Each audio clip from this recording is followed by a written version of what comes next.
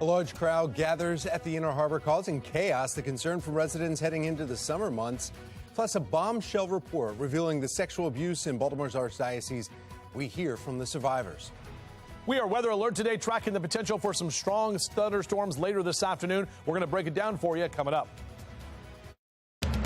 Live from WBFF in Baltimore, this is Fox 45 Early Edition. Now, taking a live look now to Camden Yards this morning, where the Orioles home opener against the Yankees has been postponed until tomorrow due to the inclement weather that we're expecting today. Well, thank you for joining us on this Thursday, April 6th. I'm Tom Rogers, and we want to get right over to meteorologist Justin Chambers with a weather alert forecast for us and the reason why the postponed home opener. Yeah, exactly right, Tom. Good morning to you and welcome back. Good to see you. And back here at home, we are taking a look at those temperatures that are very mild. We've got the thunderstorms that are going to be on the way. This is what we were tracking yesterday. Strong to severe storms on the way, damaging wind, and hail is going to be possible. That storm timing after about 1 o'clock this afternoon and moving through about 6 p.m. this evening. So it is going to be a very active weather alert day, and that is one of the reasons that they postponed that game. We're calm right now from our Towson camera, and temperatures that are very mild. In fact, we're in the 60s here area-wide, even some lower 70s still this morning in Ellicott City and Elk Ridge. So over the next 12 hours, those temperatures staying in the 60s this morning, but steadily rising into the upper 70s and even low to mid 80s. And those temperatures that warm with all the moisture in place is going to help to bring about some of those storms as that cold front moves in. We'll be breaking this down for you all morning long right here on our weather alert day, and more in just a little bit. Tom. Thank you, Justin. Now to your Lens Solar Traffic Network, taking a look at some of the cameras around the Baltimore region, and roads wide open, no issues to report at all for your Lens Solar Traffic Network. Now into a city in crisis. Spring is off to a chaotic start. Just last night, a large crowd of hundreds of young people gathering at the Inner Harbor, causing road closures, delays, prompting some businesses in the harbor to close early. Some people that we spoke with, they say they saw fights break out. According to police, they were deployed to East Pratt Street and East Lombard Street to monitor the activity around 8:30. I'm appalled. I can't even believe it. Like, you can't even come down here to eat, enjoy the weather, you know, and then doing this, like, it's... Oh, but never been like this. Oh, but never been like this. Never been like this. Like, it's crazy. Now, we spoke with former federal prosecutor Dhruv Vignaraj about the chaos and whether or not the enhanced police presence was the right solution. Engaging in traditional crowd control. You know, when a Ravens game gets out, after an Orioles win, we have large crowds and we have a police presence, but we don't need to use tear gas and sirens to disperse and de-escalate. So sometimes the reaction is what's fueling the problem, when in fact, if we had done just proper preparation, we could have gotten this situation under control before it escalated. Mayor Brandon Scott will be holding a press conference surrounding the fiscal year 2024 budget. That's supposed to happen at 8 o'clock this morning. Fox 45 News will be there. We will press the mayor on how the city plans to dealing and preparing for this type of chaos as the summer months approach. It's really better than I ever imagined it feeling. And you can work every day and you can try to be whole and you can try to not be broken. But until you actually are able to say out loud and have people hear and have people understand what happened, you actually can't, like, start being alive. Now, continuing coverage this morning, the Child's Victim Act of 2023 now waits for Governor Westmore's signature after it passes the House. Now, it comes as the Maryland Attorney General releasing a report detailing the decades of child sex abuse in the Archdiocese of Baltimore. The measure removes the statute of limitations on civil cases of child abuse and allows survivors to sue their abusers at any time. The House passed the measure by a vote of 132 to 2. The Senate passed it last month. This bill is not going to undo anything that happened to me or any of the victims. It's not going to make you whole. You can't. I just want these people to understand that you are heard. You are not alone. For the last 20 years, we've been trying to pass this legislation, and the church held sway over the legislative process down in Annapolis. The measure now heads to Governor Moore, who has indicated he intends to sign it. The 450-page report from the Maryland Attorney General identifying nearly 160 priests and other church members accused of abusing more than 600 victims since the 1940s. Among the accounts, a deacon who admitted to abusing more than 100 children, as well as a priest after receiving psychiatric treatment, went on to abuse 20 students at the Catholic boys' school.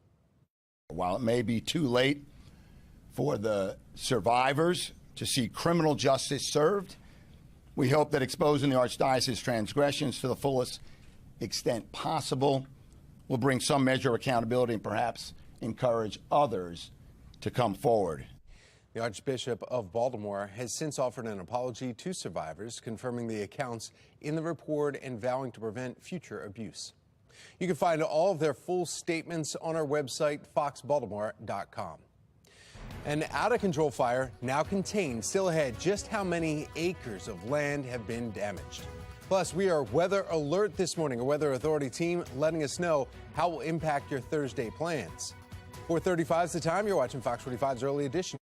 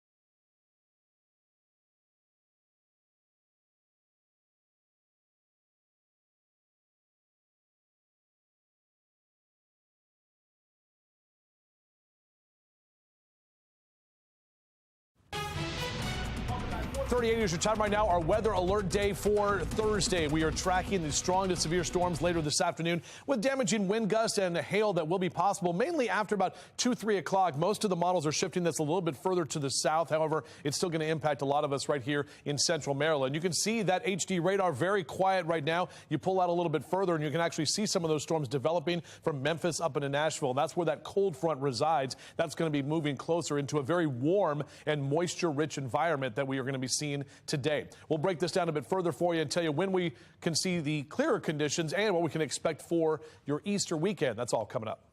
All right, thank you, Justin. New information now on the Owings Mills brush fire. Baltimore County leaders and fire officials say that fire in the Soldiers Delayed area is now contained.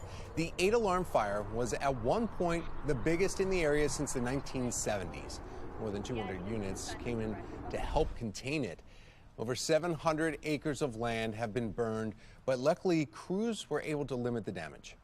There have been no homes destroyed, although we are doing, we have firefighters that are riding around doing checks of homes to see if any have been damaged.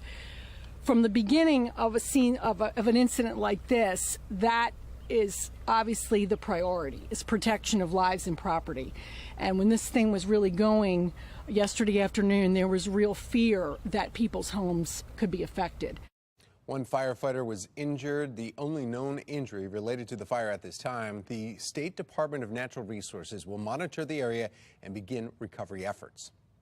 Growing access to the internet just ahead, the plans this morning from the governor to expand broadband. But first, two friends with one big goal: travel the world. Just ahead, the short amount of time they took these two 81-year-olds. And here is what's ahead this morning on the National Desk.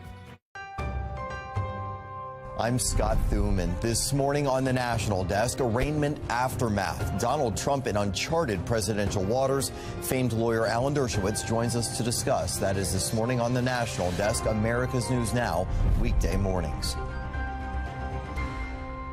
You can watch the National Desk on our sister station CW Baltimore weekdays from 6 to 9. 4:40 is the time right now, and yes, postponed until tomorrow because of the weather. We are weather alert, and you are watching Fox 45's Early Edition, all local, all morning.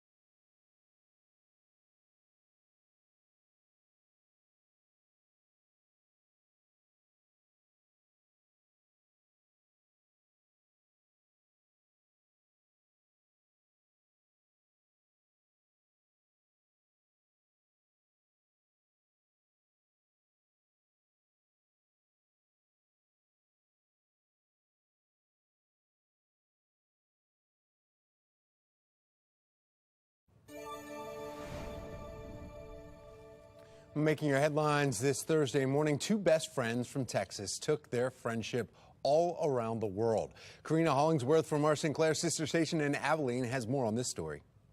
Two friends from Abilene prove that age is just a number when it comes to traveling the world. The duo completed their journey to travel around the world in 80 days at the age of 81 on April 1st. Dr. Sandra Hazlip said her best friend did not need much convincing. About 4 or 5 years ago, in anticipation of turning 80 years old, now Ellie and I had made some trips previously together several years ago, and so in anticipation of getting old, I said one day, Ellie, wouldn't it be fun to go around the world in 80 days at age 80?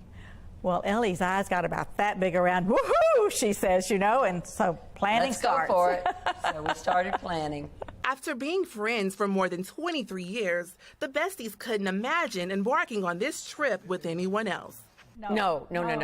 That's a no. I can't think of any person else that I could travel 80 days with. But in true bestie fashion, Dr. Sandra Hazlip had one complaint. So the only problem we ever have is Ellie's legs are longer than mine, and when we're trying to walk, I cannot stay up with her. Yeah, that is true. I'm always looking over my shoulder. Well, where is she?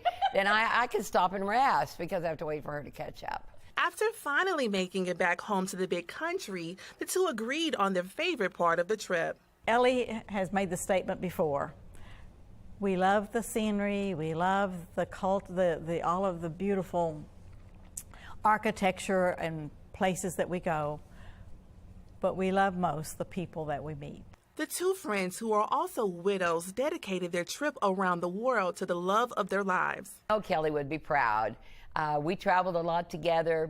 He lifted me up, and he has lifted me up all through the years. In Abilene, I'm Karina Hollingsworth, KTXS News. Great story.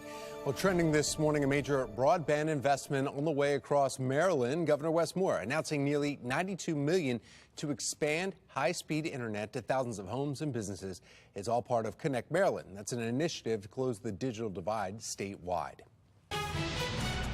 446, and we are weather alert this morning. In fact, we want to go right over to meteorologist Justin Chambers looking at this forecast and severe weather impacting. I mean, we knew it was big yesterday when they postponed the game. Yeah, and that's what we were talking about yesterday, Tom. I mean, I was kind of, I don't know, putting it out in the universe a little bit because I was like, hey, Friday is an off day anyway. That might be a better day so we don't have to worry about having everybody out there having a good time and then having storms roll through, which can be dangerous, and everybody wants to get inside. But we're going to be outside. We'll be all good on Friday. It'll be a little cooler than temperatures in the 80s for today, but that's what we're seeing right now. Looking out at Camden Yards, we're all going to be out there live tomorrow morning. Currently, your temperature of 66, definitely warm and muggy. You can see that humidity at 78%, so no doubt about it. We're feeling like some of those storms are going to develop here, and that's what we're looking at in terms of our weather alert day. The strong to severe storms, damaging wind and hail. Those are going to be the biggest issues. That is a low-end tornado threat here for this afternoon. Can never rule it out, though, especially this time of year.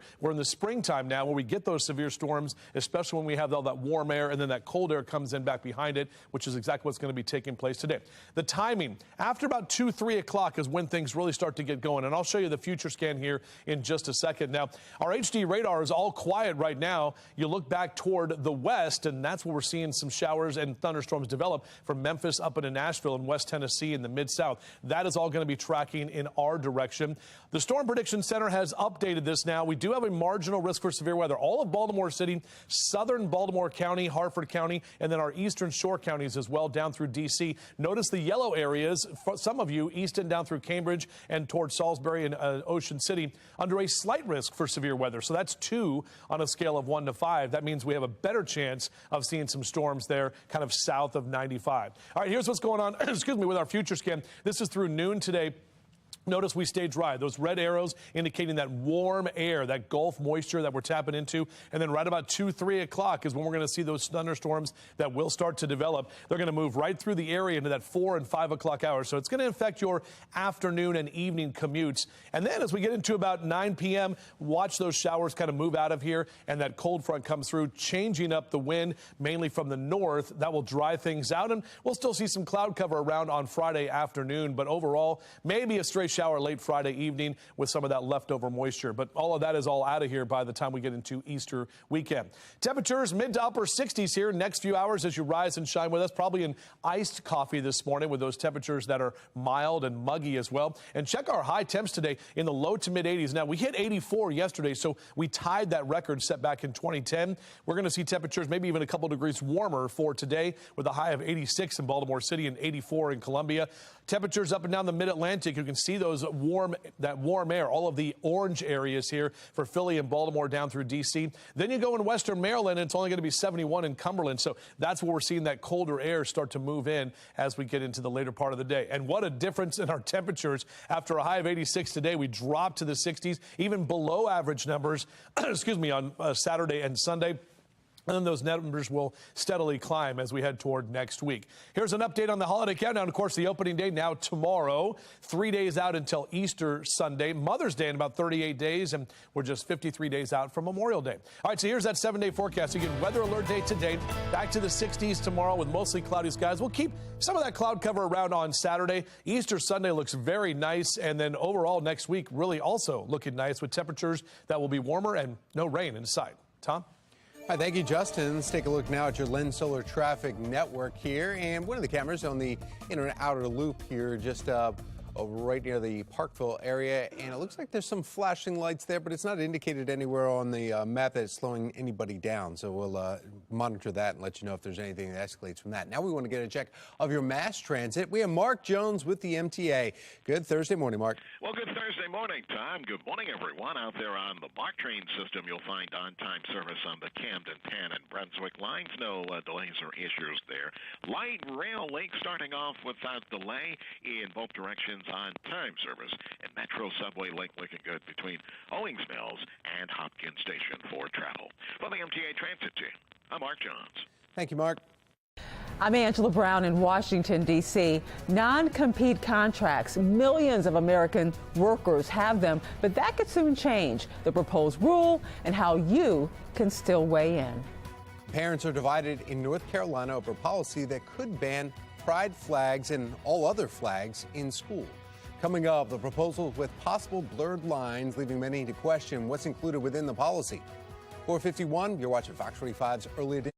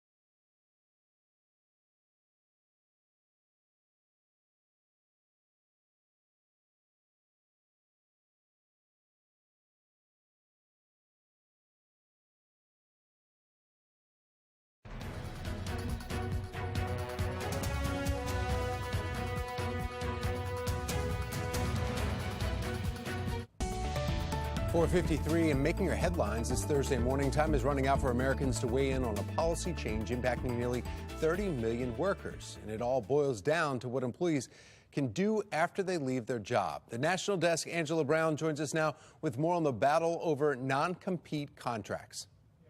When you think of non-compete clauses, what comes to mind? A tech worker, a high-paid surgeon, but it may be the person making your burger. Elizabeth Wilkins from the Federal Trade Commission breaks down the numbers on PBS. 30 million Americans, we think, are covered by non-competes. So that's everybody from minimum wage workers, security guards, folks who are flipping burgers, to middle wage workers, journalists. The FTC is proposing banning non-competes. It's an agreement between an employer and a worker, blocking the employee from working for a competing company or starting a competing business within a certain geographic area and time frame after the worker leaves the company. Labor lawyers say non-competes keep wages down. If you want to leave and you don't have a non-compete, and a competitor wants to pay you more money or make your work environment better, you should be free to do that. And if your current employer wants to keep you, they can match the offer. Businesses argue non-compete agreements protect trade secrets and guard against employees starting competing businesses or leaving for the competition. The U.S. Chamber of Commerce, which represents more than 3 million businesses, releasing this statement, calling the FTC's rulemaking blatantly unlawful. The chamber even threatening to sue. The FTC feeling the pressure. And they're under such pressure to not ban non-competes because the lobbyists for big business are saying the sky will fall, and it won't fall. If you'd like to comment on banning non-competes, there is still time left. The Federal Trade Commission voted to extend the public comment period on the proposed rule until April 19th. I'm Angela Brown in Washington, D.C. Thank you, Angela. Turning now to the crisis in the classroom and parents divided over a proposed North Carolina school policy some say will ban pride flags. Now, the Union County Public Schools proposal does not mention pride flags. However, it limits the type of displays teachers can include in their classrooms. Only items relating to the country, state, or school are allowed. The language has parents debating how much trust the district should have in its teachers. Teachers and educators should be focusing on the basic educational fundamentals, reading, writing, and arithmetic. They should not be focused on politically indoctrinating our students. Trust them. If we trust them to take a bullet for our kids and a school shooting, we should trust them to educate our children in a way that isn't indoctrinating them. Sinclair Broadcast Group reached out to the district for comment and to learn if the pride flag would be affected if the policy passes. The district directed Sinclair Broadcast back to the proposal. The proposal will be voted on at a later date. Turning now to the war in Ukraine, Russian President Vladimir Putin is blaming the West for helping Ukraine carry out acts of sabotage. He told members of his Security Council there are reasons to believe Western special services in third countries have been involved in preparing terror attacks. He did not provide any evidence. Putin referencing attacks in the Ukrainian provinces Russia's illegal annexed. Several Moscow-appointed officials were killed or wounded in bombings and other attacks. Russia's Commissioner for Children's Rights denies claims that she unlawfully deported children from Ukraine to Russia. Maria Belova insisted that she portrays her actions as humanitarian campaign. She told a United Nations meeting yesterday the children were taken for their own safety. She claims Moscow is coordinating with international organizations to return them to their families. Several Western ambassadors boycotted the meeting. Last month, the International Criminal Court issued an arrest warrant for Belova and Russian President Vladimir Putin for war crimes. Last night, a large crowd of teens gathered at the Inner Harbor causing chaos. I'm Olivia Danson. Coming up next, here residents' concerns heading into the summer months. Plus, an arrest in the murder of an Olympic boxer. Why we press the mayor on juvenile crime crisis. And we're under a weather alert day today because we're tracking the potential for some strong storms, especially as we head into later this afternoon. We're going to break it down for you all morning long right here on Fox 45, the early edition. Live from WBFF in Baltimore, this is Fox 45 Early Edition. 4:58, and yes, we are weather alert on this Thursday, April 6th. I'm Tom Rogers. And I'm Shannon Lilly. Let's start with meteorologist Justin Chambers and a look at that forecast. It's supposed to get a little stormy later on, right, Yeah, Justin? exactly right. It's mainly going to be for the afternoon and evening, guys. So that commute here later today and into the night is when we're going to see those best chance for some of those storms rolling in. As we take a look here at Camden Yards right now, our downtown Baltimore camera. Obviously, they've postponed the game, so now we're going to be talking about a Friday afternoon home opener.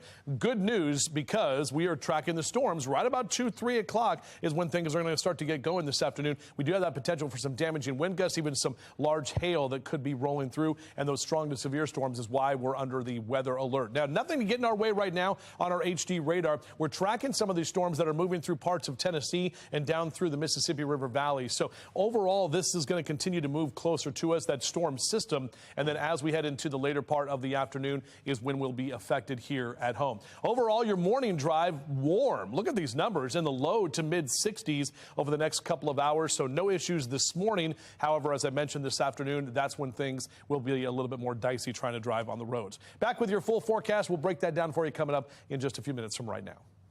All right, thanks, Justin.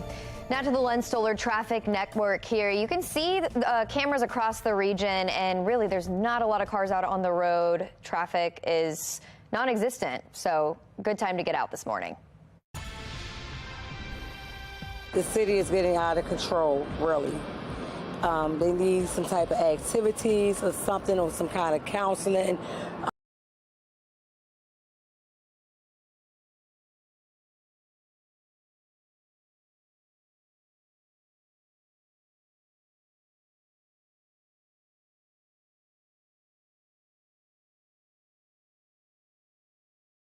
Group therapies for these kids. Had 16 Olympic trials and had several professional fights. Following his murder, one student at Morgan State University talked about his fears of gun violence on city streets. Just being scared to just lose my life for no reason, whether it's for somebody getting money or trying to get drugged or something, or just, going to work and then end up getting killed because somebody trying to aim for somebody else. So that's kind of the biggest fear, is just not being safe in certain areas. Police are not releasing the juvenile's name, but they are charging them as an adult with first-degree murder and 5 counts of first-degree attempted murder. As juveniles continue to be at the center of the crime crisis in Baltimore, Fox 45 News' Mackenzie Frost pressed the mayor on solutions. He says he's focusing on giving them options. We're going to make sure that we have activities for our young people, like we're doing with a free spring break camp and looking at summer camp that's coming up in Baltimore City. An engagement is affirming its partnership with the violence disruption group ROCA. The Board of Estimates approved the city's contract with ROCA after debate over that contract. Fox 45 News recently did a ride-along with ROCA to learn more about how the group works. You can find that story on our website, foxbaltimore.com. From the Live Center this morning, you are taking a live look right now over Nashville. And right now, this is where we are waiting for a high-stakes vote in the Tennessee State House that could change leadership and set the stage for future political power shifts across the country. The state's Republican majority wants to expel 3 Democrats from its legislature. They participated in a gun reform protest at the State House last week. Now, that the House Speaker calls an insurrection, and this all comes after that mass shooting at a Christian elementary school last week. Well, these are the 3 lawmakers right here at risk of losing their jobs. Gloria Johnson of Knoxville, Justin Jones of Nashville, and Justin Pearson of Memphis. If they are expelled, those 3 seats become vacant, and each district will hold a special election to fill the seat. Those lawmakers are accused of breaking decorum rules by using a bullhorn on the House floor to lead a protest calling for gun reform in the wake of last month's Nashville school shooting. Expulsion is the most punitive measure the House can take against a member, which some say is necessary. Others, though, argue it would be retaliation for exercising their First Amendment right. The Tennessee Democratic Party is already fundraising to back the 3 in special elections. If constituents send them back, Tennessee's Constitution does not allow members to be expelled twice for the same offense. That House floor session begins at 9 a.m. Central, 10 a.m. Eastern. Maryland Attorney General releasing a bombshell report detailing the decades of child sex abuse in the Archdiocese of Baltimore. Just ahead, we take a look at the report and what this means for survivors. The BGE Conduit deal back at City Hall. Still ahead, the final word despite months of disagreements. No baseball in Baltimore today, but don't worry, we're going to be doing it tomorrow for sure and all weekend long. We'll talk about what we can expect as the O's are back at it at home. You're watching Fox 45, the early edition.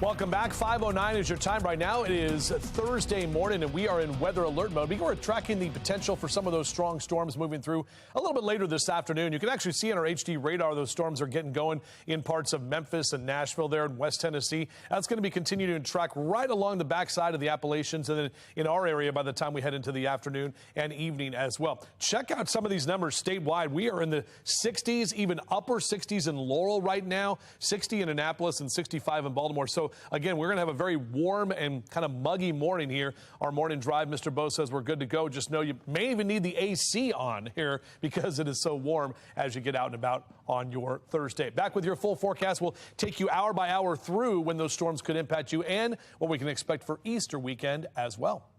All right, Justin, thanks. Continuing coverage this morning, the BGE Conduit deal is finalized during a Board of Estimates meeting. This comes after weeks of debate. And no one from the community spoke in opposition to the deal, but it's been a controversy because the power BGE will now have over city's infrastructure. Last November, city residents voted overwhelmingly to maintain the city's control of the conduit system. The mayor says the city still owns the conduit system, but the deal gives BGE near total control of it. In exchange, BGE promises millions of dollars in investments. Last month, the city council president and city comptroller both said the mayor abused his power.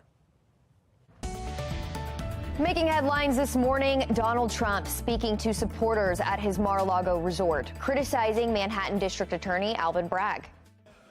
With a local failed district attorney charging a former president of the United States for the first time in history on a basis that every single pundit and legal analyst said, there is no case. There's no case.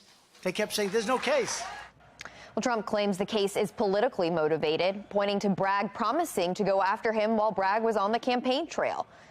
For our full coverage on the Trump indictment, head to foxbaltimore.com. What's next in the case against former President Donald Trump? I'm Christine Rizal with analysis from legal experts, plus what to expect. Plus, a bombshell report reveals the sexual abuse in Baltimore's Archdiocese. We hear from the survivors. It's 5:11. You're watching Fox 45 News, Early Edition.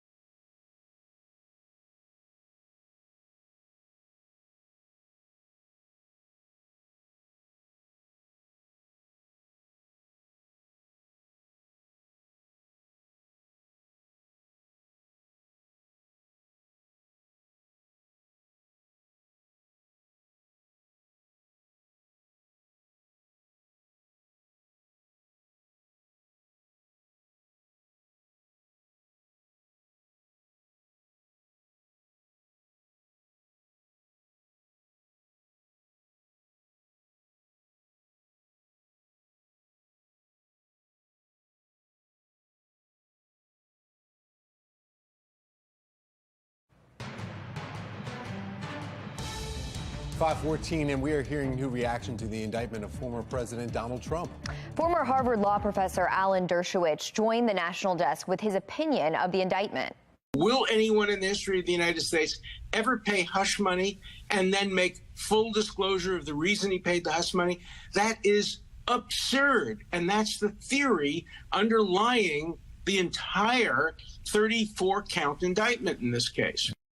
Now, questions about how strong the case against Trump really is and what we should expect next.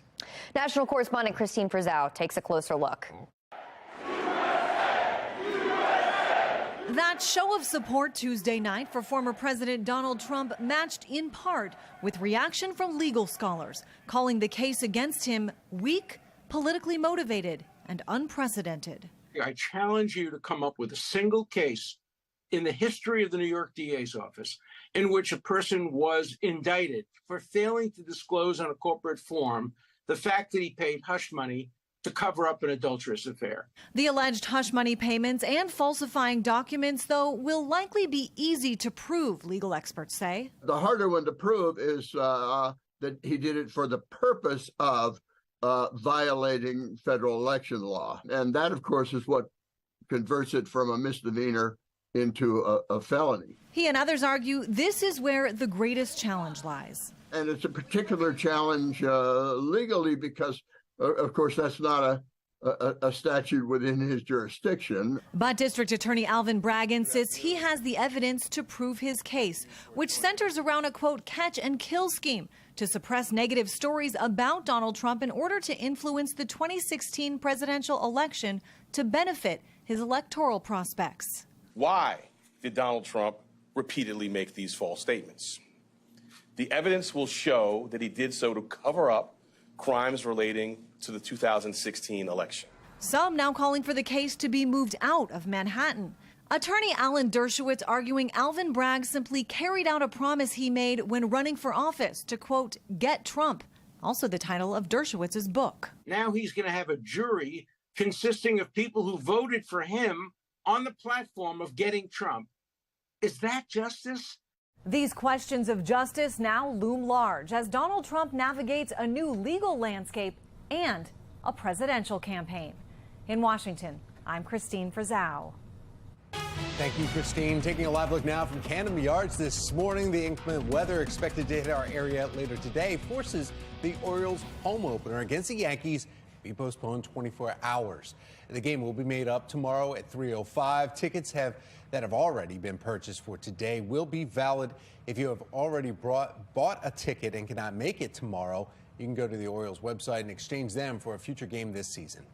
This is something that meteorologist Justin Chambers predicted yesterday. I know. I was talking about it because they had the open day on Friday, and it's actually good because it's going to be a lot nicer. Yeah. You know, it'll be cooler. I know everybody's, wants it to be in the 80s Warm. and hanging out and getting that nice beer, but we got plenty of games for that. Now, look, the G-Rod made his debut yesterday. They called him up from AAA. Pretty impressive. I know they didn't get the win in Texas, but still nice to see Grayson Rodriguez. I believe Kramer's going to get the pitch or the starting pitch for get the start, I should say, tomorrow. So we'll see what happens with that. But we will see temperatures that are going to be a lot cooler for Friday. Our Towson cam right now, overall, not too bad. We're very calm at this moment. And check our numbers, 65.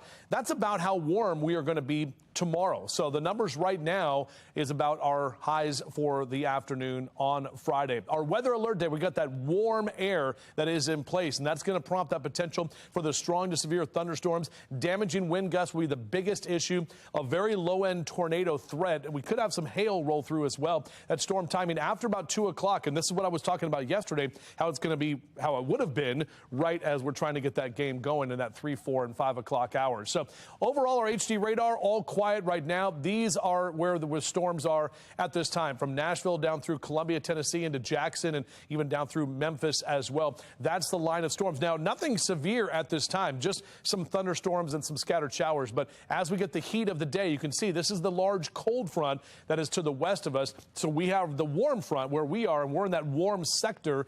All of that cold air slamming into that warm air gives us the best chance for some of those thunderstorms to develop. Notice from the Storm Prediction Center, the green and the yellow now. So some of us, the eastern shore especially, under that slight risk for severe weather. That's a 2 on a scale of 1 to 5, while a lot of us are under that marginal risk, which is 1 on a scale of 1 to 5. Zooming in a little bit closer, it's southern Baltimore County, all of Baltimore City, most of Howard County, down into parts of all of Annapolis and areas in Anne Arundel counties, and those areas in the slight risk here, southern parts of Talbot and Caroline County. That's the slight risk for those storms later today. So here's what's going on our future scan. We're dry through about noon today. Right about 2, 3 o'clock is when things will start to get going. A lot of the models want to shift this a little bit farther to the south, so going to be moving through the 95 corridor, but affecting you on the eastern shore a bit more than it will be to the north. And then by 9 o'clock, most of these showers are out of here tonight, and then we are talking about drier conditions tomorrow. Even though we've got some cloud cover on Friday left behind, we will see those cooler numbers as well. Getting the kids out to the bus stop, beep, beep. It was a warm morning here this morning with lower 60s through 7 a.m., 80s by noontime, and mid-80s when you pick the kids up. And again, you want to make sure they have the umbrellas and also that they are aware of where their safe space is in case some of those storms get a little bit out of control. There we go. Tomorrow, 63 for your high on opening day, and then upper 50s Saturday. Easter Sunday looks great. Lower 60s, and in fact, next week also trending nicer. Shannon? Justin, thank you. Now to the Len Stoller Traffic Network. Taking a look at your live cameras around the region. Once again, things are looking clear out there. Really not a lot of cars out on the road, so now's a good time to get out. For a check on mass transit, here's Mark Jones with the MTA. Good morning, Shannon. Good morning, everyone. Out there on the MARC train system, we've got Camden train 841 operating with a 5-minute delay, along with Penn train 505. Be aware of that. Perhaps it'll allow a little extra time there. Light rail link looking good from end to end in both directions. No delays or problems. And Metro subway link checking in on time between Owings Mills and Hopkins Station for the commute.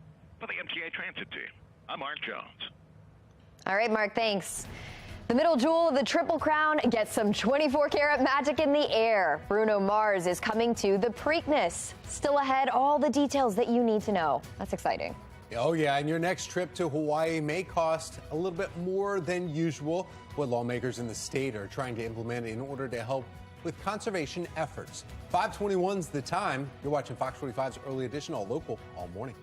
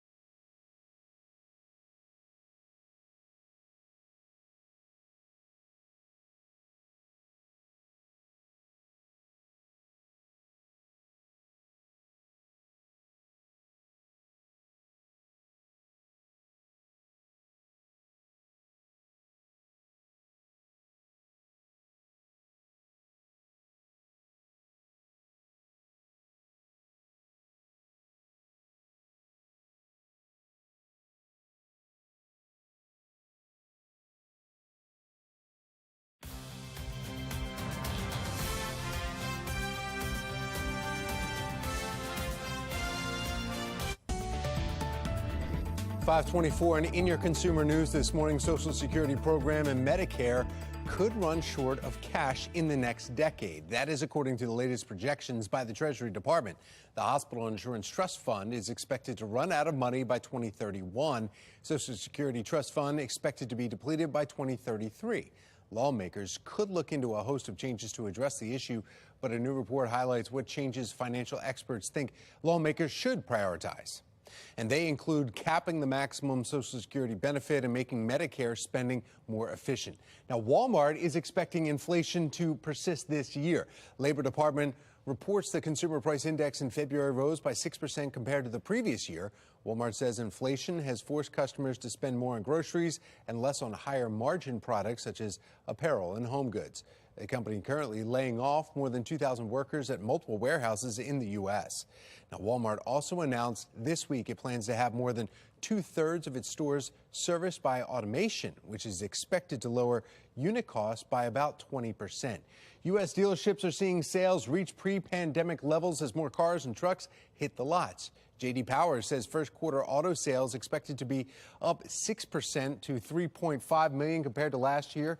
Supply chain issues were the main factor for the lower sales as dealers were running out of vehicles to sell.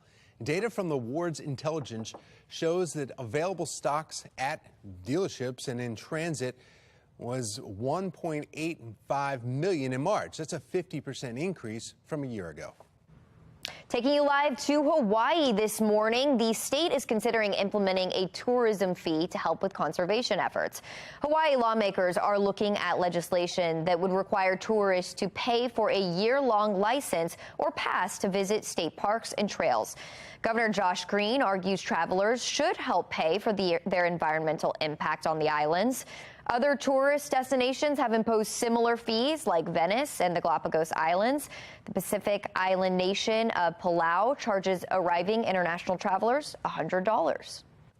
Still ahead on the early edition, a weather alert day for your Thursday. Meteorologist Justin Chambers tracking our current conditions. The Maryland General Assembly passed the Child Victims Act of 2023. I'm Olivia Danson. Coming up next, I'll tell you what the measure aims to do and its next steps.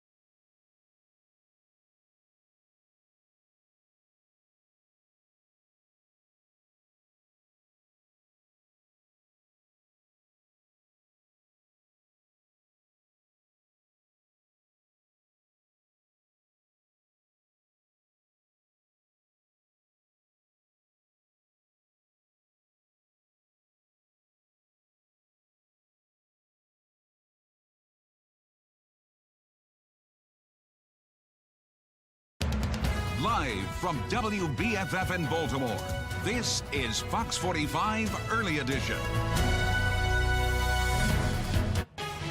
Taking a live look across the nation this morning as we are in weather alert. We're tracking severe storms moving into the area this afternoon. On the top right here is Nashville. They are seeing some of the rain that's going to be making its way to us this afternoon.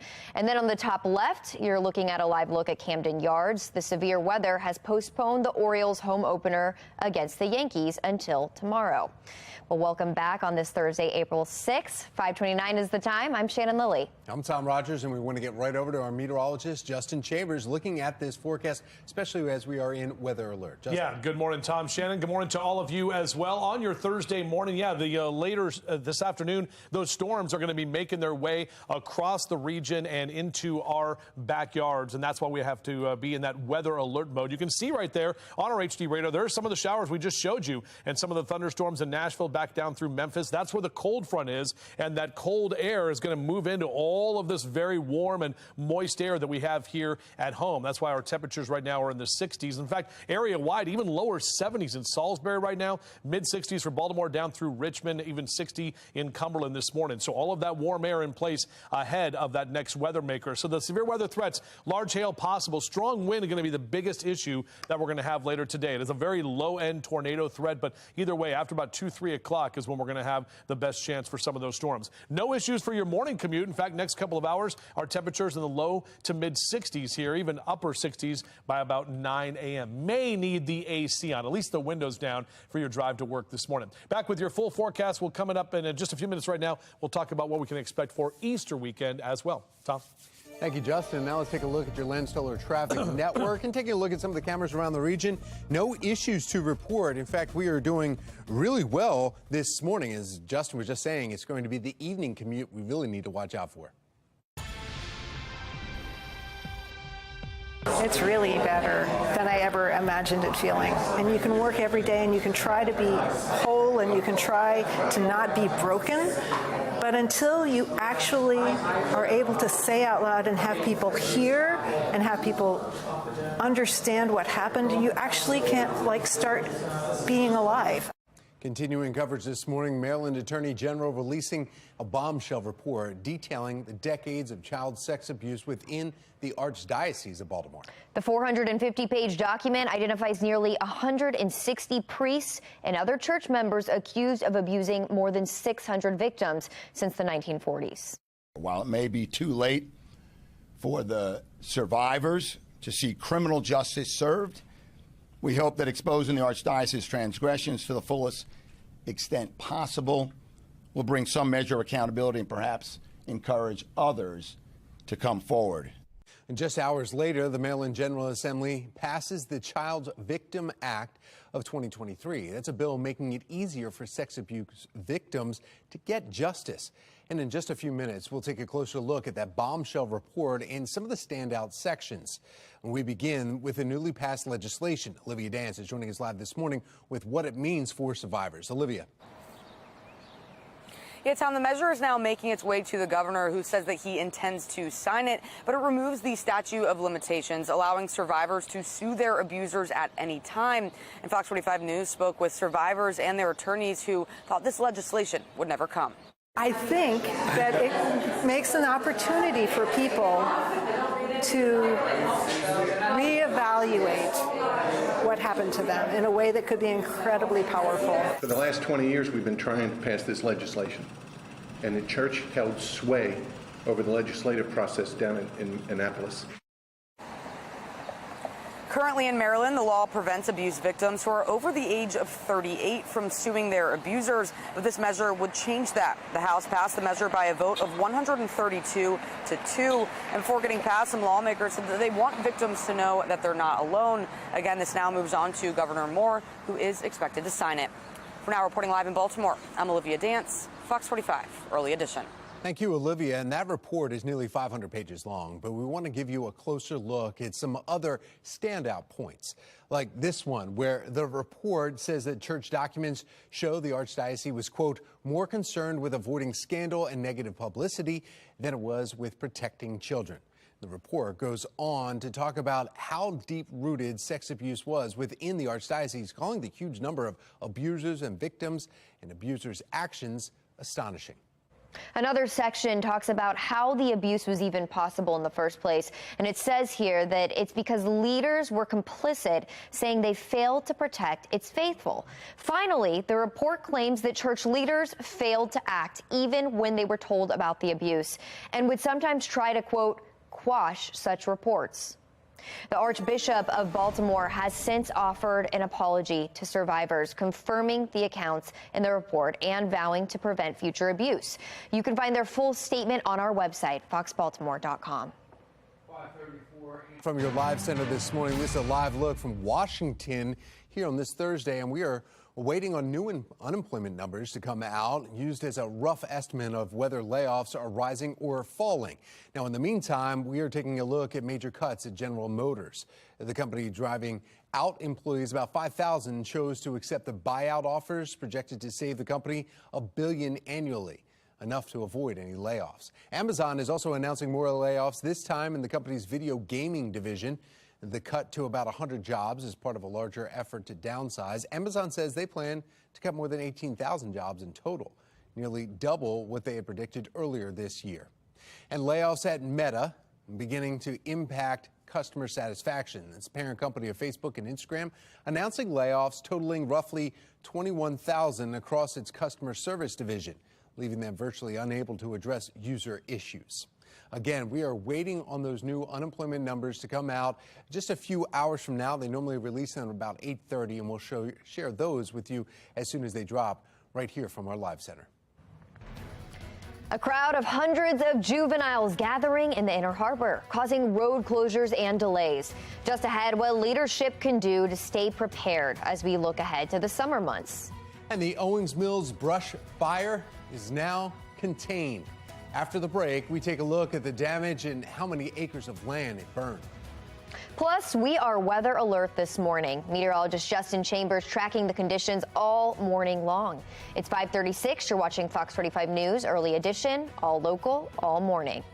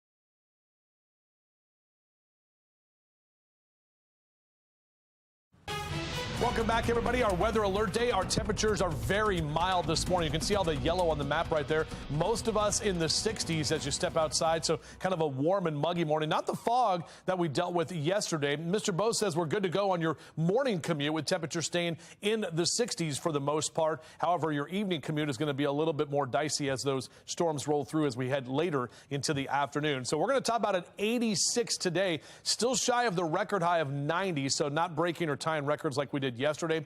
53 for you tonight, and then only lower 60s for tomorrow with some of those clouds hanging around. But the good news is should have pretty decent weather for the O's home opener tomorrow afternoon. Back with your full forecast. We'll do that in just a few minutes from right now. Thank you, Justin. Some new information now on the Owings Mills brush fire. Baltimore County leaders and fire officials saying the fire in the Soldier's Delight area is now contained. The 8-alarm fire was at one point the biggest in the area since the 1970s. More than 200 units were called in to help contain it. Over 700 acres of land have been burned, but luckily crews were able to limit the damage. There have been no homes destroyed, although we are doing, we have firefighters that are riding around doing checks of homes to see if any have been damaged. From the beginning of a scene of an incident like this, that is obviously the priority, is protection of lives and property. And when this thing was really going yesterday afternoon, there was real fear that people's homes could be affected.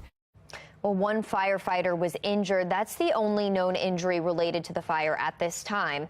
The State Department of Natural Resources will monitor the area and begin recovery efforts. Getting students to stay in school is becoming a serious issue in Baltimore City. Still ahead, our Project Baltimore team has staggering numbers, plus what's being done about it.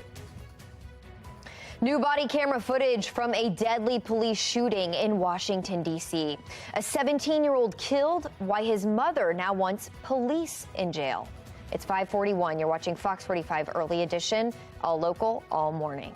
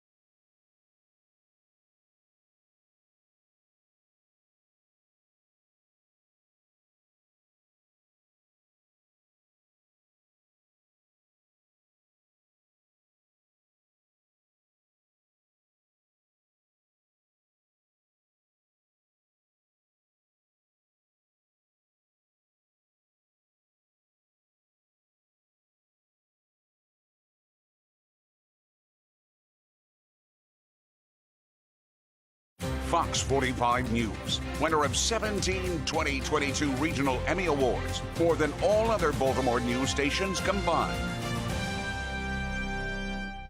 5:44, and we want to warn you, some of you may find this video disturbing. Police in Washington, D.C. are releasing body camera footage from a deadly shooting of a 17-year-old. Stop! Stop, man, just let me out. Stop! Stop! Stop! 18th U.S. Park Police originally responding to a stolen car report where they found a driver asleep at the wheel. Police went into the car, startling the teen driver, Delanio Martin, at which point he began to drive with the officers, as you see there, in the back. One officer could be heard asking Martin to pull over or be shot. Seconds later, the officer appears to shoot Martin. Now his family is searching for accountability. Stop! Stop, man, just let me out. Stop! Stop!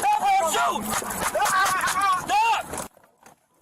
Officials later said they found a gun in the car, but before the shooting. Trending this morning, a major broadband investment on the way across Maryland. Governor Wes Moore is announcing nearly $92 million to expand high-speed internet to thousands of homes and businesses. It's all part of Connect Maryland, an initiative to close the digital divide statewide. Looking ahead this morning, Grammy award-winning artist Bruno Mars will be headlining this year's lineup at Preakness Live. It is a return trip for Mars, who also performed in 2011. Some changes to the schedule, too. Preakness Live will be after the race on Saturday this year, as opposed to Friday night like it was in 2022, which I really like that, because after the race, there's all this excitement, and then now you get to watch a live show. Yeah, and the Preakness, we're already talking about that, so you know we're springtime, and it should feel pretty good. With springtime also comes pop-up showers and some absolutely. nasty weather. We want to get over to meteorologist Justin Chambers, because that's what we're talking about for today, right? Exactly right. I mean, this is what happens, guys. You get the warm air, you get colder air, it's the changing of the seasons, and that's exactly what we saw to the west of us with those strong storms the last couple of days. That same weather maker is moving in, and that's why we're going to have to deal with those storms for this afternoon. Also, why we are not playing baseball today over there at Camden Yards for your Baltimore Orioles. But don't worry, we'll be back at it on Friday as the hated Yankees come to town. And we are seeing temperatures right now that are very mild. Also, still muggy out there, too. 65 your current temperature. When the dew points are in the upper 50s and lower 60s, that definitely means we have an atmosphere that is ripe for seeing some of those showers and thunderstorms to develop. 81% humidity. So we turned the air on yesterday. I don't know about you, but man, I tell you, we definitely needed it because it was warm. We had tied a record of 84 degrees yesterday that was set back in 2010. So didn't break it, but we tied it. Here's a look at our HD radar. Up and down the East Coast, everything is nice and dry right now. This is where the next weather maker is, rolling through Middle Tennessee, down through parts of the Deep South as well. But notice no watches or warnings, at least right now. We're just seeing a line of showers and thunderstorms in the overnight hours. We've got some clouds that are kind of hanging around at this time, so that's kind of going to help to keep things a little bit more calm. But what we're expecting later today is more of that heat to kind of break through that cap and what we call break the inversion. So basically what that will help to really get things fired up, especially as that cold front, which is just to the west of us now, moves in to that very warm environment. Here's a look at your Storm Prediction Center outlook. Notice the areas in green and now yellow as well. So Eastern Shore friends in Talbot and Caroline County under that slight risk for severe weather. That's a 2 on a scale of 1 to 5, while most of the rest of us are under that marginal risk. All of Baltimore City, southern Baltimore County, notice it's shifted a little bit. So our northern areas, Carroll County, northern Baltimore and Hartford counties, not in the marginal risk anymore, but we're still all going to see those storms. It's just we'll have the best chance. Whoa, there's a fly that just came at me. We'll see the best chance for some of those stronger storms later this afternoon, kind of along the 95 corridor and to the south. What are we tracking? The potential for some large hail, but mainly it's going to be that strong wind and possibly some heavy downpours as well. A very low-end tornado threat for today. This is a look at our future scan. We stay dry through noon. Here's what's going on. 2, 3 o'clock this afternoon. This is when those storms start to get going, which is why more than likely they canceled that game or postponed the game, because this would be right when we're all trying to hang out and get the game going. Thursday afternoon, 4 or 5 o'clock hour, those showers start to move on out of here out toward the eastern shore. And by 9 p.m., most of us are going to be done with any of those thunderstorms. For tomorrow, we'll keep the clouds around and maybe even a stray shower late tomorrow into the evening time. We're talking 9, 10 o'clock on Friday. Overall, though, not really tracking much in the way of rain on your Friday. Here's a look at that bus stop forecast. Beep, beep, as those kids get out to the bus stop this morning. It is definitely warm with lower 60s and already going to be into the lower 80s by noontime and recess. Make sure they have the umbrella and make sure they know where to go if some of those thunderstorms start to roll in, because we're looking at highs in the low to mid and upper 80s across the board here for the afternoon before we cool down tomorrow. Finally get to do it. This is the first time this season. Here's a look at your O's cast. Yeah, that felt good, even though it's tomorrow. 63 for the first pitch. And again, it's going to be mostly cloudy. We do stay dry throughout the game all the way into the 9th inning here. Again, first pitch at 3:05. So tomorrow afternoon, mainly into the lower 60s with a little bit of that cloud cover out there as well. Saturday will be the coolest day. We'll only get to about 57, but then we warm up nicely for Easter Sunday with lower 60s there, and then continuing to see improving conditions into the 60s and low 70s through early next week. Tom? Thank you, Justin. Let's take a look now at your Lens Solar Traffic Network here. And looking at your drive times at 5:50 on this Thursday morning commute. No issues to report. Taking a live look now from our Lens Solar mobile track. And it's cruising along the inner loop in the Towson area here. Now we want to get a check of your mass transit. We have Mark Jones with the MTA. Happy Thursday, Mark. Happy Thursday, Tom. Good morning, everyone. Out there on the MARC train system, we've got Camden train 843 operating with an 8 to 10 minute delay. And we've got 10 train 511 running about 5 minutes behind.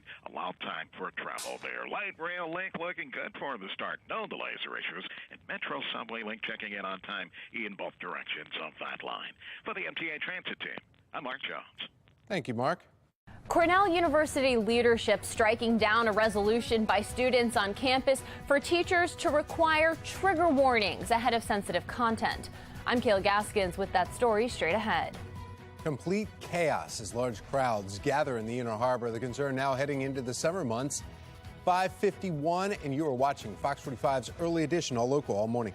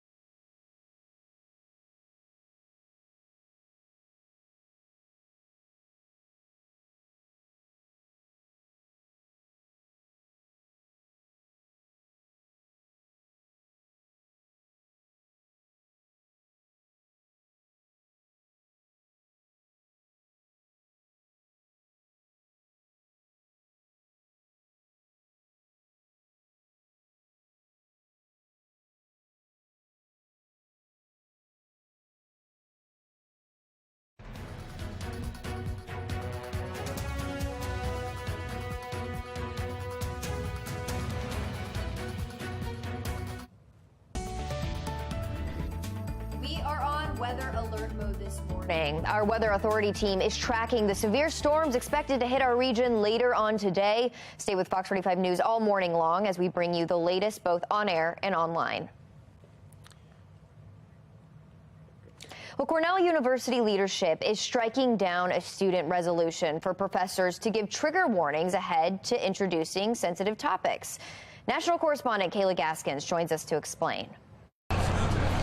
Cornell University students pushing for teachers to give sensitive content warnings and allow them to skip lectures they deem triggering. Students we're finding are increasingly calling for, illiberalism and for censorship. The university's president essentially saying absolutely not, calling it an infringement to academic freedom. Sabrina Kanza with the Foundation for Individual Rights and Expression, known as FIRE, voiced concerns through a letter to Cornell last week. We find it to be troubling because students should be able to confront material that makes them uncomfortable.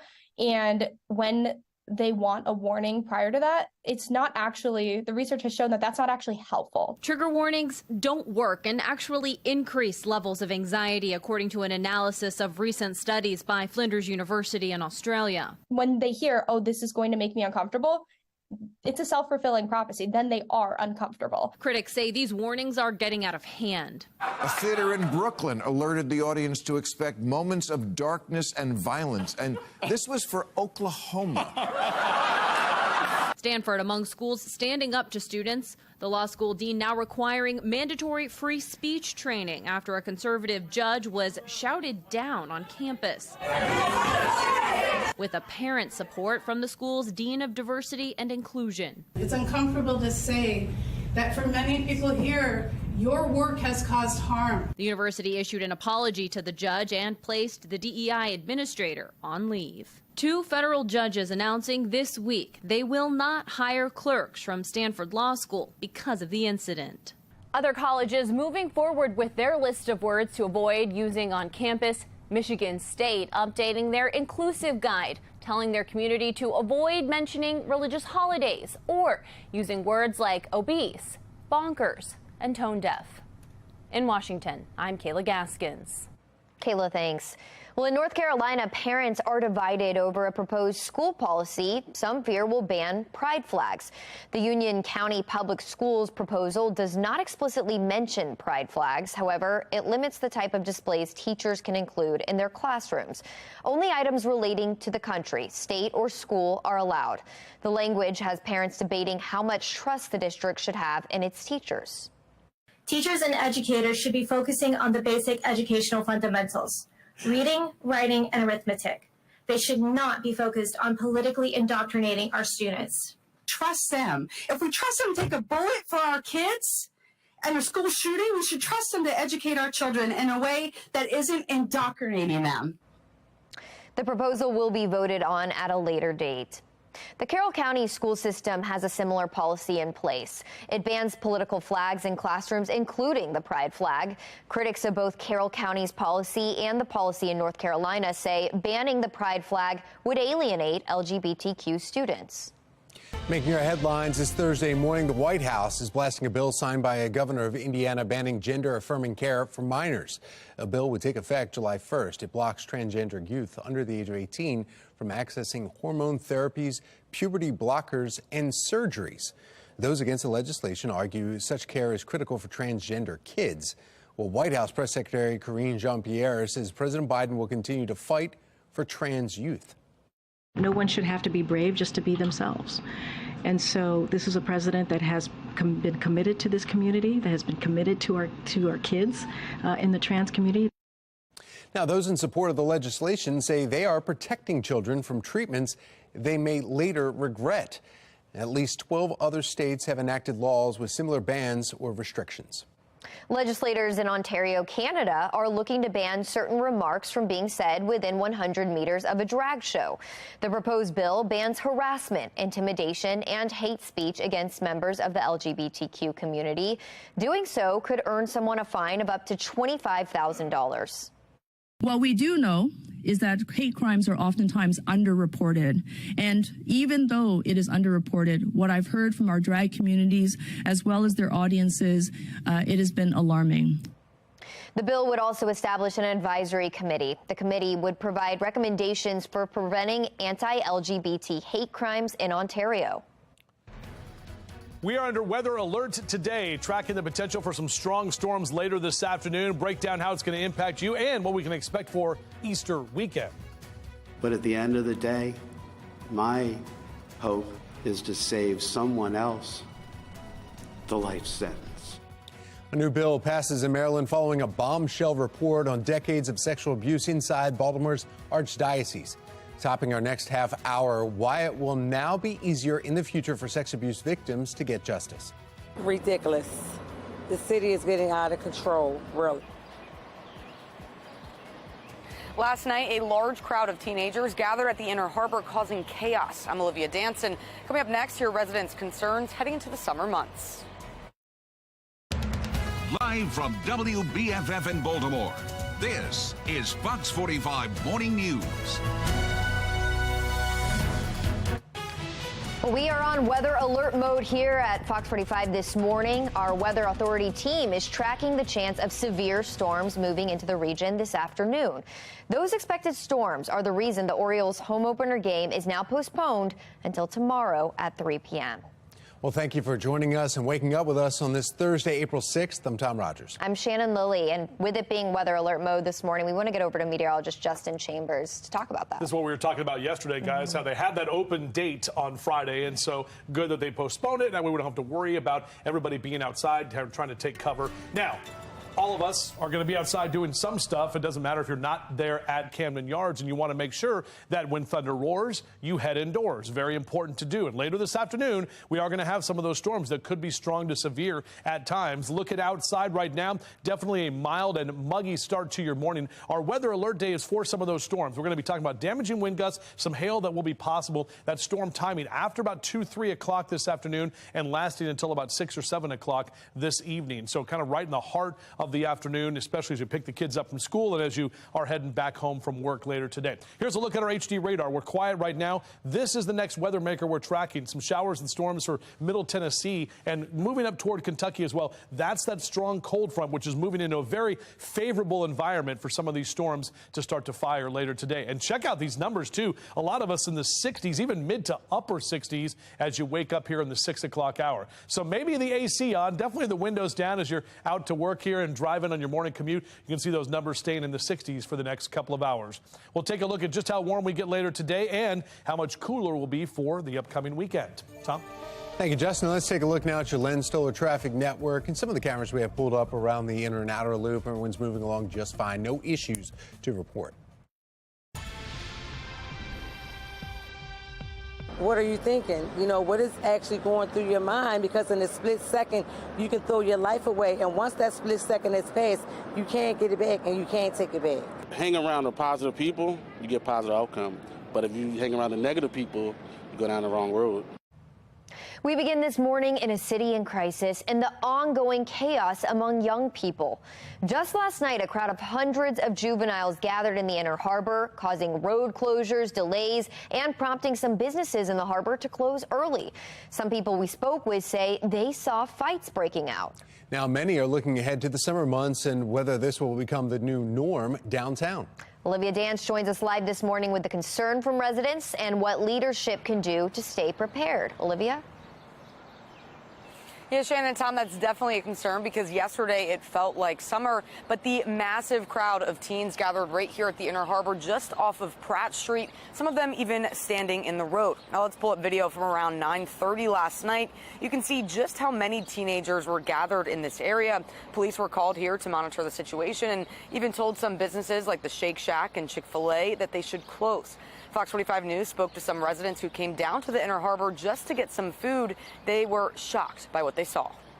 The whole chaos, like you can't even come down here to eat, enjoy the weather, you know, and then doing this, like it's. Harbor never been like this. Harbor never been like this. Never been like this. At 10 o'clock, they need to be in the house. Yeah, it's some type of curfew or something, you know what I'm saying? Because when we was coming up, we had a curfew.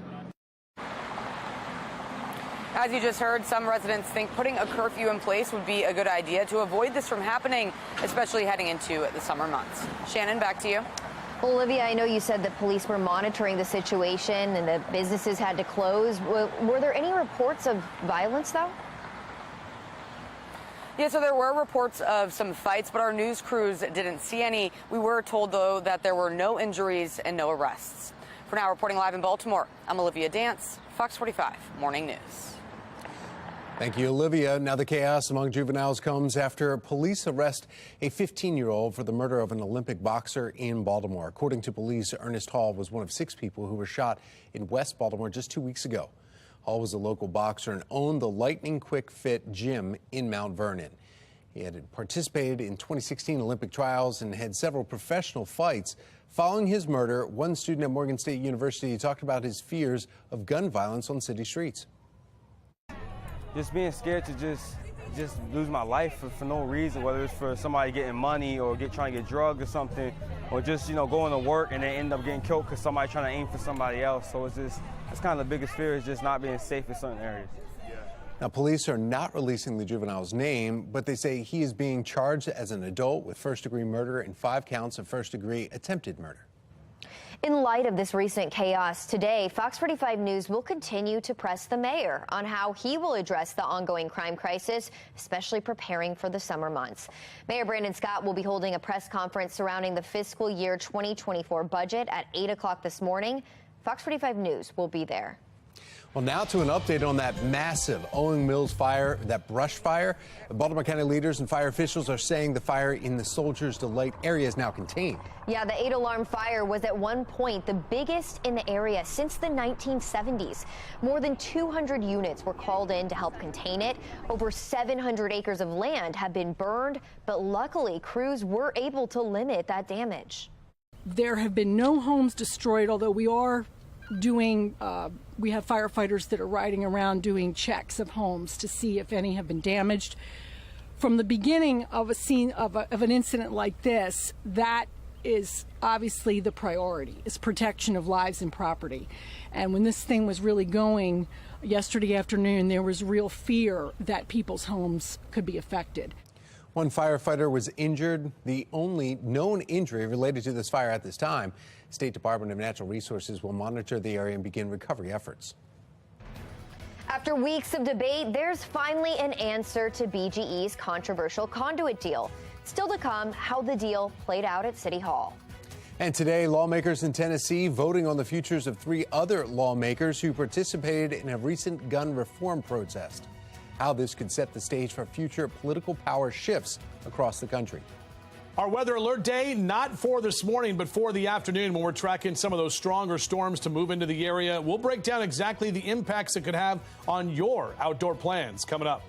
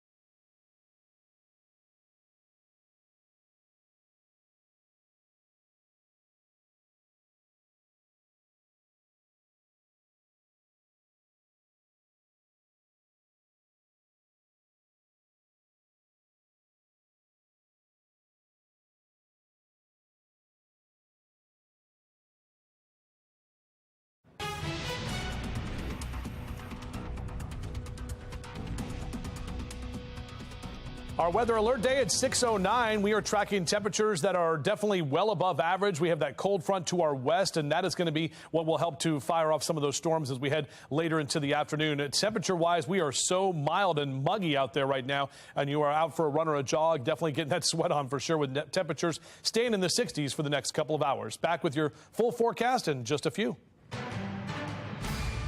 From the Live Center this morning, you are taking a live look right here over Nashville as we are waiting for a high-stakes vote in the Tennessee State House that could change leadership and set the stage for future political power shifts across the country. The state's Republican majority wants to expel 3 Democrats from its legislature. They participated in a gun reform protest at the State House last week that the House Speaker calls an insurrection. This all comes after that mass shooting at a Christian elementary school last week. These are the 3 lawmakers at risk of losing their jobs right here. Gloria Johnson of Knoxville, Justin Jones of Nashville, and Justin Pearson of Memphis. If they are expelled, those 3 seats become vacant, and each district will hold a special election to fill the seat. Those lawmakers are accused of breaking decorum rules by using a bullhorn on the House floor to lead a protest calling for gun reform in the wake of last month's Nashville school shooting. Expulsion is the most punitive measure the House can take against a member, which some say is necessary. Others argue it would be retaliation for exercising their First Amendment right. Party is already fundraising to back the 3 in special elections. If constituents send them back, Tennessee's Constitution does not allow members to be expelled twice for the same offense. That House floor session begins at 9 a.m. Central, 10 a.m. Eastern. And breaking this morning from the Live Center here, Saudi Arabia and Iran agreed to resume economic ties. This could lead to reopening embassies and easing air travel. Stay with Fox 45 Morning News as we learn more about this breaking news. Well, coming up, we are on weather alert mode this morning as severe storms expected to hit the region this afternoon. Stay right here with Fox 45 News all morning long as we track Weather Maker as it's developing. The search is on for the person responsible for killing Cash App's founder. What authorities know so far as the investigation continues. 6:12 is the time. You're watching Fox 45 Morning News, all local, all morning.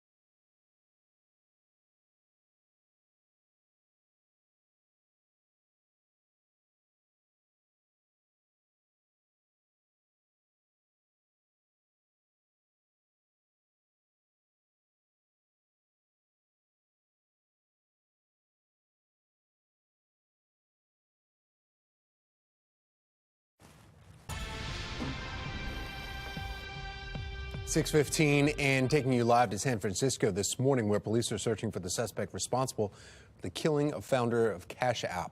According to authorities, someone stabbed Bob Lee in apparent mugging early Tuesday morning. Emergency responders rushing the 43-year-old tech executive to the hospital, where he later died. The investigation is ongoing and no arrests have been made. Several tech CEOs, including Jack Dorsey, the former CEO of Twitter and Lee's previous employer, have since joined Lee's friends and family in mourning in his death. A drug dealer in New York pleads guilty to providing actor Michael K. Williams with the fentanyl-laced heroin that led to his death. 39-year-old Irvin Cartagena now faces a maximum 40-year prison sentence for various drug-related charges. According to the Justice Department, he and 3 others sold heroin to Williams the day before he died. Williams, known for his roles on The Wire and Broadwalk Empire, was found dead in his Brooklyn apartment in 2021. According to the autopsy, he died due to an overdose of heroin, fentanyl, and cocaine. I don't know how fast it was going, but I've never seen wind go that fast. It looked like a tornado is what it looked like. I'm not sure if that's what it was. Severe weather hitting Kentucky, leaving at least one person dead. Wind speeds were recorded up to 80 miles per hour in some areas right near Louisville. Now, the National Weather Service confirming an EF1 tornado in that area, and they believe there was another nearby. The storm's reportedly knocking out power for more than 20,000 people in Kentucky and southern Indiana. Also caught on camera, surveillance video showing the moment lightning strikes a truck in Missouri. Take a look at this. Greene County shared the video on its Facebook page. Wow. This week, following last week's lightning strike, it hit the roof of a highway department truck, cracking the front and rear windshields and causing what Greene County said was moderate damage to the truck's interior. Lightning also hit the ground and damaged other equipment and several manhole covers. Certainly glad that it wasn't worse. It's quite some video there. Yeah, that severe weather, though, is what's going to impact our afternoon. Exactly. Meteorologist Justin Chambers joining us now to talk about that. Yeah, that's why we're in weather alert mode, guys. We talked about this yesterday. Those storms that are going to be developing later today. We've got a very favorable atmosphere for these storms to develop for the afternoon. We've got warm and muggy conditions, not the fog that we saw yesterday morning. It actually looks pretty nice when you look at the Towson camera. Just take a quick peek at your TV right now, and you can see a few of those clouds hanging around, that morning glow, sun coming up in just a little while on your Thursday. Here's our HD radar. Up and down the East Coast, we are staying dry. No issues right now. This is our next weather maker, and you can see some of those showers and thunderstorms rolling through Middle Tennessee up into Central Kentucky, back down through parts of Mississippi. Now, notice we don't have any watches or warnings as of yet. These are just your general thunderstorms that we're seeing, but we could see that start to intensify as it moves into that environment. There's the cold front right there, and that colder air slams up against that warmer air, and that's typically when we see the temperatures that will help to kick off some of these storms, and you get some of that rising air producing some of those thunderstorms. This is from the Storm Prediction Center. Now we do have a slight risk for some parts of Maryland. This is mainly for the eastern shore, includes Talbot and Caroline County there, out towards Salisbury and down through Ocean City as well, and south of D.C.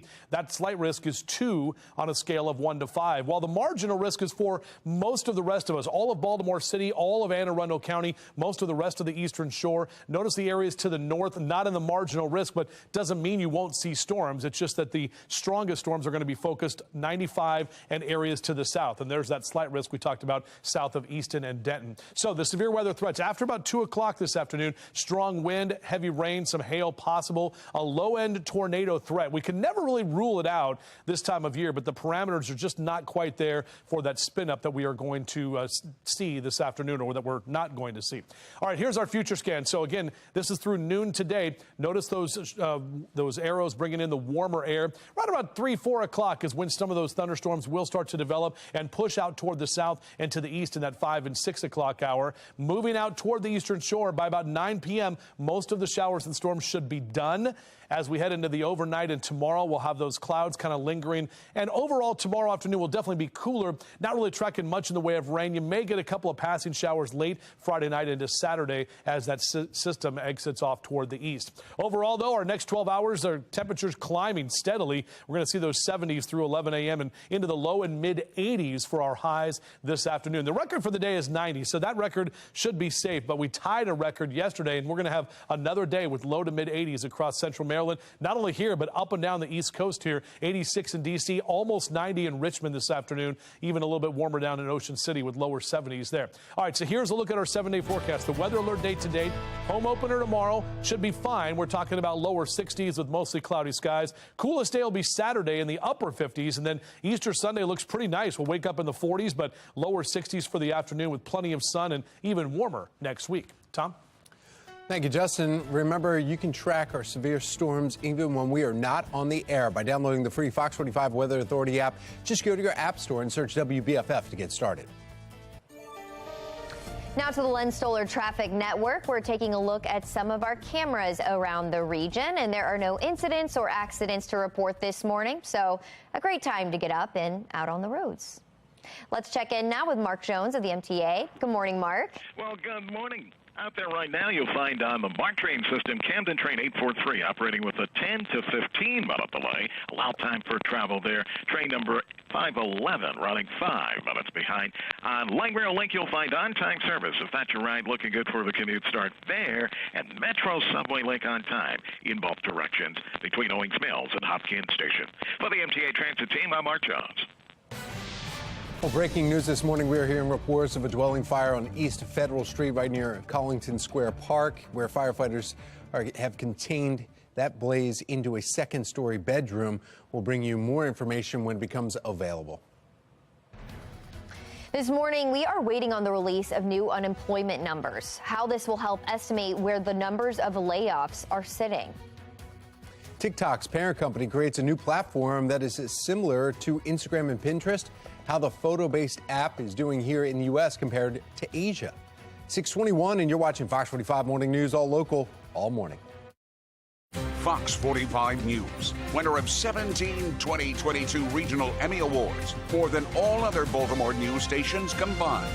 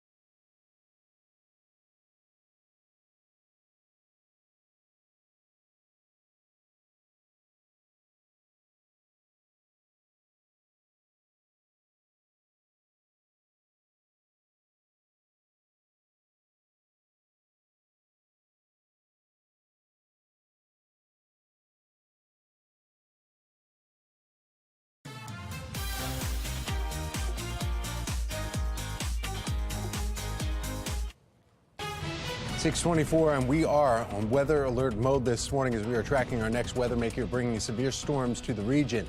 We're tracking its developments on air all morning long, and you can track it too online with our Weather Authority interactive radar. Just go to foxbaltimore.com/weather and then click on the interactive radar to get started. Now to your consumer news. TikTok's parent company, ByteDance, is rolling out a new social media app. Lemon 8 is a photo-based app similar to Instagram and Pinterest. The app features TikTok-like videos and includes following section and For You page. Lemon 8 was released in Asia in 2020 and hit the U.S. market in February. Analytics company Data AI shows the app has 290,000 downloads in America as of Sunday, most of which came at the end of March. Now, when it comes to social media, Arkansas may soon become the second state to require children to get their parents' permission if they want to use the platforms. Yesterday, the Arkansas House of Representatives approved a bill that would require age verification and parental consent for users under the age of 18. The bill would require social media companies to contract with third-party companies to perform age verification. The proposal passed by overwhelming vote, 82-10, with 4 members voting present. Now the bill goes to the Senate before heading to the governor's desk, whom has already expressed support of it. Utah's governor is signing similar legislation into law last month, becoming the first state to restrict children's use on social media platforms. It's a weather alert day here at Fox 45. Still to come, we are tracking the timeline of storms as the next weather maker approaches. The Maryland General Assembly passed the Child Victims Act of 2023. I'm Olivia Danson. Coming up next, I'll tell you what the measure aims to do and its next steps. You're watching Fox 45 Morning News, all local, all morning.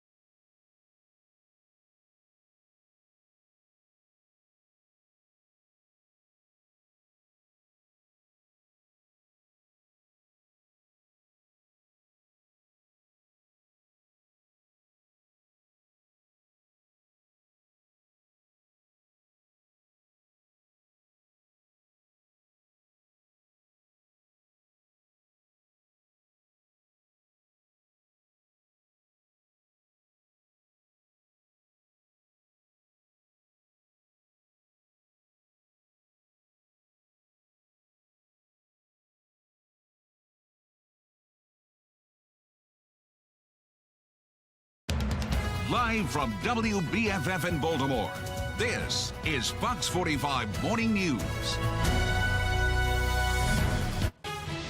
We are weather alert here at Fox 45 this morning. Weather Authority team tracking the chance of severe storms moving into our region this afternoon. Their expected storms is the reason the Orioles home opener game is now postponed until tomorrow at 3. Well, welcome back. 6:29 is the time on this Thursday, April 6th. I'm Shannon Lilly. And I'm Tom Rogers, and we want to get right over to meteorologist Justin Chambers looking at that weather alert forecast for us. Yeah, Tom, Shannon, good morning to both of you. It looks great right now, even though it's kind of muggy and mild outside. We've got a few clouds hanging around from our Towson camera, but what we're tracking is our next weather maker, and we're all quiet here on our HD radar at home, but you can see that line of storms that's developing in parts of Middle Tennessee up into Kentucky and all the way back through the Mississippi River Valley. Seeing a little bit more lightning there. Still nothing of the severe variety, but it's obviously still morning time for a lot of us here on the East Coast. And what we're seeing here is the daytime heating that will help to initiate some of those storms. Now, our severe weather threats here in terms of our timing, after about 2 o'clock is when things are going to start to get going on your weather alert day. Mainly damaging wind gusts. We're talking about 30, 40 mile an hour gusts could be knocking over trees and power lines. Also could see some large hail coming in with some of those storms and some heavy downpours. The tornado threat, it's not a total zero, but it is very low today as we're not expecting anything with that. But we can never rule that out, especially when we get into this type of an atmosphere. Mid to upper 60s over the next couple of hours. Mr. Bo says we are good to go on your morning drive. We'll be in the mid 80s for your highs today, but we quickly drop to the lower 60s tomorrow and then only upper 50s on Saturday. So it's a cooler start to Easter weekend. However, some improving temperatures toward the end of it. We'll talk more about that coming up in a few minutes from right now. Shannon? All right, thanks, Justin. Now to the Len Stoller Traffic Network. Once again, taking a look at some of our cameras from around the region. You can see cars are moving along just fine. No accidents to report this morning. So if you're headed out, you're good to go. It's really better than I ever imagined it feeling. And you can work every day and you can try to be whole and you can try to not be broken. But until you actually are able to say out loud and have people hear and have people understand what happened, you actually can't start being alive. Continuing coverage this morning, the Maryland Attorney General releasing a bombshell report detailing the decades of child sex abuse within the Archdiocese of Baltimore. 450-page document identifying nearly 160 priests and other church members accused of abusing more than 600 victims since the 1940s. While it may be too late for the survivors to see criminal justice served, we hope that exposing the Archdiocese's transgressions to the fullest extent possible will bring some measure of accountability and perhaps encourage others to come forward. Just hours later, the Maryland General Assembly passes the Child Victims Act of 2023, a bill making it easier for sex abuse victims to get justice. In just a few minutes, we'll take a closer look at that bombshell report and some of the standout sections.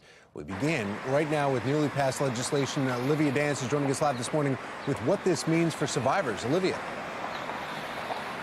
Yes, so the measure is now making its way to the governor, who says that he intends to sign it, but it removes the statute of limitations, allowing survivors to sue their abusers at any time. And Fox 45 News spoke with survivors and their attorneys who thought this legislation would never come. I think that it makes an opportunity for people to reevaluate what happened to them in a way that could be incredibly powerful. For the last 20 years, we've been trying to pass this legislation, and the church held sway over the legislative process down in Annapolis. Currently in Maryland, the law prevents abuse victims who are over the age of 38 from suing their abusers, but this measure would change that. The House passed the measure by a vote of 132 to 2, and before getting passed, some lawmakers said they want victims to know they're not alone. Again, this now moves on to Governor Moore, who is expected to sign it. For now, reporting live in Baltimore, I'm Olivia Dance, Fox 45 Morning News.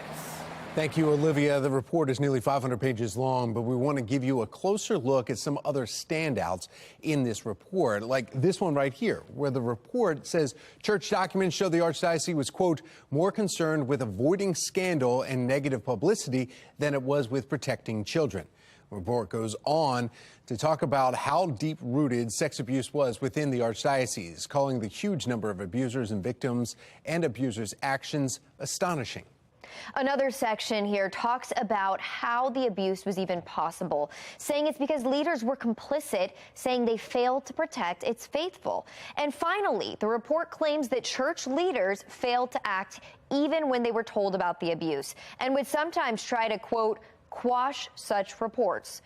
Well, the Archbishop of Baltimore has since offered an apology to survivors, confirming the accounts in the report and vowing to prevent future abuse. You can find their full statement on our website, foxbaltimore.com. Frederick County Sheriff Charles Jenkins indicted in a scheme to illegally obtain machine guns. A federal grand jury is charging both Jenkins and gun dealer Robert Kropp. The indictment alleges between August 2015 and last May, the two men falsified documents from the sheriff's office requesting restricted machine guns to be given to the department. Instead of going to the department, the guns would be given to Kropp so they could be rented out to customers at his firearm business. Jenkins has not spoke on the topic, but a police spokesperson says he has been fully cooperative with the DOJ investigation. Was not expecting the indictment. Well, spring break is here, and so are the crowds at the Inner Harbor. Topping our next half hour, the concern from residents as we look forward to how leadership can stay prepared when it comes to the summer months.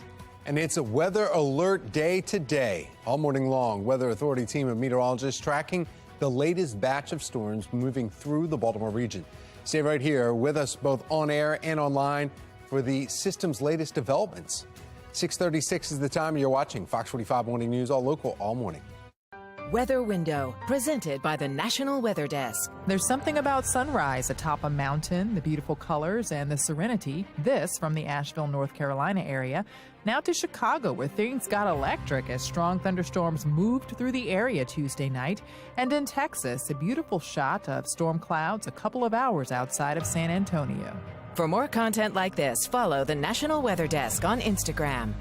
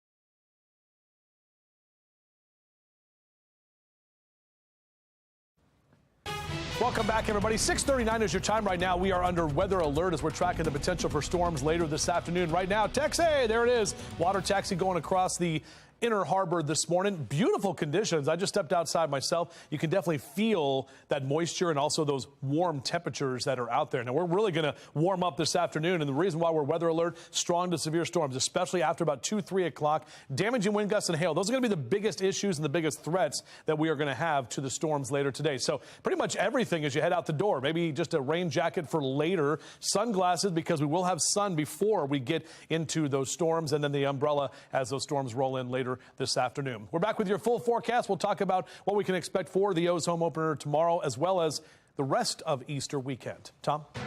Thank you, Justin. Now from the Live Center for you this morning, taking you a live look from Washington. We are waiting on new unemployment numbers to come out, used as a rough estimate to whether layoffs are rising or falling. Now, in the meantime, we're taking a look at major cuts at General Motors. The company driving out employees about 5,000 chose to accept buyout offers, projected to save that company about $1 billion annually, enough to avoid layoffs. Now, Amazon is announcing more layoffs, this time in the company's video gaming division. They cut about 100 jobs as part of a larger effort to downsize. Amazon says they plan to cut more than 18,000 jobs in total, nearly double what they had predicted earlier this year. Layoffs at Meta beginning to impact customer satisfaction. The parent company of Facebook and Instagram announcing those layoffs totaling roughly 21,000 across its customer service division, leaving them virtually unable to address user issues. Again, we are waiting on those new unemployment numbers to come out in just a few hours from now, a little less than 2 hours at 8:30. We'll show you those as soon as they drop right here from the Live Center. A battle at the library over what books your child can access. The recent actions by lawmakers nationwide, why an effort some say is to protect America's youth, others say does more harm than good.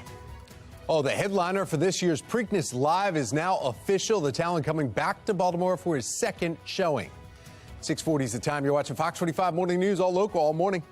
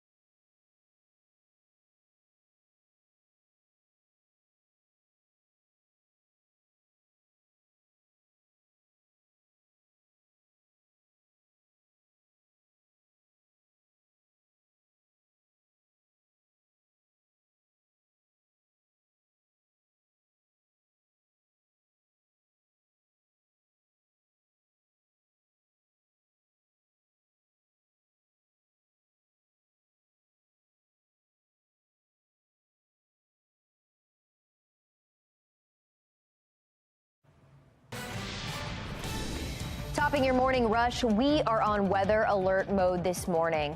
And today we are tracking the chance of severe storms moving into the region this afternoon. And after weeks of debate, the BGE Conduit deal is finalized during a Board of Estimates meeting. The mayor says the city still owns the conduit system, but the deal gives BGE near total control of it. In exchange, BGE promises millions of dollars in improvements. 6:44, and just last night, a crowd of hundreds of juveniles gathering at the Inner Harbor, causing road closures, delays, and prompting businesses in the harbor to close early. Now, many are looking ahead to the summer months and whether this will become the new norm downtown. Olivia Dan is joining us live now from the scene. And Olivia, many are now looking ahead to the summer months, concerned this will become the norm. Yeah, Tom, it's definitely a concern because yesterday it felt like summer. The massive group of teens gathered here at the Inner Harbor just off of Pratt Street. Some of them were even standing in the road. But I want to show you because I noticed that there's more trash here than usual. This is the area where the teens were hanging out, and it's possible that some of this trash is from them. Now, video from around 9:30 last night shows just how many teenagers were gathered in this area. Police were called here to monitor the situation and even told some businesses like the Shake Shack and Chick-fil-A that they should close early. There were reports of some fights, but our news crews didn't see any. And we're also told that there were no injuries or arrests. But coming up in about 15 minutes, hear what some city residents are calling for to prevent this from happening again. Back to you. All right, Olivia, thanks. Well, 6:45 now, and we are on weather alert mode this morning. That's right. Meteorologist Justin Chambers joining us now with the timing of this, because behind you right now, we're going to beautiful sunrise. It sure is. Tom, Shannon, good morning. This is what we see springtime, guys, where we have the changing weather patterns and we get the colder days and the warmer days. I mean, just remember a couple of days ago, we were waking up with frost advisories, and right now you can get outside in shorts and a T-shirt with no problem. Our Mile 1 Auto Group cam, you can see that sun that is rising over the eastern shore right now from Towson. So thank you for that shot right there. Temperature, as I mentioned, 66 degrees. Now, when you have dew point temperatures in the lower 60s, that typically means we've got a very moisture-rich atmosphere, and that also means that we have the potential for seeing storms with those dew points that will stay in the 60s throughout the day today. But 66 and 60, I mean, right there, we're talking about very mild and almost muggy conditions out there as well. Here's a look at our HD radar. All quiet right now on the eastern front, but this is where our next weather maker is at this moment, moving through middle Tennessee and up into central Kentucky, back toward Memphis, and even back down toward Mississippi as well. The larger picture here kind of shows you where that cold front is. And this is that same cold front that's been making its way across the country, dumping snow out west and those severe storms the last couple of days in the central plains. That's going to be moving in to our warmer air right here at home. Now, the Storm Prediction Center has now updated the graphic in terms of our risk. This is the severe weather risk, and these areas in yellow for the eastern shore and in southern Maryland, that is a 2, so a slight risk for severe weather, a little elevated chance there, not an elevated, but slight, so it's just upgraded a bit. Our marginal risk is for the rest of us here in green. And notice where that marginal risk is. It's all of Baltimore City, some of southern Baltimore County and Harford County, down into Howard County, all of Anne Arundel County, and most of the eastern shore counties. But notice for you in Easton and Denton, just to the south, we do have that slight risk kind of creeping in right there, the southern edge of Talbot and Caroline County as well. So basically the threats we're going to see starting about 2, 3 o'clock this afternoon is going to be that strong, damaging wind and possibly some large hail. The tornado risk is not 0, but it's pretty low. Also some heavy rain with some downpours coming through those storms. What I'm going to show you right now, a couple of different weather models. This is called the High Resolution Rapid Refresh, or HRRR. This updates every hour. So I want to show you the difference in the models that we're looking at. This one paints a few showers developing about 11 o'clock this morning through about noon, then dry through about 2, 3 o'clock, 4 p.m. More of those storms start to fire up, and especially in that 5 and 6 o'clock hour. Notice how it kind of tracks a little bit farther to the south of 95, which is why that slight risk is for the eastern shore as opposed to where we are here in the 95 corridor. This is what we call our in-house model. This is our 3K model, and this is also showing those conditions, but it puts it a little bit earlier. So basically those models are going back and forth as to the exact timing, but pretty much all of the models agree it'll be later this afternoon and into the evening that we're all going to get in on some of those storms rolling through before all of that moves out to the east by later tonight. Here's a look at your 7-day forecast. Well, probably good that they moved that Orioles game to tomorrow. It's going to be pretty decent weather. It'll be in the lower 60s and cloudy, but overall, no storms to contend with tomorrow. After a high of 86 today, we drop to the 60s tomorrow. Only upper 50s on Saturday. Easter Sunday right now, it's going to be a little chilly for those Easter sunrise services, right about 41, but 61 as you get into the afternoon on Sunday, and looking even nicer for those temperatures and conditions next week. Shannon? Thanks, Justin. Well, if you can safely take pictures of the storms in your area, we do want to see them. Scan the QR code right there on your screen, and that will take you right to our website where you can upload those pictures and videos. You can also use your Fox 45 News mobile app. Just click the Explore tab and then chime in. Well, now to your Lens Solar Traffic Network and taking a look at the Key Bridge this morning. Great shot of it right there as traffic is moving along just fine. No issues to report around the Baltimore region. Here's a live look from our Lens Solar mobile track. And Graham is cruising along the outer loop right near Whitemar, showing you wide open roads at 649. Trending now, Grammy Award-winning artist Bruno Mars will be headlining this year's lineup at Preakness Live.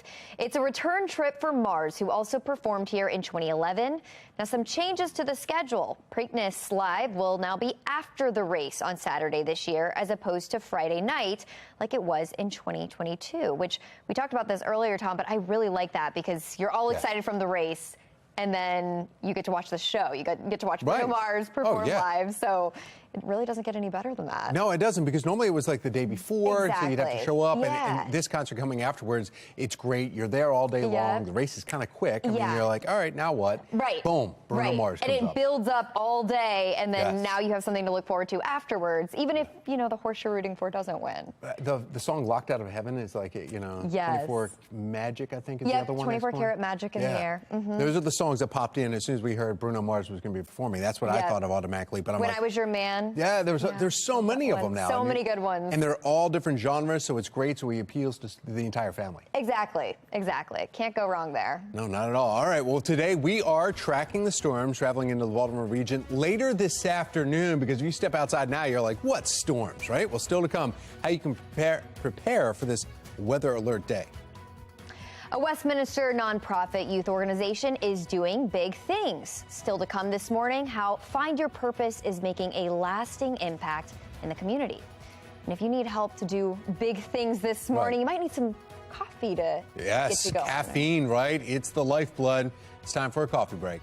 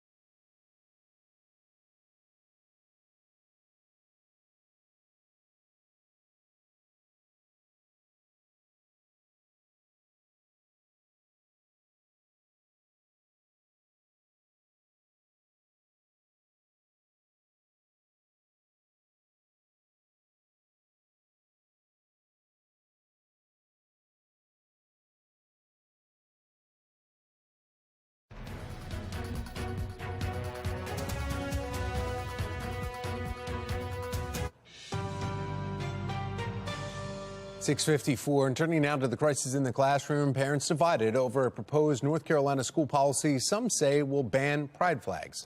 The Union County Public Schools proposal does not explicitly mention pride flags. However, it limits the type of displays that teachers can include in their classrooms. Only items relating to the country, state, or school are allowed. The language has parents debating how much trust the district should have in teachers. Carroll County's school system has a similar policy in place. It bans flags in the classrooms, including the pride flag. The policy only affects the school buildings. Students are still allowed to display political materials like the pride flag. Now, critics of both Carroll County's policy and the policy in North Carolina say banning the pride flag would alienate LGBTQ students. 6:55 and in your assignment, America, a growing battle within our nation's libraries. An Idaho bill would allow parents to sue public schools and libraries over material deemed harmful if their child has access to it. But some say this bill and efforts similar nationwide to restrict content is what's harming our nation's youth. Dee Dee Gatton with the National Desk has more with both sides of this issue. Dee Dee? More and more, we're hearing of lawmakers taking action to restrict access children have to certain material at the library, which some argue is a way to protect. Some parents tell me is harming their child's access to different perspectives. I ran for office to protect kids, and that's exactly what I'm doing with this bill. Under an Idaho bill, a parent could sue a library for $2,500 in damages if a minor gets material with sexual content that's determined to be harmful to children when applying contemporary community standards. It's sex between male and female, sex between two males, sex between two women. It's other kinds of sex, not intercourse. It's just these materials should not be made available to minors. I just don't think that's the right message. I think we need to build trust within our librarians and with our teachers. I feel like we should have informed conversations with our kids about what sex is and what different perspectives mean. Growing divisions over the books your children have access to at public libraries nationwide. From Texas. If it has sexually explicit material in it, I would view that as an incredible win for the students of the state to not have that material in the library. To Michigan. Without doubt, prepubescent individuals that are depicted in the book and illustrated in the book graphically. The American Library Association says in 2021 they reported more than 700 attempts to, quote, censor library resources, targeting nearly 1,600 books in the U.S., the highest number of attempted book bans, they say, since the group began documenting this more than 20 years ago. As the list grows, some have raised concerns over First Amendment rights being violated and questions over whether LGBTQ content is being targeted. With the Idaho law, there's a dimension to this that's very different. You're not telling anybody directly that they can't have these materials, which gets you around the First Amendment problem, since you're not restricting anybody's speech. However, you add the second part of this, and that is anybody could sue you for having them. That's a way to circumvent the whole First Amendment issue. History and law professor at Cedarville University, Dr. Mark Clausen, points out books deemed harmful to children can vary from state to state. In Idaho, Governor Brad Little vetoed the bill, saying in a letter Wednesday it makes blanket assumptions on materials that could be seen as harmful to minors. Reporting for the National Desk, I'm Dee Dee Gatton. Well, in February, we told you about concerned residents in Baltimore County looking to remove two books titled Lawn Boy and Gender Queer from public school shelves. They claim the books are obscene and do not belong in schools. Baltimore County State's Attorney Scott Schellenberger says his office reviewed Gender Queer and found it does not qualify as obscene. Baltimore County Public Schools says that book was also reviewed and will stay on school shelves. Weather alert day for your Thursday. We're tracking the potential for some strong to severe thunderstorms. We'll let you know how it could impact your plans today and what we can expect for the weekend. Last night, a large crowd of teenagers gathered at the Inner Harbor, causing chaos. I'm Olivia Danson. Coming up next, hear residents' concerns heading into the summer months. Live from WBFF in Baltimore, this is Fox 45 Morning News. Thank you for joining us on this Thursday, April 6th. I'm Tom Rogers. And I'm Shannon Lilly. And we are on weather alert this morning, so we want to bring in meteorologist Justin Chambers. It's really nice right now. Beautiful shot behind you. Yeah, it really is. And we're going to be out there live at Camden Yards. Mark Clark, myself. That is all now tomorrow. We're going to do all that, which is exciting because, we get the home opener here and just a day later. And yeah, everything looks great right now. If we had the game at 7 o'clock in the morning, no issues. But it's those storms later this afternoon that have prompted that weather alert day. And that is what we're tracking all morning long. Stay with us live and local all the way through 10 o'clock. The only place you're going to get the local updates and the brand new weather info that comes in about our weather alert day and how it's going to impact you. Damaging wind gusts, hail will be possible. That storm timing after about 2 p.m. and then into that 3, 4, 5, even that 6 o'clock hour is when we'll have the best chance for some of those storms to impact your day. Now, our HD radar is quiet right now, but the next weather maker is right there. It's moving through Middle Tennessee. Lots of lightning south of Memphis at this time, but nothing severe. However, as we get later into the day with the warmer temperatures, we do expect some of those storms that could go into that severe category. Overall, Mr. Bo says we're good to go. Next couple of hours, low to mid 60s. Maybe need the AC. Definitely the windows down in your drive to work and school this morning. Back with your full forecast. We'll do that in just a few minutes from right now. Now to the Lens Solar Traffic Network. We're taking a look at your live cameras around the region. And once again, things are looking good out there. No accidents to report and cars are moving smoothly. The city is getting out of control, really. They need some type of activities or something, or some kind of counseling, group therapies for these kids. At 10 o'clock, they need to be in the house. It's some type of curfew or something. We begin this morning in a city in crisis and the ongoing chaos among young people. Just last night, a crowd of hundreds of juveniles gathering in the Inner Harbor, causing road closures, delays, and prompting some businesses in the harbor to close early. Some people we spoke with say they even saw fights breaking out. Now, many are looking ahead to the summer months and whether this will become the new norm downtown.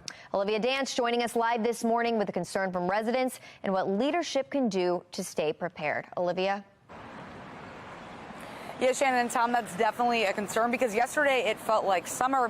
The massive group of teenagers gathered here at the Inner Harbor just off of Pratt Street, some of them even standing in the road. But I want to show you because I noticed that there's a lot more trash in this area than usual. This, again, is the area where the teenagers were hanging out, and it's possible that some of this trash is from them. Now let's go ahead and pull a video from around 9:30 last night. You can see just how many teenagers were gathered. Police were called here to monitor the situation and even told some businesses like the Shake Shack and Chick-fil-A that they should close. Fox 45 News spoke to some residents who came down to the Inner Harbor just to get some food. They were shocked by what they saw. The whole chaos, like they can't even come down here to eat, enjoy the weather, and they doing this, like it's. Harbor never been like this. Harbor never been like this. Never been like this. At 10 o'clock, they need to be in the house. It's some type of curfew or something, you know what I'm saying? Because when we was coming up, we had a curfew. As you just heard, some residents think putting a curfew in place would be a good idea to avoid this from happening again, especially heading into the summer months. Back to you. Yeah, Olivia, I know you said that police were monitoring the situation, but we know that those businesses had to close. So were there any reports of violence? Yes, Shannon, there were some reports of fights, but our news crews didn't see any. We're also told that there were no injuries or arrests. For now, reporting live in Baltimore, I'm Olivia Dance, Fox 45 Morning News. We spoke with former federal prosecutor Thruvik Naraja about the chaos and whether or not the enhanced police presence was the right solution. Engaging in traditional crowd control. When a Ravens game gets out, after an Orioles win, we have large crowds and we have a police presence, but we don't need to use tear gas and sirens to disperse and de-escalate. So sometimes the reaction is what's fueling the problem, when in fact, if we had done just proper preparation, we could have gotten this situation under control before it escalated. Mayor Brandon Scott will be holding a press conference surrounding the fiscal year 2024 budget at about 8 o'clock this morning, less than an hour. Fox 45 News will be there, and we will press the mayor on how the city plans on dealing and preparing for this type of chaos as the summer months approach. One of the issues that impacts situations like this are the police shortages in the city. Baltimore residents we've spoken with say they are fed up with a lack of police presence, and they're demanding more from city leaders. Fox 45 News brought those concerns right to Mayor Brandon Scott. We are going to continue to have robust deployments, but also putting other city agencies into. We've been meeting and discussing in my police staff meeting yesterday. The sheriff was there, talking with him. We've been meeting with MTA police. When I was coming up, they was riding around in the neighborhood on a horse or even walking. And now they don't do none of that. You only see them when somebody get hurt, shot or whatever. It's ridiculous out here. As of March 30th, Baltimore police say the department is down 489 officers. In January, that number was 455. That means at least 34 officers left the department so far this year. Based on the city's population, there's now just one officer for every 266 people. Now, the Mayor's Office of Neighborhood Safety and Engagement, or MONSE, is affirming its partnership with the violence disruption group, ROCA. The Board of Estimates approving the city's contract with ROCA after debate over the contract. Fox 45 News recently did a ride-along with ROCA to learn more about how the group works. You can find that story right on our website, foxbaltimore.com. This chaos among juveniles comes after a 15-year-old is arrested for the murder of an Olympic boxer in Baltimore. Ernest Hall was one of 6 people shot in West Baltimore 2 weeks ago. Hall was a local boxer and owned the Lightning Quick Fit gym in Mount Vernon. Now, in the first 6 days of this month, 5 people have already been killed.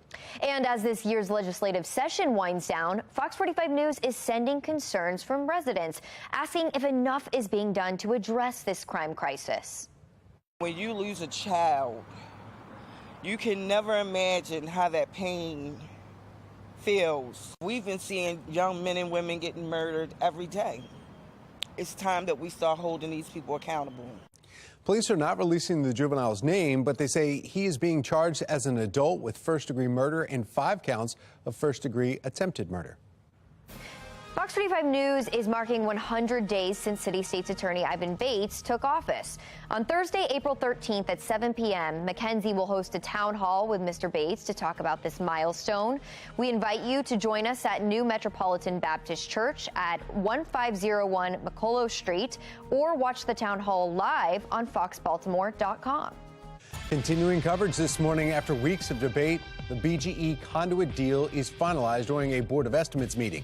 No one from the community spoke in opposition to the deal yesterday, but it's been controversial because of the power BGE will now have over city infrastructure. Last November, city residents voted overwhelmingly to maintain city's control of the conduit system. The mayor says the city still owns the conduit system, but the deal gives BGE near total control of it. In exchange, BGE promises millions of dollars in improvements. Last month, City Council President and City Comptroller both said the mayor abused his power. From the Live Center this morning, you are taking a live look here over Nashville, where right now we are waiting for a high-stakes vote in the Tennessee State House. That could change leadership and set the stage for future political power shifts across the country. The state's Republican majority wants to expel 3 Democrats from its legislature. They participated in a gun reform protest at the State House last week that the House Speaker calls an insurrection. This all comes after that mass shooting at a Christian elementary school last week. These are the 3 lawmakers right here at risk of losing their jobs. Gloria Johnson of Knoxville, Justin Jones of Nashville, and Justin Pearson of Memphis. If they are expelled, those 3 seats become vacant, and each district will hold a special election to fill the seat. Those lawmakers are accused of breaking decorum rules by using a bullhorn on the House floor to lead a protest calling for gun reform in the wake of last month's Nashville school shooting. Expulsion is the most punitive measure the House can take against a member, which some say is necessary. Others argue it would be retaliation for exercising their First Amendment right. The Tennessee Democratic Party is already fundraising to back the 3 in special elections. If constituents send them back, Tennessee's constitution does not allow members to be expelled. The Tennessee Democratic Party is already fundraising once again to back these 3 in special elections. And if they send them back, Tennessee's constitution doesn't allow them to be expelled. Well, that House floor session begins at 9 Central and 10 a.m. Eastern. And also breaking this morning right here from the Live Center, Saudi Arabia and Iran agreed to resume economic ties. This could lead to reopening embassies and easing air travel. Stay with Fox 45 Morning News as we learn about all of this breaking news. 7:09, and we are on weather alert mode here in Fox 45 this morning. A weather authority team tracking the chance of severe storms moving into our region this afternoon. Those expected storms, the reason the Orioles home opener game is now postponed until tomorrow at 3. And so we want to get another check of the forecast with that being said. Oh, yeah. Meteorologist Justin Chambers was very excited to be heading down to Oriole Park Cannon Yards today. In fact, would it be Jark Park? Justin and Mark Clark? Oh, that could be. Yeah, we can maybe work on that tomorrow. Yeah, because we are going to just push it a day. So we will be down there tomorrow, Mark and myself, and the whole crew will be a lot of fun getting ready for the home opener. And yes, today, unfortunately, we've got the weather alert day to deal with, and we want to make sure everyone is safe. That's the whole point, and that's the reason. I know a lot of folks grumbling, man, it's probably not even going to rain or whatever. There's going to be storms this afternoon for all of us, so that's why it's important to, when thunder roars, head indoors. We don't want anybody out there hanging out at the ballpark and having to try to take cover there. Damaging wind, hail possible. Storm timing about 2 to 6 p.m. Kind of the sweet spot for those storms. But man, just beautiful right now. If you take a look at your TV screen, got lots of sunshine that's out there and very mild conditions. Those temperatures on the right side of your screen, they're not broken. We're talking about 60s this morning as that cold front is just to the west of us, moving into a very warm atmosphere. Out for a run or a jog, you're getting your sweat on next couple of hours, mid to upper 60s, and even warmer this afternoon. We're on our way to highs in the mid 80s before those storms roll in. Back with your full forecast. We'll do that over on that big green wall coming up in just a few. Thank you, Justin. Here's a look at the stories making your headlines this hour. Getting students to stay in school has become a serious issue in Baltimore City. Still ahead this morning, Project Baltimore has the staggering numbers and what's being done about it. And the Maryland Attorney General releases a bombshell report detailing the decades of child sex abuse in the Archdiocese of Baltimore. The shocking stories found within the report and the promises now coming from the church. 7:11, you're watching Fox 45 Morning News, all local, all morning.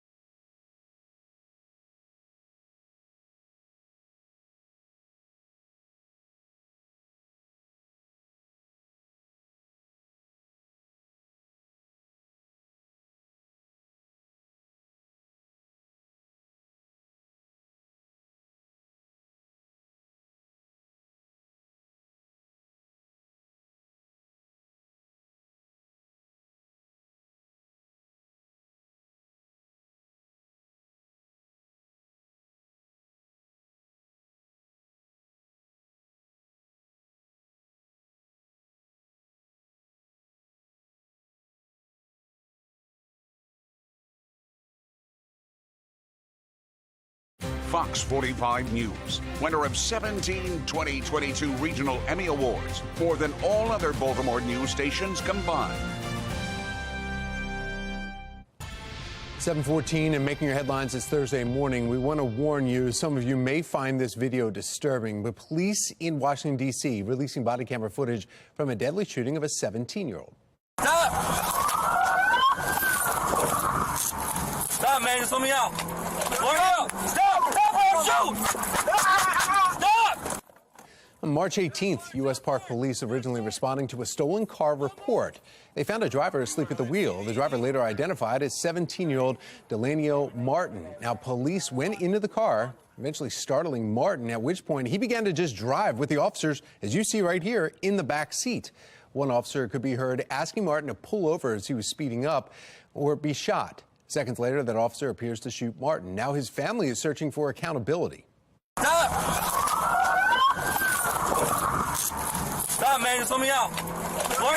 Stop! Stop! Later said they found a gun in the car before the shooting. A federal grand jury indicts Frederick County Sheriff Charles Jenkins in a scheme to illegally obtain machine guns. Jenkins and gun dealer Robert Kropp are facing charges in the scheme. The indictment alleges that between August 2015 and last May, the two men falsified documents from the sheriff's office requesting restricted machine guns be given to the department. Instead of going to the department, the guns would be given so that they could be rented out to customers at his firearm business. A police spokesperson read a statement on Jenkins' behalf. At the advice of my attorney and out of respect for the justice process, I am not providing any comment at this time. I will continue to serve as your sheriff as this process plays out and fully expect my deputies, correctional officers, and staff to remain the true professionals that they are. Jenkins did not speak himself, but through the department representative, he said he has been fully cooperative with the DOJ investigation and was not expecting the indictment. 7:16, you see it, weather alert right there this morning because of the severe weather coming to our region. The Orioles rescheduled their home opener because the game was supposed to be today. They will now be playing 24 hours later, tomorrow. And the storm system heading our way is the same one that caused all this damage in the central United States. Take a look at this. Deadly tornadoes and severe storms ripped through several states over the past few days, destroying homes and businesses. So we want to get right over to meteorologist Justin Chambers.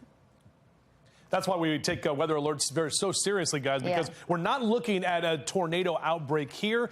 The threat for tornadoes is very low. It's never really a zero, especially when we get into a situation like this with very warm and muggy conditions, and then you get that cold air coming in as we get later into the afternoon. Daytime heating, that's what we're going to be looking for. You can see there's a lot of there's a lot of sunshine that is out there right now and not much cloud cover. So what that's going to do, that's going to help to warm the ground up. Then you get that rising air as the cold front comes in. You get the convective precipitation. So it's that convection with that rising air, and that is what helps to spawn some of those thunderstorms. Now, we're in the lower 60s right now. Those temperatures are typically high temps for this time of year, but you can also notice that humidity at 87%. And when we have dew points in the upper 50s and lower 60s, we talk about this when we get into summertime. That definitely means there's some moisture in the atmosphere to work with as that cold front arrives. So our HD radar, very quiet right now up and down the East Coast. This is where the next weather maker is. Now, notice we don't have any watches or warnings at this time through Nashville,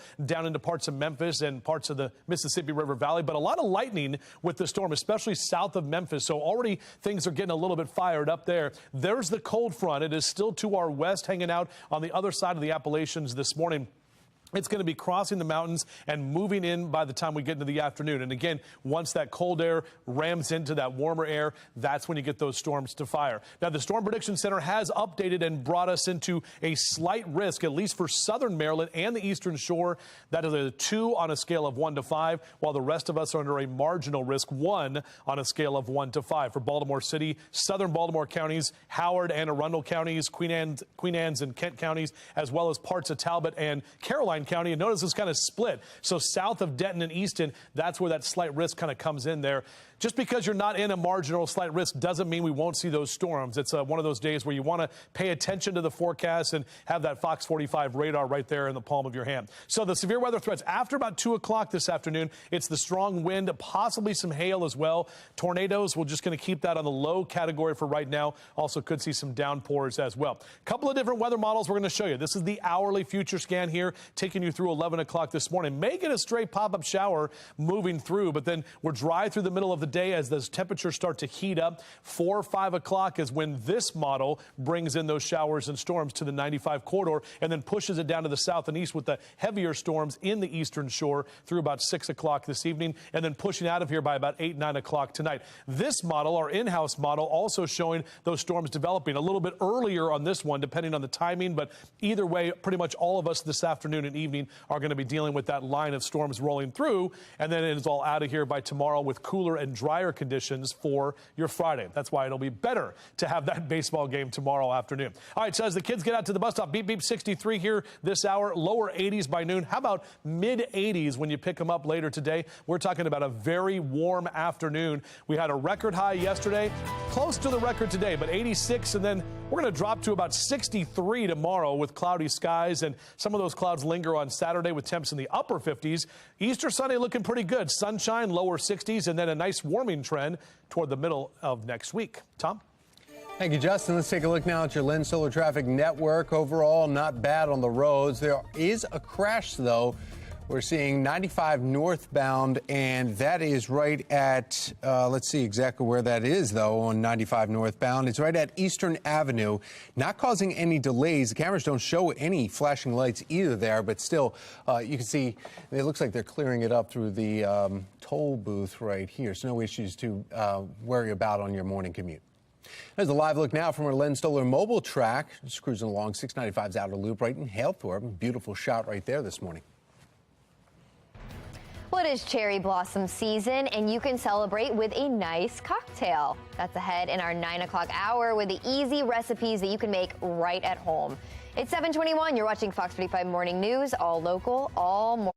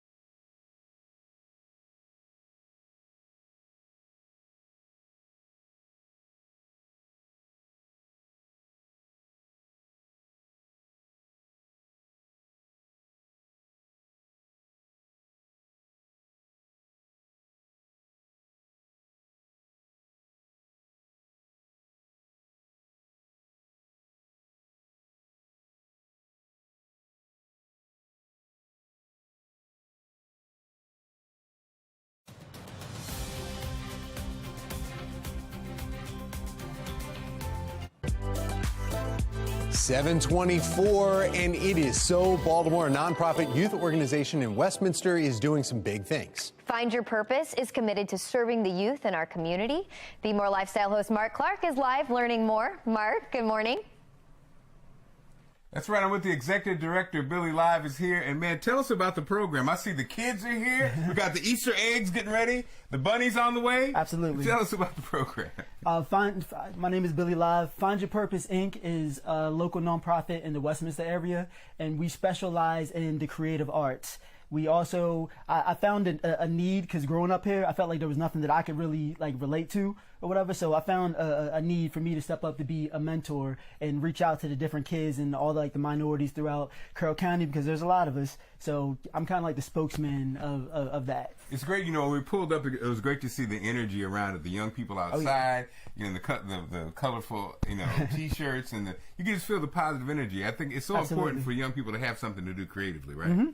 100%. So, yeah, we have a recording studio on the other side, and we teach recording programs.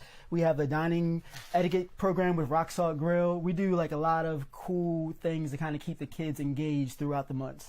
And see, as you can see, Billy keeps it live with the organization. We'll be here this morning celebrating and also talking to the youth that's going on here, guys. All right, yeah, find out about all those toys and all the candy that's in there, the too. recording studio. Yes. That's pretty cool. Yeah. Wow. All right, Mark, thank you. If you'd like some more information, you can go to our website, foxbaltimore.com/newslinks. Well, we are on weather alert this morning due to the showers and thunderstorms in our region later on today. Our weather...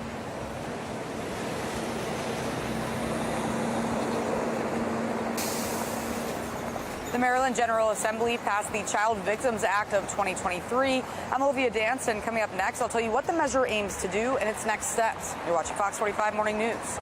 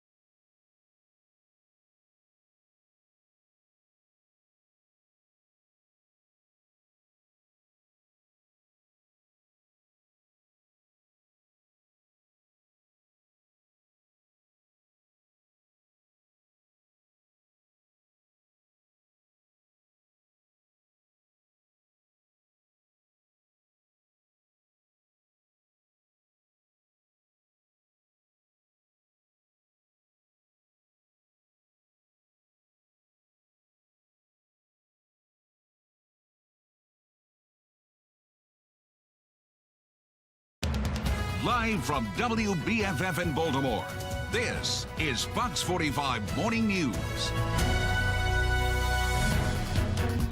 Thank you so much for being here on this Thursday, April 6th. We are in weather alert mode this morning. I'm Shannon Lilly. I'm Tom Rogers, and I think it's the Yankees are just scared to play us. That's why they're saying, postponing the game. They're calling it weather alert. Might be onto something there. But Justin, you see, I wore my orange today. I know you were all upset yesterday. Today is the day. Yesterday was on Wednesday. Today was supposed to be the opener. It's supposed to be the day. Maybe Aaron Judge is just scared. He doesn't want to be in Baltimore when there's weather around. But it'll be cooler tomorrow, so maybe we can get some of those balls to fly out of the park and see what happens with that. However, we are talking about your weather alert day. The reason why we are not playing baseball in Charm City today is because of some of those strong to severe storms that will move through later this afternoon. Now, all of us are going to see at least some rain. Most of us will see that potential for some of those stronger storms, especially after about 2, 3 o'clock this afternoon and into your evening commute. So you can see those temperatures are very warm and mild. Look at these numbers: 63 Hagerstown, 66 in Westminster, 63 in Baltimore City. We were in the upper 80s in Westminster yesterday, and we topped out at 84 in Baltimore. So Mr. Bo says we're good to go for your morning drive. Those numbers are mainly into the 60s here for the next few hours, but your evening commute is going to be impacted by those storms. 86 today, only lower 60s tomorrow, and then upper 50s. Saturday night's game is going to be cool there at Camden Yards before they have their Sunday kids opening day over there as well, Sunday afternoon. Back with your full forecast. We'll break that down, including Easter weekend as well, in just a few. How are we looking out there on the roads, Tom? Not bad at all. Taking a look at your Lynn Solar traffic network, everyone's moving along just smoothly around the region at this hour. No incidents or any accidents to report causing any slowdowns. 7:30, and getting students in school is becoming a serious issue, especially in Baltimore City. As Project Baltimore's Chris Pabst explains, the number of students who are chronically absent is soaring. Hetty Chang is sounding the alarm. It's a crisis. Chang is the executive director of Attendance Works, a national nonprofit based out of California that helps school systems find ways to get students to school. If we don't address this crisis now, the dropout crisis that we're going to face in a few more years is going to be huge. Chronic absenteeism in Maryland is defined as a student who misses 10% of school or more. Recently released state data show it's on the rise, and leading the way is Baltimore City. Chronic absenteeism, historically, is one of the main concerns in Baltimore City public schools. A lower percentage of students attend class in Baltimore City than any other school system in Maryland.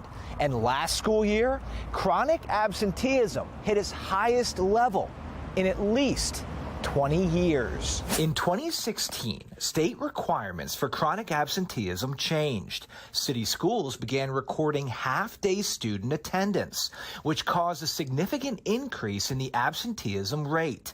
In 2016, the year Dr. Sonia Santelises took over as CEO, 23% of Baltimore City students were chronically absent. By 2019, that number had nearly doubled to 42%. In 2020, chronic absenteeism dipped to 36%. Then it began to increase again. The following year, it jumped to 49%. By 2022, 58% of Baltimore City students were chronically absent, the highest level in the state. For the first time in at least 2 decades, more students were chronically absent than were not. Is 58% chronic absenteeism one of the highest you've seen? It is among the highest. North Avenue declined an interview, but told us in a statement it is concerned about the chronic absenteeism rate. And because each situation is different, we work with each student and family to understand and address the root causes of their attendance issues. The district went on to say disengagement is a particular problem in 9th grade, and they are focusing on helping students transition into high school by providing added mentoring, academic advising, and other support for 9th graders. Attendance matters because it's critical to students' well-being and success in school and life. If we're going to invest in schools, then kids need to be in school to benefit from what's being offered. But the problem is not limited to Baltimore City. Every school system in our region saw an increase in chronic absenteeism during the 2021-2022 school year from the previous year. Throughout the state, 24% of Maryland students were chronically absent, nearly a quarter of all state students. That's up from 19.7% the year before. Schools are a critical place for socialization. Following the pandemic, Chang says chronic absenteeism increased nationwide because many students and families became disengaged. She says schools need to hire more staff to re-engage those families and conduct home visits. You're saying the only way to lower chronic absenteeism is for schools to get more proactive. Absolutely. This is an all-hands-on-deck moment in time. I'm Chris Pabst, and this is Project Baltimore. Well, continuing coverage this morning, Maryland Attorney General releasing a bombshell report detailing decades of child sex abuse within the Archdiocese of Baltimore. The 450-page document identifies nearly 160 priests and other church members accused of abusing more than 600 victims since the 1940s. While it may be too late for the survivors to see criminal justice served, we hope that exposing the Archdiocese's transgressions to the fullest extent possible will bring some measure of accountability and perhaps encourage others to come forward. Just hours later, the Maryland General Assembly passing the Child Victims Act of 2023. It's a bill making it easier for sex abuse victims to get justice. Olivia Dance joins us live this morning with what it means for survivors. Olivia. Yeah, so the measure is now making its way to the governor, who says that he intends to sign it, but it removes the statute of limitations, allowing survivors to sue their abusers at any time. Fox 45 News spoke with survivors and their attorneys who thought this legislation would never come. I think that it makes an opportunity for people to reevaluate what happened to them in a way that could be incredibly powerful. For the last 20 years, we've been trying to pass this legislation, and the church held sway over the legislative process down in Annapolis. Currently in Maryland, the law prevents abuse victims who are over the age of 38 from suing their abusers, but this measure would change that. The House passed the measure by a vote of 132 to 2, and before getting passed, some lawmakers said that they want victims to know that they're not alone. Again, this now moves on to Governor Moore, who says that he plans to sign it. For now, reporting live in Baltimore, I'm Olivia Dance, Fox 45 Morning News. All right, Olivia, thanks. Well, stick with us this morning because we will take a closer look at this bombshell report and some of the standout sections. The new home opener day for Baltimore Orioles happens to fall on National Beer Day. Oh. Get out of here. Just Okay. ahead in our 8 o'clock hour. Find out how much that cold beer here is going to cost you at Cannon Yards. And we are on weather alert this morning. Just ahead, what you can expect for the rest of the day and tomorrow for opening day. It's 7:37. You're watching Fox 45 Morning News, all local, all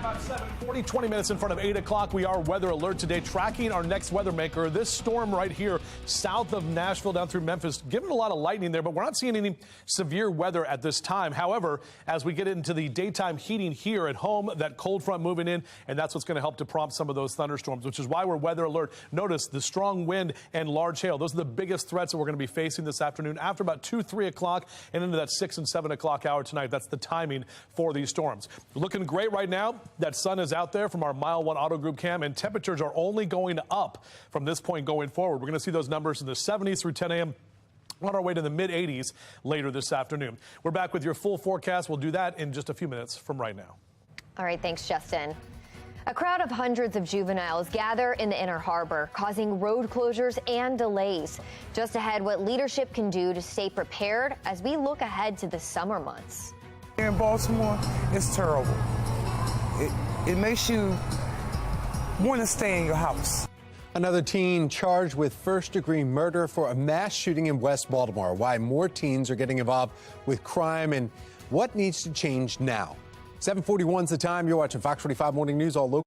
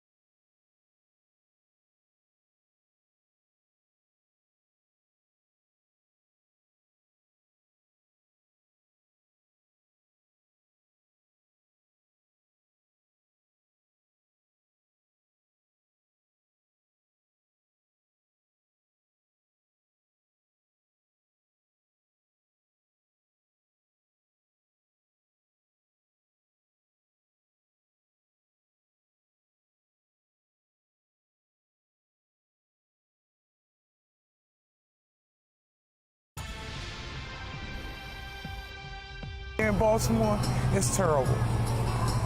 It makes you want to stay in your house. And at some point, we got to say as a community, enough is enough. That we can't allow people, good people like Ernie Bugg, to be killed just because he's going to the gas station to get a bag of chips. Another teen arrested with first-degree murder charges. Baltimore police say the 15-year-old shot 6 people, one of them dying. He was a local boxer. Joining us now with what changed and how to recover from the growing teen violence, community activist Reverend Al Hathaway. Good morning, Reverend. Good morning, Tom. How you doing? I'm doing well. This is something, though, that we've heard. I've been here more than almost 11 years now, and I've heard it since I got here to the Baltimore area. Something needs to change. The responsibility, though, of what's going on here. We're talking about parents, Baltimore Police Department, legislation, or City Hall. Yeah, you know, I work very actively in West Baltimore community in Upton, Marble Hill. And we see quite clearly that our systems are very stretched and our systems are broken. Family networks are not the same. When you think about community relationships in terms of schools are not the same. Our systems really are broken. I think we got to own up to that, but I do believe that we can fix it. Are we too much relying now on government to control our lives and to keep us safe? Oh, yes, no question, no question. It's a community value system. I was talking to a young man. He was walking down the street. He was just profanity laced in his language as he was walking. He was literally talking to himself. When I went up to him to interact with him, I found that he had earplugs in his ear. He was simply repeating the lyrics of a rap song that he was listening to. And so when you think about the cultural impact that's impacting our young people, it's happening at a very psychic level, and we've got to do things that counteract that.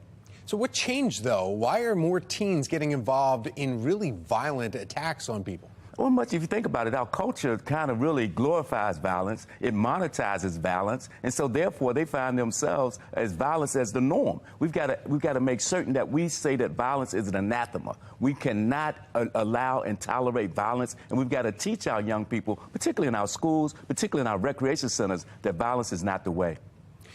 Reverend, we've also heard that it's just a small group of people that are bringing these numbers down in Baltimore. We've heard that from leaders for quite some time now.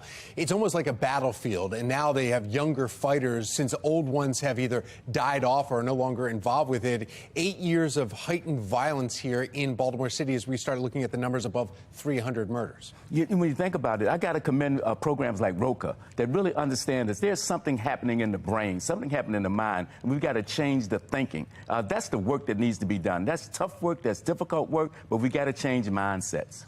A lot of people are saying there's not enough police. I mean, we had one of our coworkers just this morning was attacked, her windshield shattered when she was just coming into work because she decided not to stop for this group that started swarming around her vehicle. That was at 3 o'clock this morning. Police showed up to write the reports, but I mean, it's kind of like, what can they do afterwards? It's almost reactionary. We've heard from some people also that we played some sound bites this morning that said we need more police presence out there, but we can't hire enough. Yeah, the onus is really on communities. The onus is really on families. The onus is really on us. We have to be the ones that actually police our neighborhoods in terms of establishing values, establishing the standard by which people will live by. And we've got to really interact with our children. I'm just as we move towards the summer season, I say to the business community, increase the number of young people that you hire. I say to our community leaders and community people, increase the outreach to make certain that there's no child literally left behind. Reverend Al Hathaway, thank you so much. We appreciate your opinion on this and your expertise. Thank you. 7:47, and we are on weather alert mode this morning. Yeah, meteorologist Justin Chambers looking at the forecast, and right now, gorgeous. It's later on this afternoon. That's exactly right. Tom Shannon, good morning to both of you. And we're live and local all the way until 10 o'clock, and even through our midday show, we'll be continuing to update you with the very latest weather information and our weather models that update all the time to give us an exact idea of when that timing is for some of those strong to severe storms. Now, we're getting a little bit of cloud cover out here, and what that could do if we get more of that cloud cover will kind of cap the atmosphere and actually not let us warm up as much, and also not to see the inversion break as we get later into the afternoon. You hear about break the cap, and when it caps, or when that cap breaks, essentially, that's typically when we get those towering cumulus clouds and those thunderstorms. 63-year temperature right now. This is typically the high that we see this time of year for the afternoon, but we're going to add about 20 degrees plus to that because numbers are going to be warm later today. The weather alert day is for those strong to severe storms with the damaging wind gusts, the biggest threat, and even some hail that will be possible. That timing here after about 2, 3 o'clock this afternoon and into the 5 and 6 o'clock hour as well. But everything is looking nice and quiet here along the East Coast where this storm is. You can see this line of showers that extends up through the Ohio River Valley all the way back down through Nashville and Memphis and continues down south toward parts of Texas, even South Texas, along that line of showers and storms, but not really tracking much in the way of actual watches or warnings right now on the severe side. That's the cold front. We've got the warm front out ahead of that, and we've got all that warm air in place. And the Storm Prediction Center has now updated the graphic here showing us the yellow areas under a slight risk for severe weather. That includes you on the eastern shore for southern Talbot and Caroline County, all the way out towards Salisbury and toward Ocean City as well, and the rest of southern Maryland south of of D.C., while the rest of us are in the green, which is that marginal risk for severe weather. So that's 1 on a scale of 1 to 5, but it's all of Baltimore City. Notice how it's 95 in areas south. That's what we're thinking the best chance of those strong storms will be developing. This is a look at our hourly future scan, just updated a few moments ago. So notice through 11 a.m. we stay mainly dry. Watch as we go forward to about 3, 4 o'clock. That's when some of those storms are going to start to roll in. And those storms will be right along the 95 corridor, pushing through between about 5 and 6 p.m. Again, with some of the damaging wind that will be possible as that storm moves through. Pushing out of here into that 8 and 9 o'clock hour and should be done by this evening. This is another weather model, so we kind of compare and contrast, and most of them are lining up that we're going to have those storms develop through the afternoon and evening tonight before all of that pushes out of here later tonight, and we'll be drier and cooler back behind that. Check out what our numbers are going to do, rising steadily here. We're talking mid-80s as we head toward the afternoon, and you're going to see those temperatures well above average across central Maryland. For the O's cast tomorrow, the game that is now tomorrow afternoon, actually not too bad. We're looking at lower 60s for the first pitch, mostly cloudy skies, definitely a bit cooler, but we're not tracking the storms and really should stay rain-free for most of the game. Drier and cooler again Saturday, only upper 50s, but Easter Sunday looking good with lower 60s for Sunday and into Monday of next week, and warmer conditions as well by the time we get to next Wednesday. Shannon? All right, thanks, Justin. Now to the Lens Solar Traffic Network, looking at your live cameras around the region. Things are still moving smoothly, so now's a good time to get out. Here's a live look now from the Lens Solar mobile track. It's on 97 South. Tony Winter musical Hadestown is rolling into the Hippodrome soon. Just ahead in our 9 o'clock hour, what makes this Broadway show stand out from the rest? This morning we're featuring an organization in Westminster that focuses on the youth doing positive things and creating positive activities. Tell you all about it coming up on Fox 45 Morning News, all local, all morning long. And here's another positive thing. Yeah, it's time for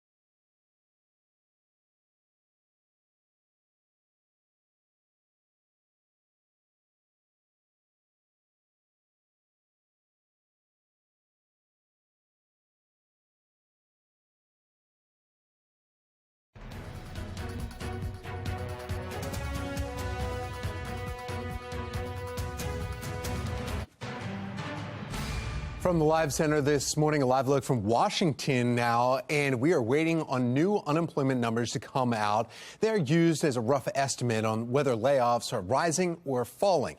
Now, in the meantime, we're taking a look at major cuts at General Motors. This company driving out some employees, about 5,000, chose to accept buyout offers, projected to save the company about $1 billion annually, enough to avoid any official layoffs. Amazon, though, is announcing more layoffs.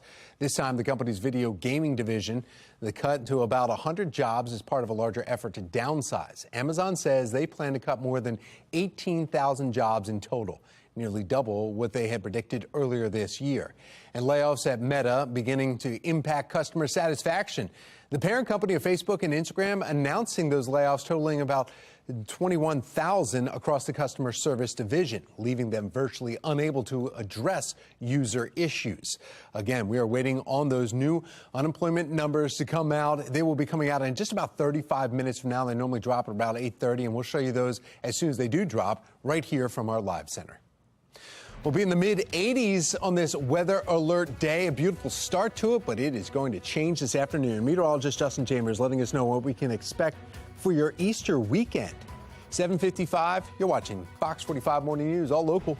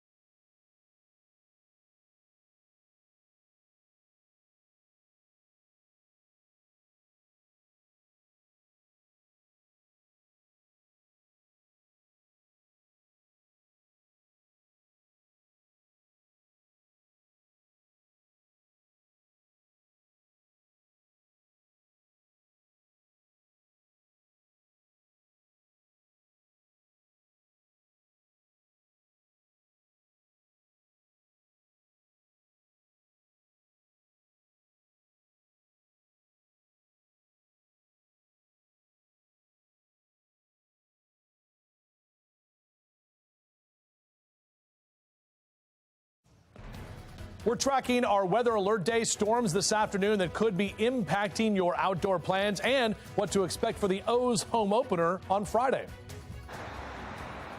Last night, a large crowd of teenagers gathered at the Inner Harbor, causing chaos. I'm Olivia Danson. Coming up next, here, residents' concerns heading into the summer.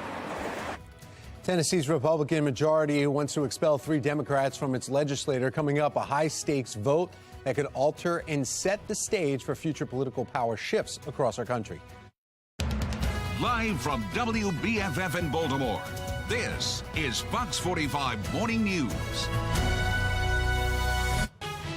We are on weather alert mode here at Fox 45 this morning. Our weather authority team is tracking the chance of severe storms moving into the region this afternoon. Those expected storms is the reason that the Orioles home opener game is now postponed until tomorrow at 3 p.m.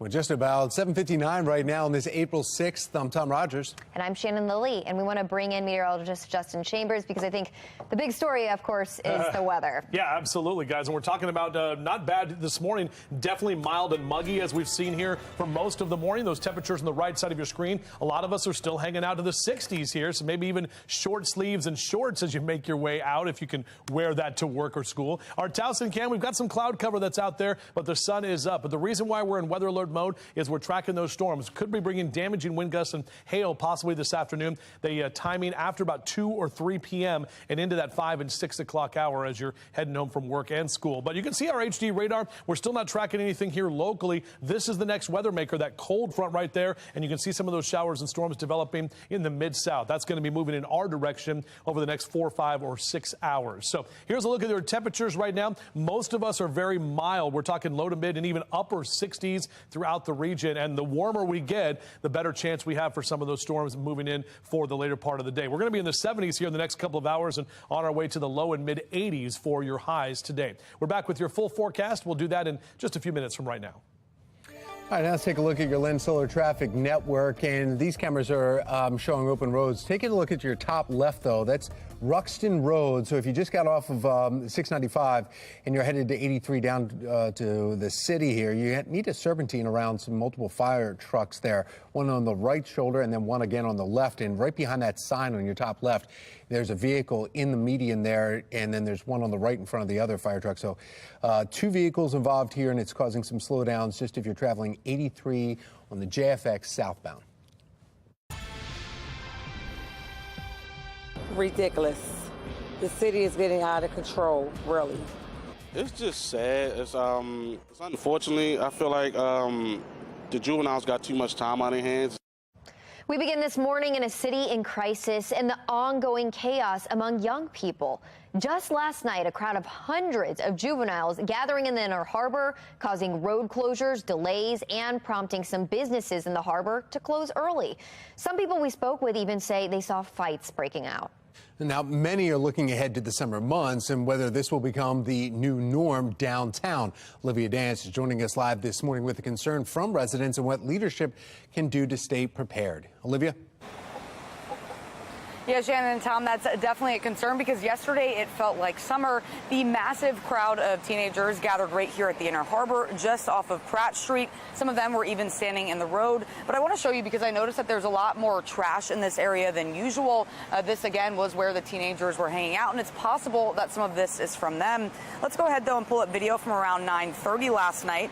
You can see just how many teenagers were gathered. Police were called here to monitor the situation and even told some businesses like the Shake Shack and Chick-fil-A that they should close. Fox 45 News spoke to some residents who came down to the Inner Harbor just to get some food. They were shocked by what they saw. The whole chaos, like they can't even come down here to eat, enjoy the weather, you know, and they doing this, like it's. Harbor never been like this. Harbor never been like this. Never been like this. At 10 o'clock, they need to be in the house. The curfew thing. Yeah, it's some type of curfew or something, you know what I'm saying? Because when we was coming up, we had a curfew. And as you just heard, some think putting a curfew in place would be a good idea to avoid this from happening, especially heading into the summer months. Shannon, back to you. Yeah, so Olivia, I know you said the police were monitoring the situation. We know that businesses had to close because of this. But what about those reports that we heard about of fighting? Are you hearing anything of that? Yeah, so there were some reports of fights, but our news crews didn't see any. We were also told that there were no injuries or arrests. For now, reporting live in Baltimore, I'm Olivia Dance, Fox 45 Morning News. All right, thanks, Olivia. Well, one of the issues that could impact situations like this are the police shortages in the city. Baltimore residents we've spoken with say they are fed up with the lack of police presence, and they are demanding more from city leaders. Fox 45 News brought those concerns right to Mayor Brandon Scott. We are going to continue to have robust deployments, but also putting other city agencies into. We've been meeting and discussing in my police staff meeting yesterday. The sheriff was there, talking with him. We've been meeting with MTA police. When I was coming up, they was riding around in the neighborhood on a horse or even walking. And now they don't do none of that. You only see them when somebody get hurt, shot or whatever. It's ridiculous out here. As of March 30th, Baltimore police say the department is down 489 officers. In January, that number was 455. That means at least 34 officers left the department just so far this year. Based on the city's population, there's now just one officer for every 266 people. Well, this chaos among juveniles coming after a 15-year-old is arrested for the murder of an Olympic boxer in Baltimore City. Ernest Hall was one of 5 people shot in West Baltimore 2 weeks ago. Hall was a local boxer and owned the Lightning Quick Fit gym in Mount Vernon. In the first 6 days of this month, 6 people have already been killed. And as this year's legislative session winds down, Fox 45 News is sending concerns from residents asking if enough is being done to address this crime crisis. Just being scared to just lose my life for no reason, whether it's for somebody getting money or trying to get drugged or something, or just, going to work and then end up getting killed because somebody trying to aim for somebody else. So that's kind of the biggest fear, is just not being safe in certain areas. Police are not releasing the name of the juvenile, but they are being charged as an adult with first-degree murder and 5 counts of first-degree attempted murder. Maryland Attorney General releasing a bombshell report detailing decades of child sex abuse in the Archdiocese of Baltimore. Shocking stories found within the report, and the promises now coming from the church. A big decision to come later today in Tennessee, where the futures of 3 lawmakers are on the line. After the break, how this could set the stage for future political power shifts across the country. It's coming. We will be talking about when those storms arrive and how it could impact our afternoon. Coming up on Fox 45 Morning News, all local, all morning.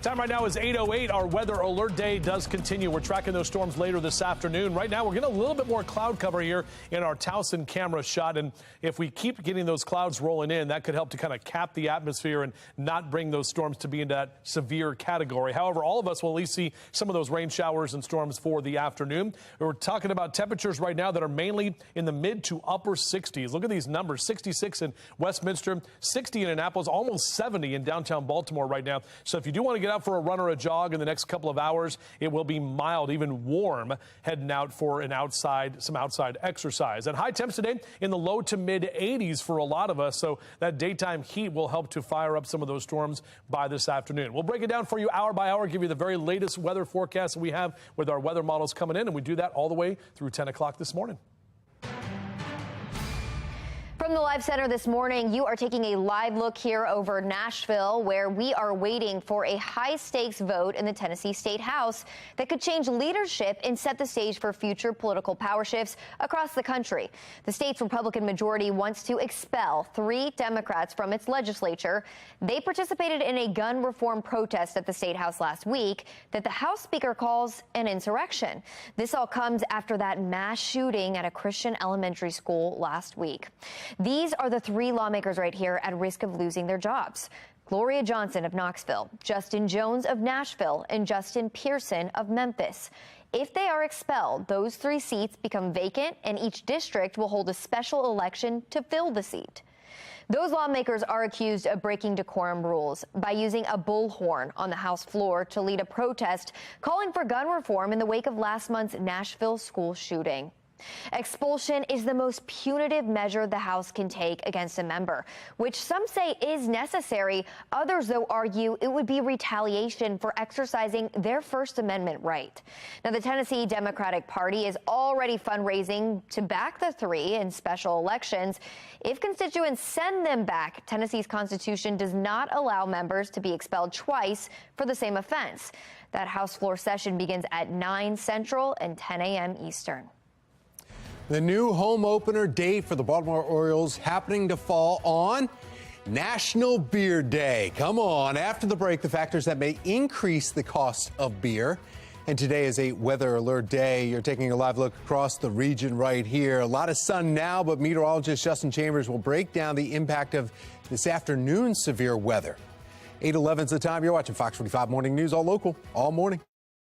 Fox 45 News, winner of 17 2022 Regional Emmy Awards, more than all other Baltimore news stations combined.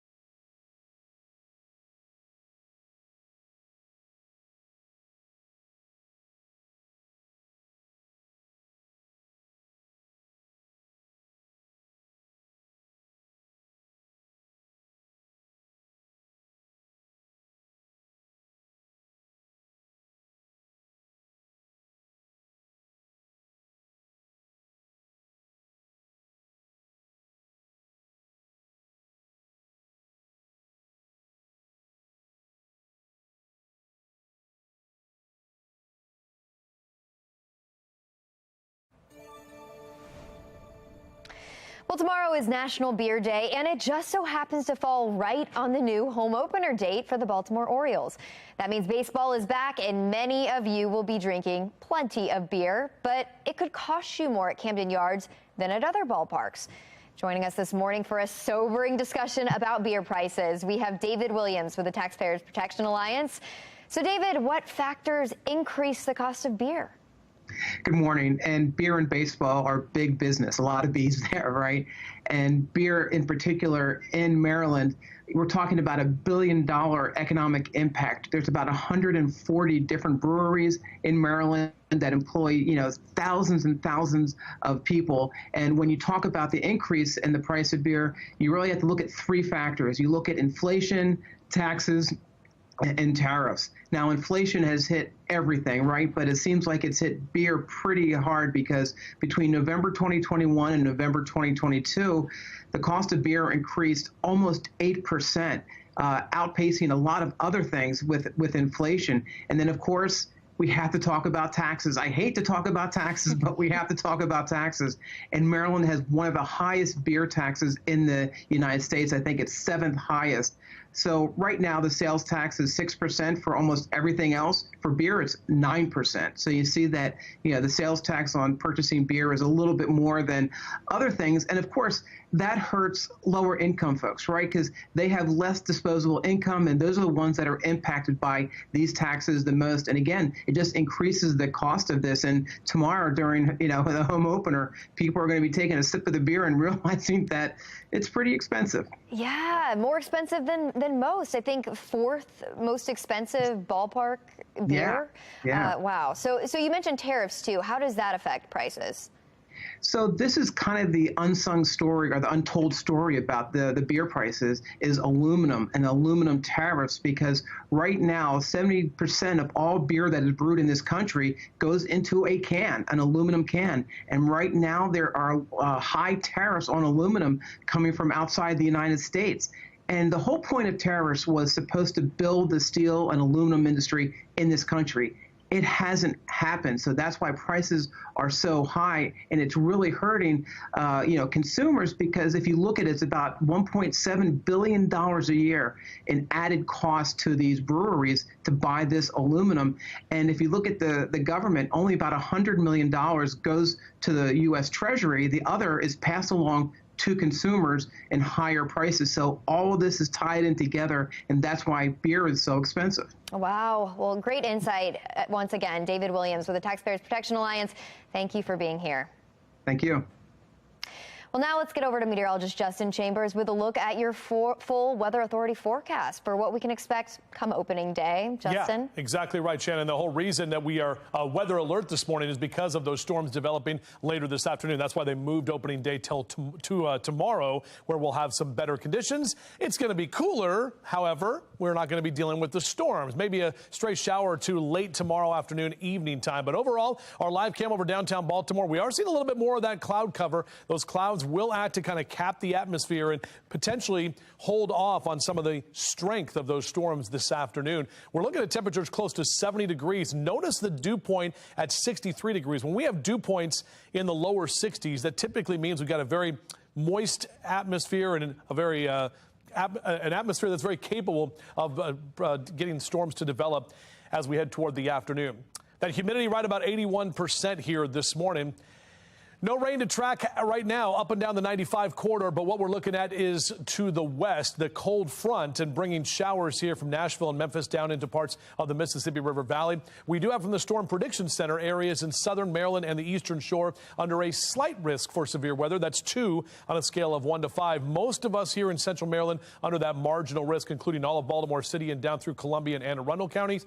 But you can see south of Easton and Denton, we're talking southern Talbot and Caroline counties under that slight risk for severe storms. So we're looking at after about 2-3 o'clock this afternoon, That's when things are going to start to fire up. Damaging wind gusts and some hail could be knocking down some trees and power lines, could bring some hail that could be damaging to some of you outside or to your cars as well. Not really a tornado threat for today. It's a very low-end threat. It's not zero. We never want to put it at zero, especially when you have an environment like this setting up. This is Thursday afternoon. We're not looking at a lot of rotation in the atmosphere with these storms. And about 3, 4 o'clock is when we're going to start to really get things going. So those models are backing off just a bit on the timing.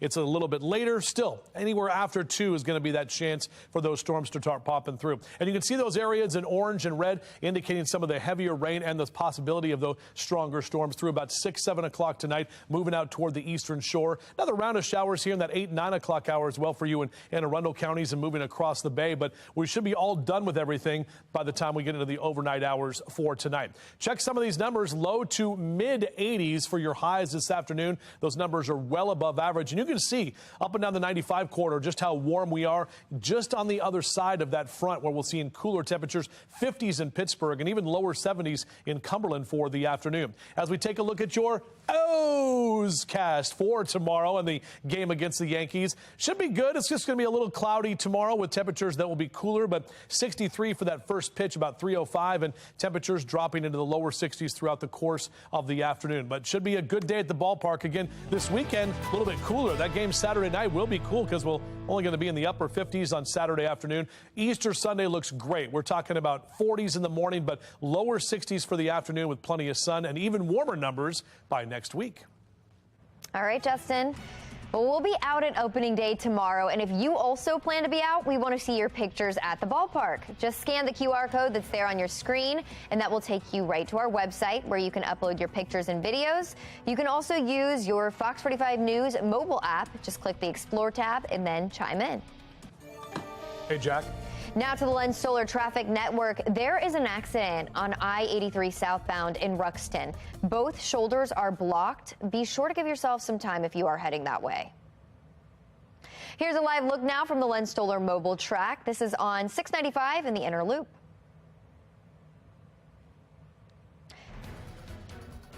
Getting students to stay in school has become a serious issue in Baltimore. Still ahead this morning, Project Baltimore has the staggering numbers and what's being done about it.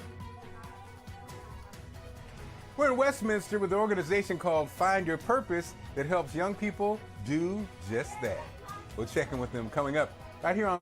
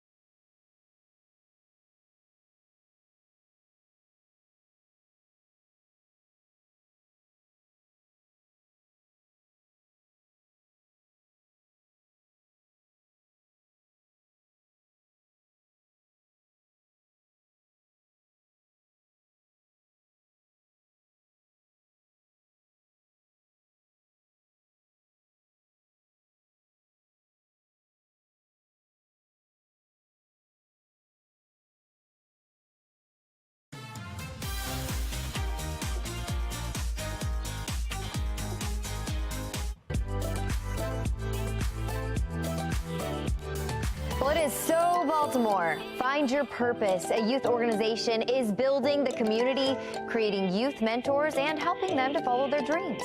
Be More Lifestyle host Mark Clark is live in Westminster with more. Hey, Mark.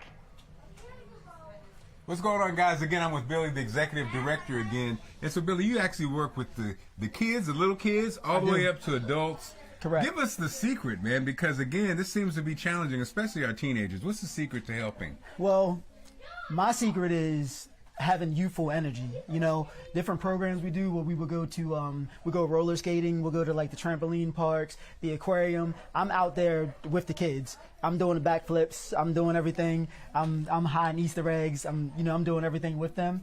And I really feel like that makes them feel more open to want to talk to me. So that's my personal secret. And what are the, we see a lot of times, we cover a lot of teenagers who maybe aren't doing the best things. Mm-hmm. What do they need? What our youth need from us as parents or as the community? Understood. So as far as the community, one thing I see is a lack of fathers. So I know like a lot of my events, you'll see like hundreds of mothers come and maybe like 10 dads. Wow. So, you really see it different in, how a kid is raised because the man is not in the household as much as they should be, and as far as us as parents, I just learned how to not meet my kids at their level. If they're upset, I go down. If they're down, I go up. You know what I mean? So that was my parenting structure of what I did differently as a parent. Well, I can see why your program is successful. We can see why the program's successful. Those gems you dropped this morning are so important. Awesome. And I want to issue a challenge out to all the fathers out there. Let's get in these streets. Let's get in these communities and help. But thank you so much for all you do. Yeah. Thank you, Randy. And that is just so important, like you said, Mark. Well, for more information, go to foxbaltimore.com/newslinks. Severe weather is moving into the region, and throughout the day, our Weather Authority Day is tracking the weather as the storms move into the area. The Maryland General Assembly passed the Child Victims Act of 2023. I'm Olivia Danson. Coming up next, I'll tell you what the measure aims to do and its next steps. You're watching Fox 45 Morning News, all local, all morning.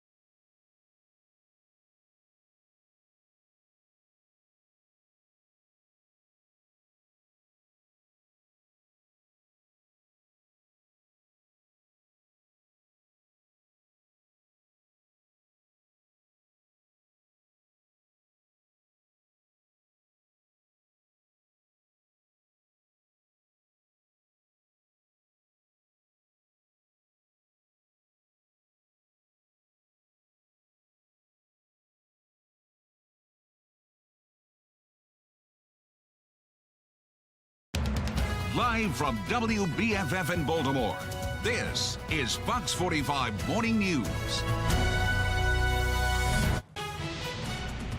8:29, and we are weather alert this morning because of the severe weather coming to our region. The Orioles rescheduled their home opener, and the game was supposed to be today. They will now play 24 hours later. They'll be playing tomorrow against the Yankees, and we have our meteorologist Justin Chambers and Be More Lifestyle host Mark Clark will be there live for the full day of game coverage. That's starting tomorrow morning right here on Fox 45. And meanwhile, though, this storm system heading our way is the same one that's caused all this damage in the central United States. Take a look at this. Deadly tornadoes and severe storms ripped through several states over the past few days, destroying homes and businesses. It's 8:30 now on this Thursday, April 6th. I'm Shannon Lilly. Yeah, I'm Tom Rogers, and we want to get right over to our meteorologist, Justin Chambers. He's looking at the forecast and weather alert. Yeah, exactly right. Tom, Shannon, good morning to both of you. Good news is we're not tracking the potential for any kind of widespread severe weather outbreak later this afternoon like our friends to the west saw. But we are going to see that potential for some of those storms that could get a little strong and possibly even in that severe category for this afternoon. Now, we're actually getting a little bit more cloud cover. That is going to help to kind of cap the atmosphere. Numbers are warm already. 65 at Essex and Middle River. Same number for you there in Bel Air. 63 in Cockeysville and Hunt Valley. Almost 70 in Baltimore City right now. Damaging wind and hail will be the biggest issues for the afternoon, and the storm's not getting going until after about 2 or 3 o'clock this afternoon, which would have been right when we were trying to do the first pitch there at the game today. Overall, you're out and about cast next few hours. Numbers steadily rising into the 70s, and eventually we're on our way to a high of about 86 for this afternoon. Notice how much cooler we are tomorrow, only in the lower 60s with those clouds hanging around, and even cooler still on Saturday. We're back with that full forecast. We'll break that down for you coming up in a few minutes from right now. Thank you, Justin. And a reminder that Mayor Brandon Scott will be holding a press conference here any minute now. We'll be breaking in with that as soon as it starts and kind of dip in a little bit to find out exactly what he's addressing. Now to your Len Stoller traffic network, looking at some of the cameras around the region.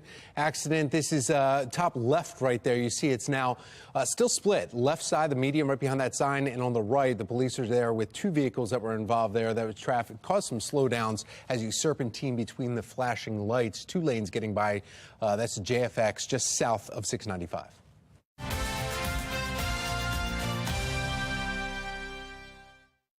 Becoming a serious issue, especially in Baltimore City. Joining us this morning is Project Baltimore's Chris Papps to break down the number of students who are chronically absent. Chris? Yeah, good morning. It just seems like the more information we're getting about the previous school year in Baltimore City and even throughout Maryland, the worse it just seems to get. Now, we already know how low the test scores were. The state test scores for math. We already know that graduation rates are at a 10-year low in Baltimore City. Well, now we're kind of getting a better understanding why. So chronic absenteeism is defined as a student who misses 10% of school or more. And in Baltimore City last year, we found, looking at the numbers, 58% of the students in that school system, the entire school system, were chronically absent last year.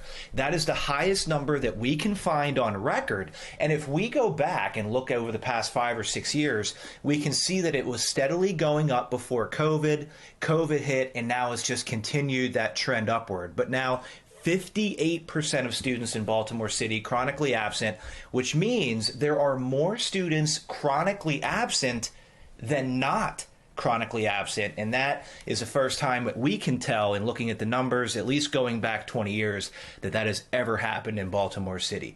It's troubling. You can't learn if you're not in school. So falling graduation rates, falling test scores, falling federal and state test scores, that could be the main reason why. Chris, chronic absentees, 10%, so that's 18 days during the school year. Also, while you're talking, we're talking about the other Project Baltimore report, too. On the bottom of the screen, it's been talking about the Harvard professor who is trying to help Baltimore City. Yeah. Can you give us a little bit on that? Sure. So a Harvard-trained mathematician, he has offered help to Baltimore City to try to better educate the students on math.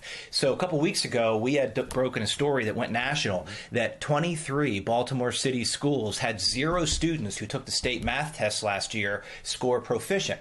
So a Harvard-trained mathematician who has taught at MIT, who has taught at Vanderbilt, who has taught at high schools throughout the country, who's now a teacher, a professor at Morgan State University, he has contacted North Avenue offering to help, saying that he has a program that would be free, that he guarantees would increase math proficiencies in Baltimore City, but Baltimore City has not taken him up on that offer. He reached out to them about a month ago, right after we started running the stories on the 23 schools in Baltimore City, and he has heard nothing, Tom. He's heard nothing back. A guy offering free help to help tutor students. And keep in mind, there are 7% of 3rd through 8th graders in Baltimore City scored proficient in math last year. 93% are not proficient. A Harvard-trained mathematician says, hey, I can help. North Avenue doesn't even get back to him. Doesn't even bother to email him back and say no. Nothing. Yeah. He was ignored. Yes. Well, Chris Papps, thank you so much for that information. We'll continue to look into this. Thank you. The headliner for this year's Preakness Live is a treasure. Just ahead, a famous pop artist making his return to Baltimore. And it is a weather alert day. After the break, we are tracking the timeline of storms before our next weather maker moves into the region. It's 8:35. You're watching Fox 45 Morning News, all local, all morning.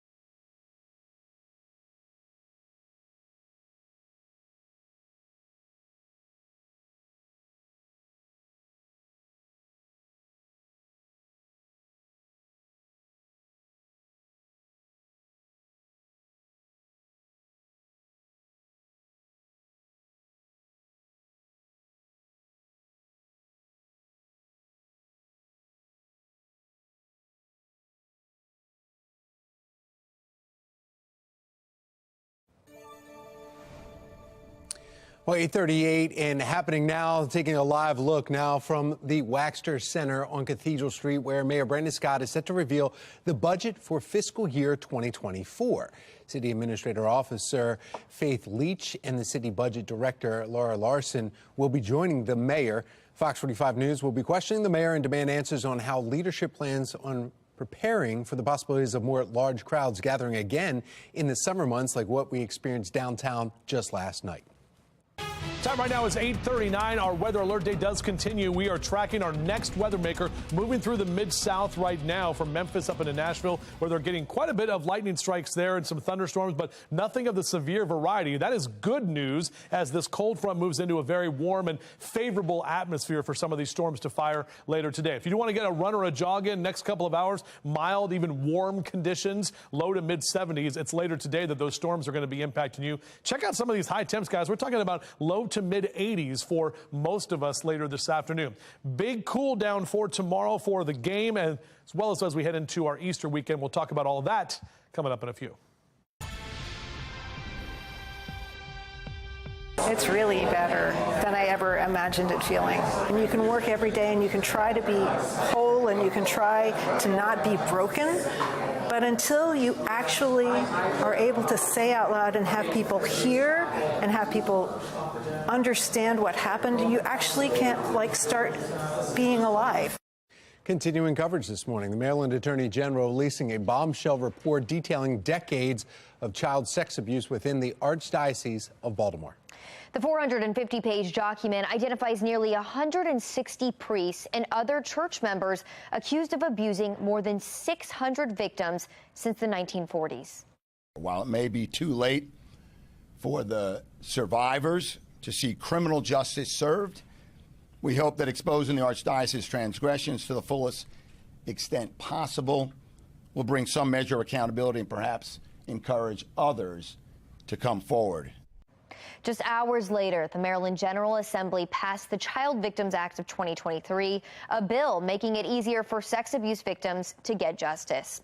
In just a few minutes, we'll take a closer look at that bombshell report and some of the standout sections. But we begin with the newly passed legislation. Olivia Jantz joining us live this morning with what it means for survivors. Olivia? Yeah, well, the measure is now making its way to the governor, who says that he intends to sign it, but it removes the statute of limitations, allowing survivors to sue their abusers at any time. Fox 45 News spoke with survivors and their attorneys who thought this legislation would never come. I think that it makes an opportunity for people to reevaluate what happened to them in a way that could be incredibly powerful. For the last 20 years, we've been trying to pass this legislation, and the church held sway over the legislative process down in Annapolis. Currently in Maryland, the law prevents abuse victims who are over the age of 38 from suing their abusers, but this measure would change that. The House passed the measure by a vote of 132 to 2, and before getting passed, some lawmakers said that they want victims to know that they're not alone. Again, this now moves on to Governor Moore, who is expected to sign it. For now, reporting live in Baltimore, I'm Olivia Dance, Fox 45 Morning. All right, Olivia, thanks. A 17-year-old shot and killed, and their parents aren't holding back in their search for accountability. Still to come, the new body camera footage released by D.C. police. We're on the lookout for showers and severe weather for today's Weather Alert Day. After the break, meteorologist Justin Chambers letting us know why you can expect a beautiful opening day tomorrow at Camden Yards. 8:42 is the time. You're watching Fox 45 Morning News, all local, all morning.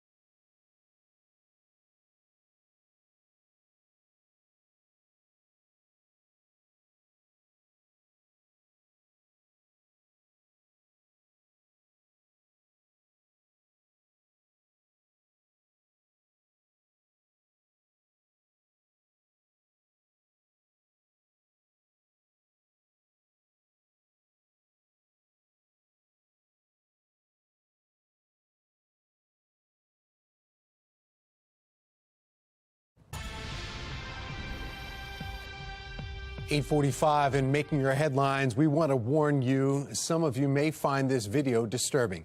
Police in Washington, D.C. releasing body camera footage from a deadly shooting of a 17-year-old. Stop!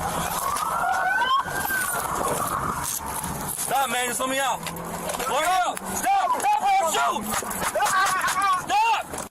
March 18th, U.S. Park Police originally responding to a stolen car report. They found a driver asleep at the wheel. The driver later identified as 17-year-old Delanio Martin. Police went into that car, startling Martin, at which point he just took off driving with the officers. You see, right in the back seat. One officer could be heard asking Martin to pull over or he would be shot. Seconds later, that officer appears to shoot Martin. Now his family is searching for accountability. I want him arrested.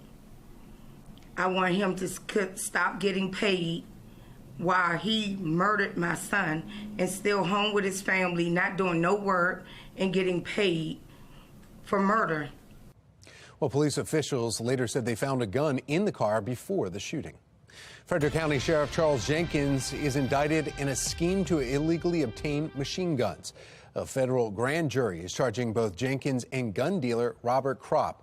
Now, the indictment alleges between August of 2015 and last May, the two men falsified documents from the sheriff's office requesting restricted machine guns to be given to the department.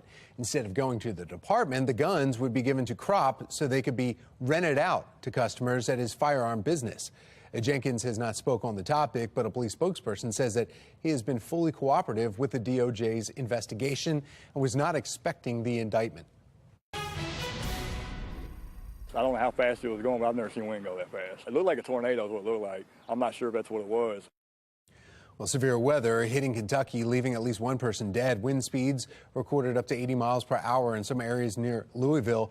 And the National Weather Service confirming an EF1 tornado hit that area, and they believe there was another one nearby. The storm's reportedly knocking out power for more than 20,000 people in Kentucky and southern Indiana. It's been barely a week since a series of storms and tornadoes swept through parts of Tennessee. Now another wave of severe weather might be on the way. According to the National Weather Service, thunderstorms and high winds are forecasted through this morning. 16 states, including Tennessee, are at risk. Arkansas, Missouri, Kentucky, and Mississippi are in the path. Tennessee's Department of Health confirming 15 deaths have been tied to the storms from last weekend. 8:47 and caught on camera. Surveillance video shows the moment lightning strikes a truck in Missouri. Take a look at this. Greene County shared the video. See that? Right on its Facebook page this week following last week's lightning strike. Hit the roof of a highway department truck. We'll slow it down for you. Cracking the front and rear windshield and causing what Greene County said was moderate damage to the truck's interior. Lightning also hit the ground and damaged other equipment and several manhole covers. Well, taking a live look across the nation this morning, and we are weather alert as we're tracking storms moving into the area this afternoon.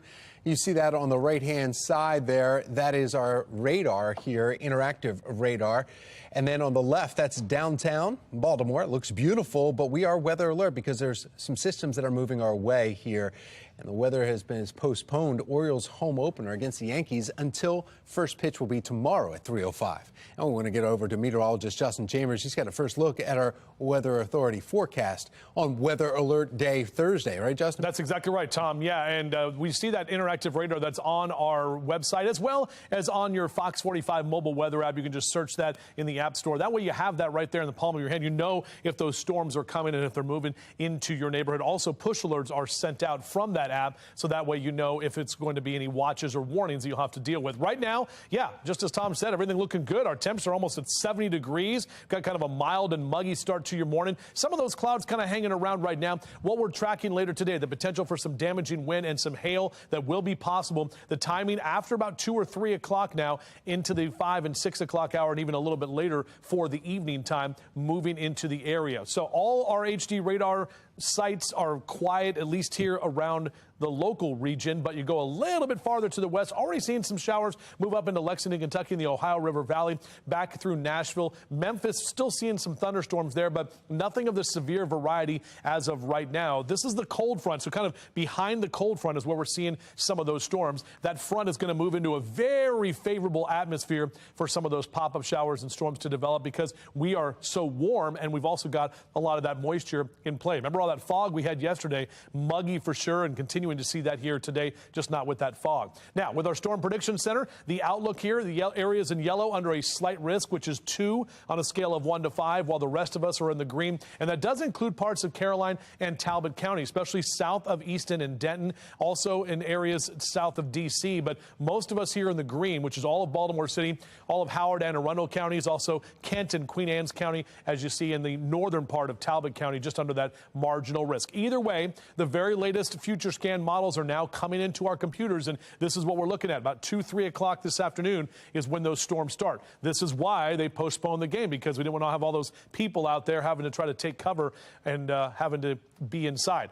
When you see those showers and storms and when you hear thunder, you got to get indoors. When thunder roars, head indoors. We always talk about that. 4 or 5 p.m., those showers and storms will continue to move through. Look at those areas here, seeing the orange and the red. Could see some heavy downpours as well as some of the damaging wind gusts. And that's going to take us through about 10 o'clock tonight. Still kind of left over for a lot of you on the eastern shore before all of this moves out of here and we will be drier on Friday with those clouds kind of hanging around. So golfers, if you do want to get out in the next couple of hours on your forecast, you should be good to go with 70s and lower 80s. It'll be warm.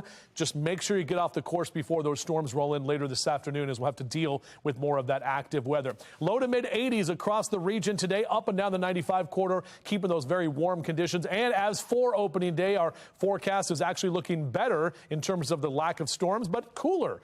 Lower 60s for that first pitch, about 3:05 tomorrow afternoon, as the Yankees are in town here at Camden Yards. And overall should be a pretty nice day, dry conditions. That'll be the biggest thing. Saturday will be cooler. We'll wake up in the 40s, only getting to about 57. Easter Sunday looks great. We start a little chilly on Sunday morning, but we're back to the lower 60s with sunshine for the afternoon. All your Easter egg hunts, Easter brunches, services, and then next week even looking better with numbers that continue to trend upward. Time to take a look at a view through your window. This is a nice little kitty right here, and the view coming to us from Michaela R. That is Ripkin the cat. Yes, Ripkin the cat, representing the O's. So thank you very much for Michaela for sending that picture in. If you'd like to, we'd love to see the view through your window. Just go to our website, foxbaltimore.com/chime in, or take a picture of that QR code on your screen. Well, remember, you can track severe storms even when we are not on the air by downloading the free FOX45 Weather Authority app. Just go to your app store and search WBFF to get started. Looking ahead this morning, Grammy Award-winning artist Bruno Mars will be headlining this year's lineup at Preakness Live. It's a return trip from Mars, who also performed in 2011. Some changes to the schedule. Preakness Live will be after the race Saturday this year, as opposed to Friday night like it was in 2022. Sunny start to your day, but we are tracking the severe weather moving into the region that meteorologist Justin Chambers was just talking about. He's letting us know how you can prepare for today's weather alert day. It's Mark Clark on Fox 45. Find Your Purpose is about to be live. Turn me up in my headphones. Wait a minute. Oh, wait a minute. Find My Purpose is coming up live on Fox 45. All local, all morning long. Yeah. Yeah. If you want to have that Mark Clark energy, yeah, you need to enjoy a coffee break first.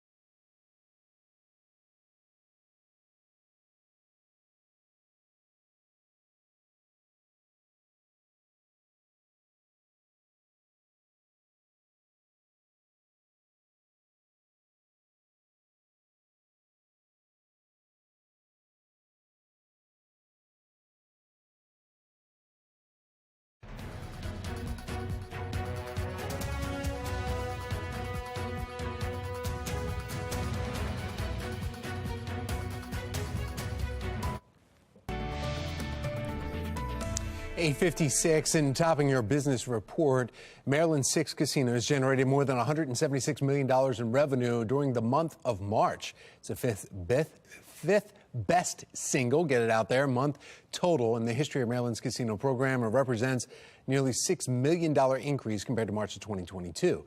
Casino gaming contributions to the state in March 2023 totaled nearly $75 million, a $2.5 million increase compared to March of 2022.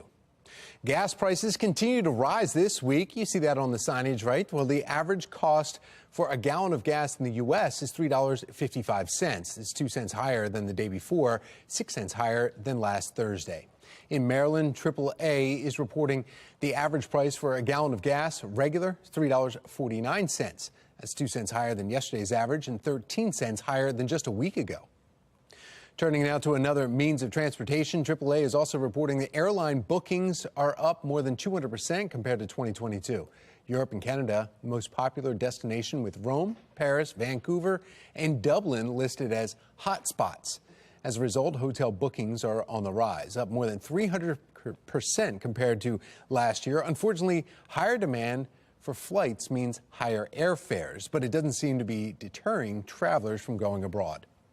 You don't have to fly international to get to Hawaii, but you may have to pay more during your next trip to the Aloha State. Hawaii lawmakers looking at legislation that would require tourists to pay for a year-long license or pass to visit state parks and trails. The tourism fee would help with conservation efforts in their state. About 1.4 million people live in Hawaii, but the state gets around 10 million visitors each year. Well, now it's time for today's America's Steals and Deals. The following segment is sponsored by Knocking. Work, the gym, kids, pets, running around all day with errands. I don't know about you, but by the end of all that, the end of the day, my back hurts. I can feel it, and I know you can too. Let me show you a product that will ease your back pain, but still keep you on the go. This is the Calming Heat Back Wrap. It's wearable, super comfortable, and totally customizable. It has 9 different settings, all available right here on the remote control, including, get this, heat, level 1 right there, vibration, and my favorite, the lumbar support. Right now, this thing is inflating against my lower back, almost like a blood pressure cuff, and easing my low back pain. It works for me. I bet it will work for you. I've struggled with back pain for years, and airline seats send me into spasms almost every time I fly. But now I don't worry about that because I wear this thing on the plane and I arrive at my destination virtually pain-free. It works, and it can work for you too. Right now, we're offering an exclusive 35% off the Calming Heat Back Wrap. Seriously, take advantage of this offer right now. Head to asadeals.com. Your back will thank you. Live from WBFF in Baltimore, this is Fox 45 Good Day Baltimore. We are on weather alert this morning due to a line of severe thunderstorms that will move through our region this afternoon. Taking a live look over the Inner Harbor there and Towson, where all is calm for now, but the biggest threat, severe weather, will not be until about 2 o'clock this afternoon.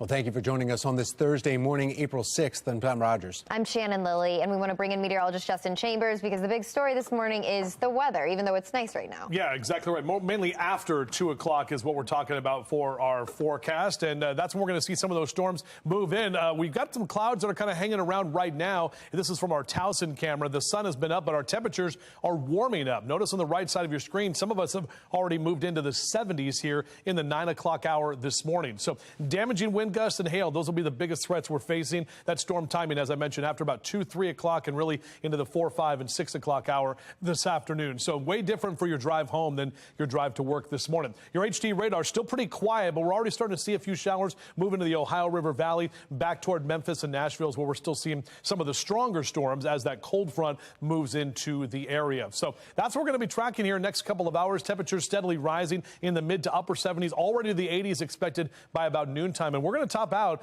in the mid-80s for our highs today. So that'll be a few degrees warmer than where we ended up yesterday afternoon. Mainly that AC on if you want to get that cranked up. Those temps staying well above average. We'll track those storms hour by hour and show you the very latest update, including a new update from the Storm Prediction Center. We'll do that in just a few minutes from right now.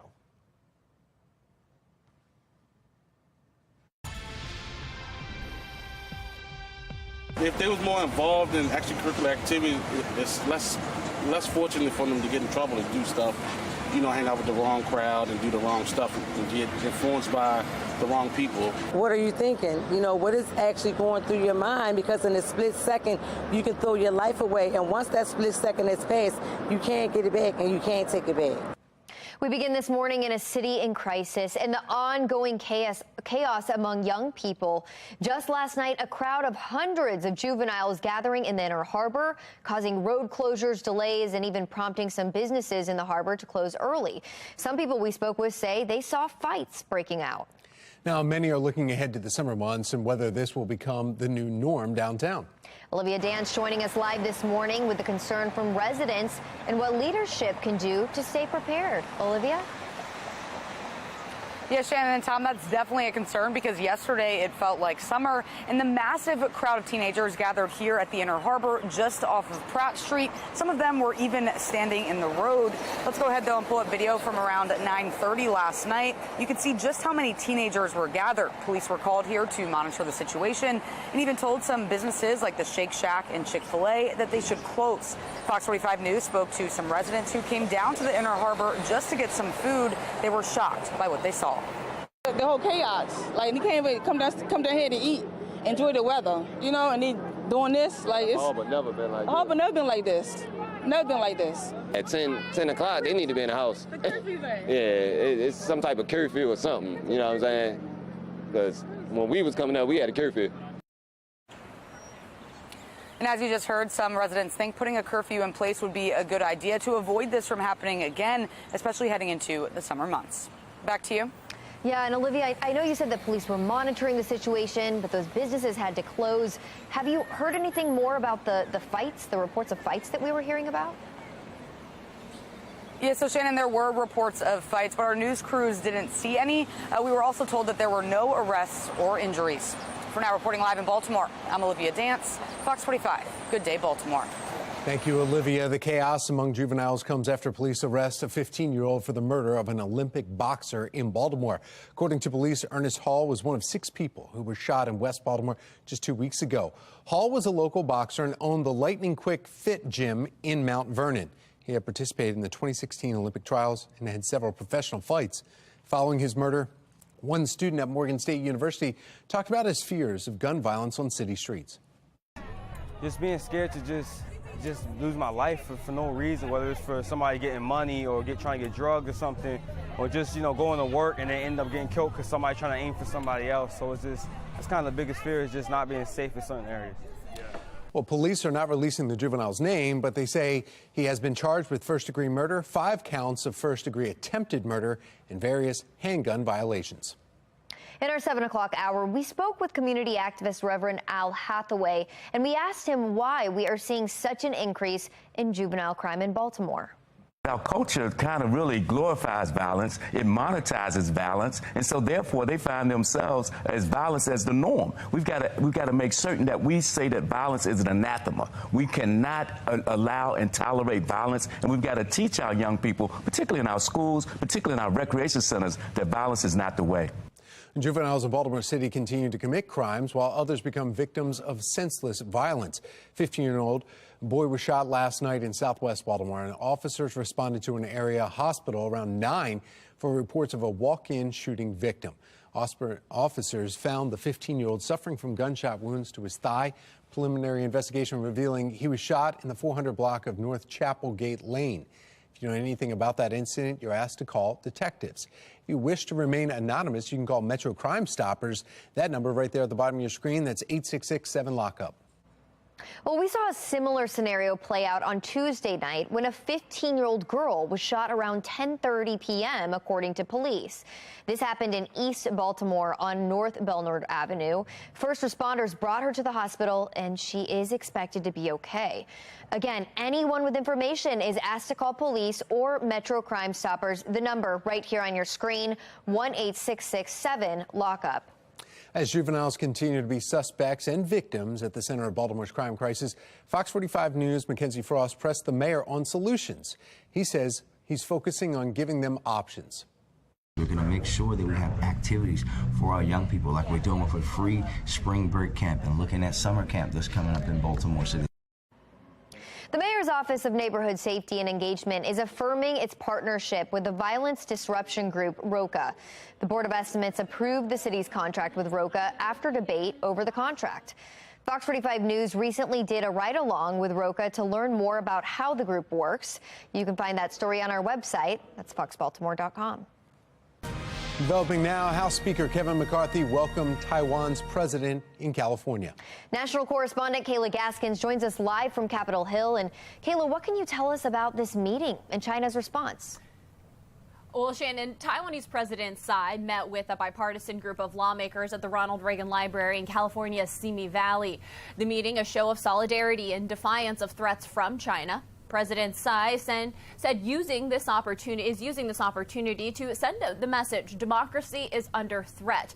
This is the second time Tsai met with the third most powerful American lawmaker in the span of a year. Looking back to her meeting with Nancy Pelosi last August, China sees any effort to treat Taiwan as an independent entity as antagonistic to the Chinese. China's U.S. Embassy sending the warning via email reading, quote, China opposes any form of official interaction between the U.S. and Taiwan. China will not sit idly by in the face of blatant provocation. The Biden administration says there is nothing provocative about this unofficial visit.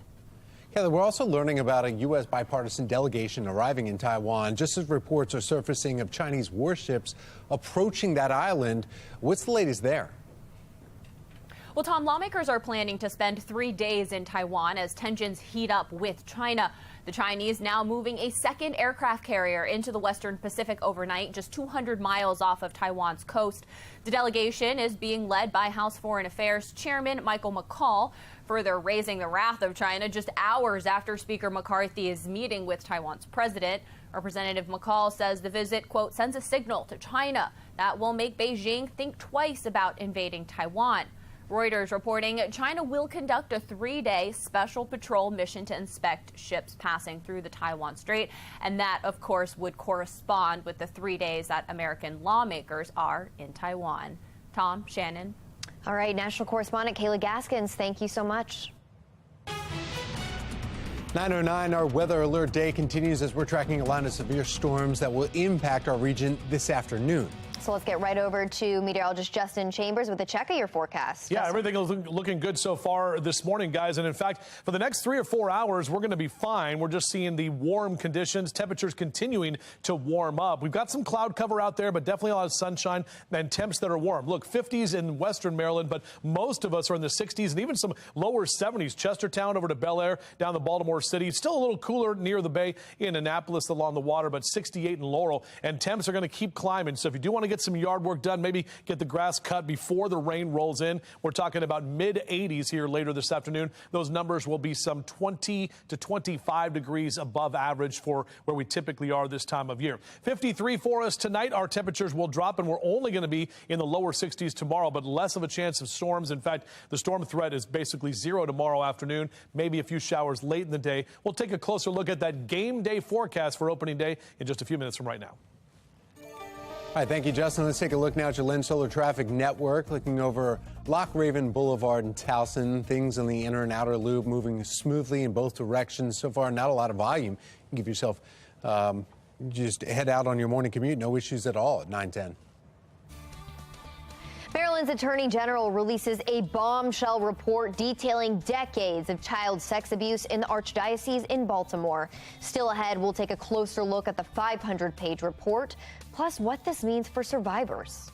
Tennessee lawmakers less than 1 hour away from a high-stakes vote in the state house. Still had 3 lawmakers on the line and how this vote could impact political power shifts across our country. 9/11, and you are watching Fox 45. Good day, Baltimore.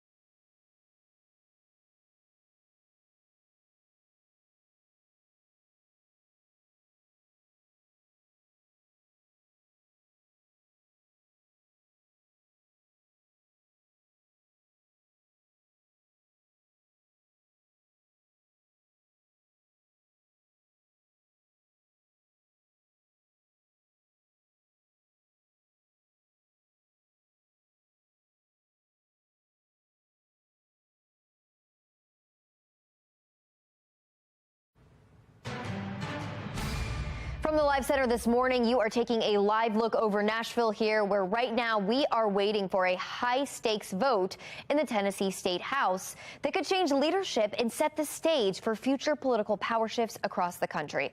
The state's Republican majority wants to expel 3 Democrats from its legislature.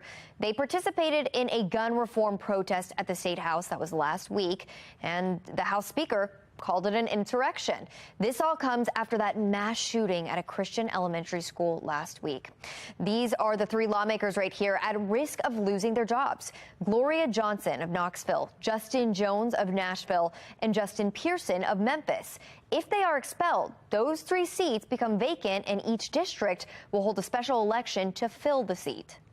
Now, those lawmakers are accused of breaking decorum rules by using a bullhorn on the House floor to lead a protest calling for gun reform in the wake of last month's Nashville school shooting. Expulsion is the most punitive measure the House can take against a member. And some say it's necessary. Others argue it would be retaliation for exercising their First Amendment right. The Tennessee Democratic Party is already fundraising to back the 3 in special elections. If constituents send them back, Tennessee's Constitution does not allow members to be expelled twice for the same offense. That House floor session begins at 9 Central, 10 a.m. Eastern.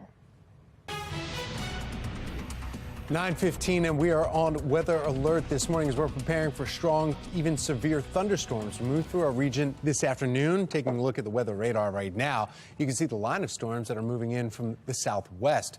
You can track those storms online with our Weather Authority interactive radar.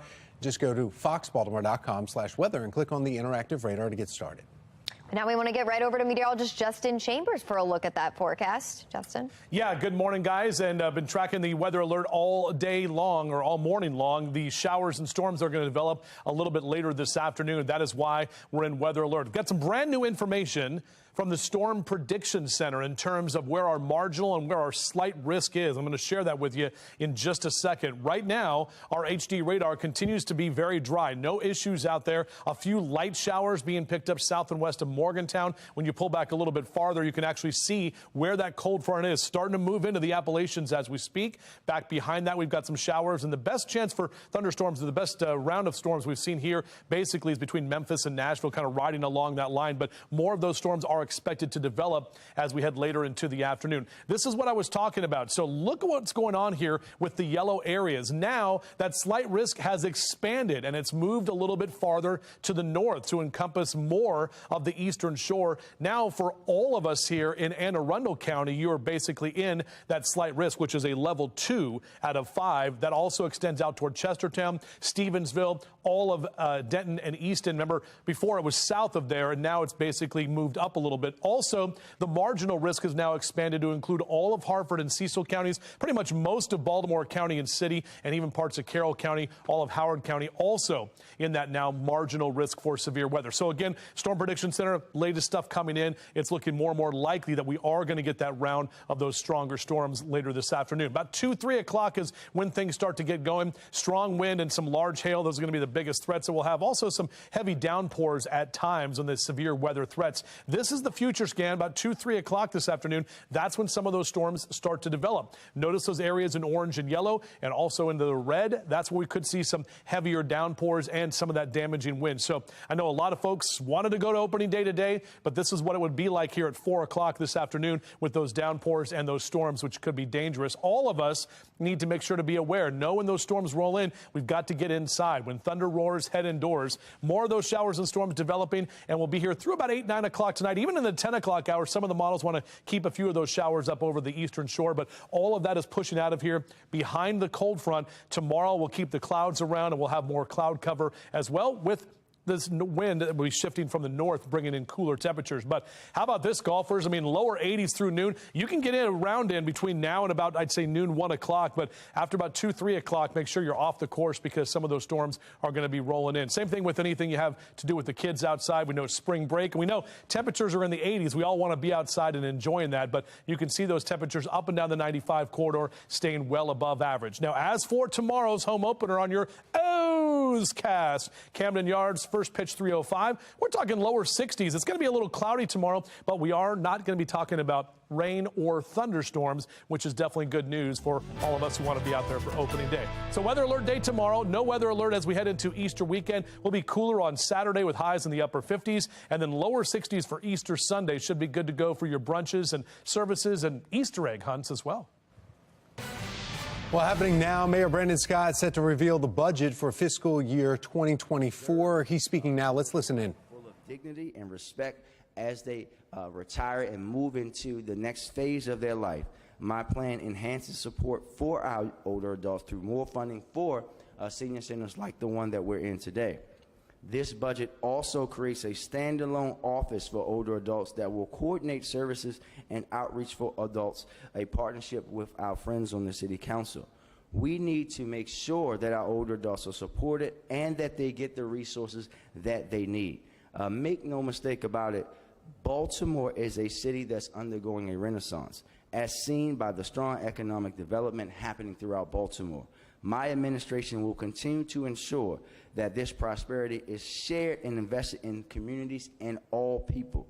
We're going to work even harder through this budget to keep our communities clean by increasing funding for DPW, allowing us to add more crews. We'll revitalize our neighborhoods with upgrades to our roads and by tackling more vacant properties. And as a part of my commitment to promoting equity and opportunity for all, my budget proposes the creation of the Mayor's Office of Minority and Women Business Opportunity. This office will merge the Mayor's Office of Minority and Women Business Development with the Minority and Women Business Opportunity Office into a new agency. The office will work to provide equitable access to contracting opportunities and capital while ensuring prompt and fair payment terms and capacity building tools. And again, this is Mayor Brandon Scott revealing the budget for fiscal year 2024. You can continue to watch this news conference live on our website. That is foxbaltimore.com. A Frederick County sheriff indicted by a federal grand jury. How it's connected to the sale of machine guns to the Frederick County Sheriff's Department. And get ready to journey to the underworld and then back. Up next, we'll speak with a cast member from Hadestown and learn more about when you can catch the show in Baltimore. 9:21, you're watching Fox 45. Good day, Baltimore.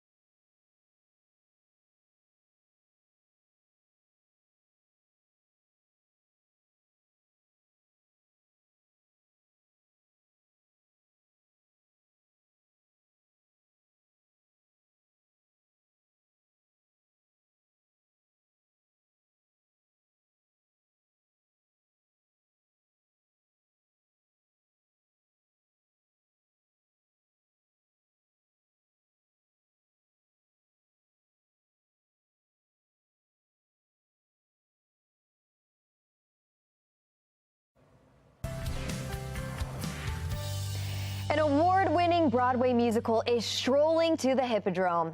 Hadestown intertwines two Greek mythology tales on a journey to the underworld where a song can change your fate. Critically acclaimed actor and singer Nathan Lee Graham joins us with more. Nathan, good morning. Good morning, Baltimore. Thank you so much for being here. So we first want to know, just tell us about Hadestown. What can people expect from this show? Well, it's a very exciting, suspenseful musical with beautiful music. It's about love and it's about trust. It focuses on two couples, one more seasoned, one younger, and the trials and tribulations of a relationship. But it also deals with the human condition and what we go through as humans about trust and love and even how we deal with the earth and our relationship with that. So it's really beautiful and really exciting and very mysterious and very suspenseful. And you don't have to know anything about Greek mythology to enjoy the show. Okay, sounds really good. And where do you fit into all of this? Can you tell us about your role in the show?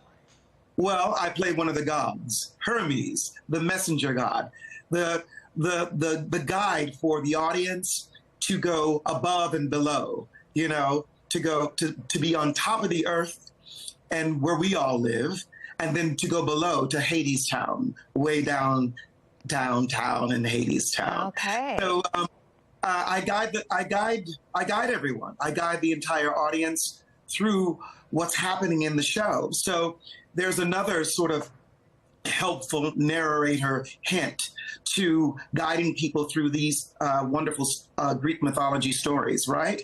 And it's so exciting to go in and out and to weave back and forth with the audience. Oh, absolutely. Yeah. So you're a narrator of sorts. I am. I'm a storyteller. I'm a narrator, but I'm also a part of the show. So that's what's so exciting. You know, I'll turn on a dime and I'll be a part of it, as well as showing the audience, uh-oh, this is what's coming next, or I wonder what's coming next. Right. So it's very exciting. So do you want to get to the details? We don't have a whole lot more time, but how long is the show going to be in town, and where can people find tickets? We're going to be at the Hippodrome, which I haven't been to. And we're going to be there from, I believe, April 11th through the 16th. So Tuesday through Sunday. 2 shows on Saturday, 2 shows on Sunday. And I'm really excited to be there. I haven't been to Baltimore since I premiered in Jesus Christ Superstar on tour at the Morris Mechanic in the early 90s. Wow. So probably before you were born. I'm not going to say anything. I'm not going to neither confirm nor deny. All right. Well, we are so excited, and we really appreciate you being here and speaking with us. I'm so excited to be there. And everyone come on down to Hadestown. All right. Sounds great, Nathan. Thank you. Well, after the break, our Weather Alert Day coverage continues. Meteorologist Justin Chambers is tracking a line of severe storms headed to our region in his full Weather Authority forecast. The Maryland General Assembly passed the Child Victims Act of 2023. I'm Olivia Dance, and coming up next, I'll tell you what the measure aims to do and its next steps.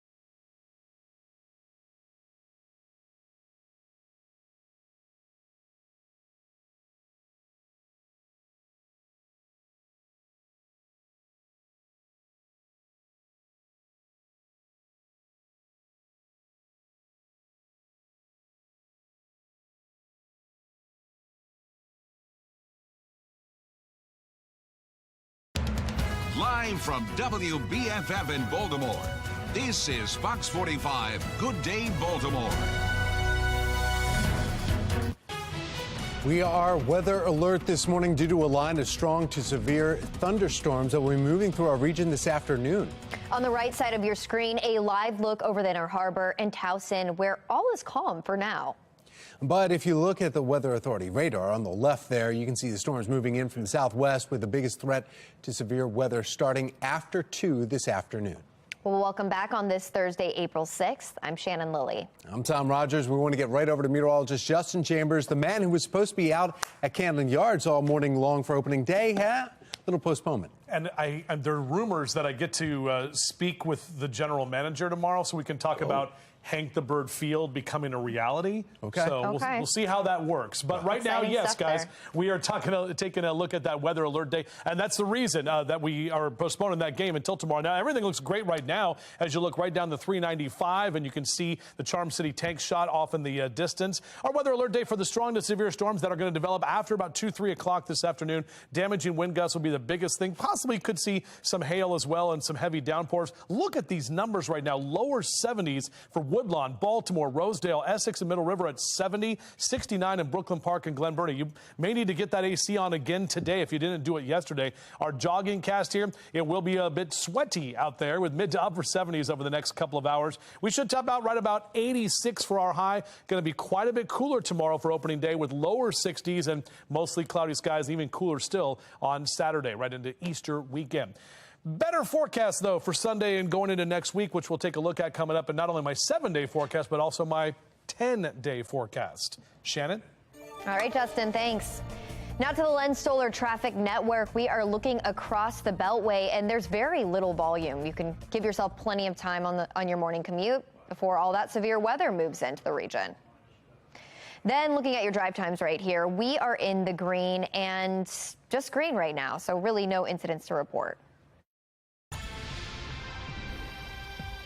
It's really better than I ever imagined it feeling. And you can work every day and you can try to be whole and you can try to not be broken. But until you actually are able to say out loud and have people hear and have people understand what happened, you actually can't start being alive. Continuing coverage this morning, the Maryland Attorney General releases a bombshell report detailing the decades of child sex abuse within the Archdiocese of Baltimore. The 450-page document identifies nearly 160 priests and other church members accused of abusing more than 600 victims since the 1940s. While it may be too late for the survivors to see criminal justice served, we hope that exposing the Archdiocese's transgressions to the fullest extent possible will bring some measure of accountability and perhaps encourage others to come forward. Just hours later, the Maryland General Assembly passing the Child Victims Act of 2023, a bill that makes it easier for victims of sexual abuse to get justice. In just a few minutes, we'll dig deeper into that bombshell report and some of the standout sections. We begin with the newly passed legislation. Olivia Dance joining us live this morning with what it means for survivors. Olivia? Yeah, well, Tom, the measure is now making its way to the governor, who says that he intends to sign it, but it removes the statute of limitations, allowing survivors to sue their abusers at any time. And Fox 45 News spoke with survivors and their attorneys who thought this legislation would never come. I think that it makes an opportunity for people to reevaluate what happened to them in a way that could be incredibly powerful. For the last 20 years, we've been trying to pass this legislation, and the church held sway over the legislative process down in Annapolis.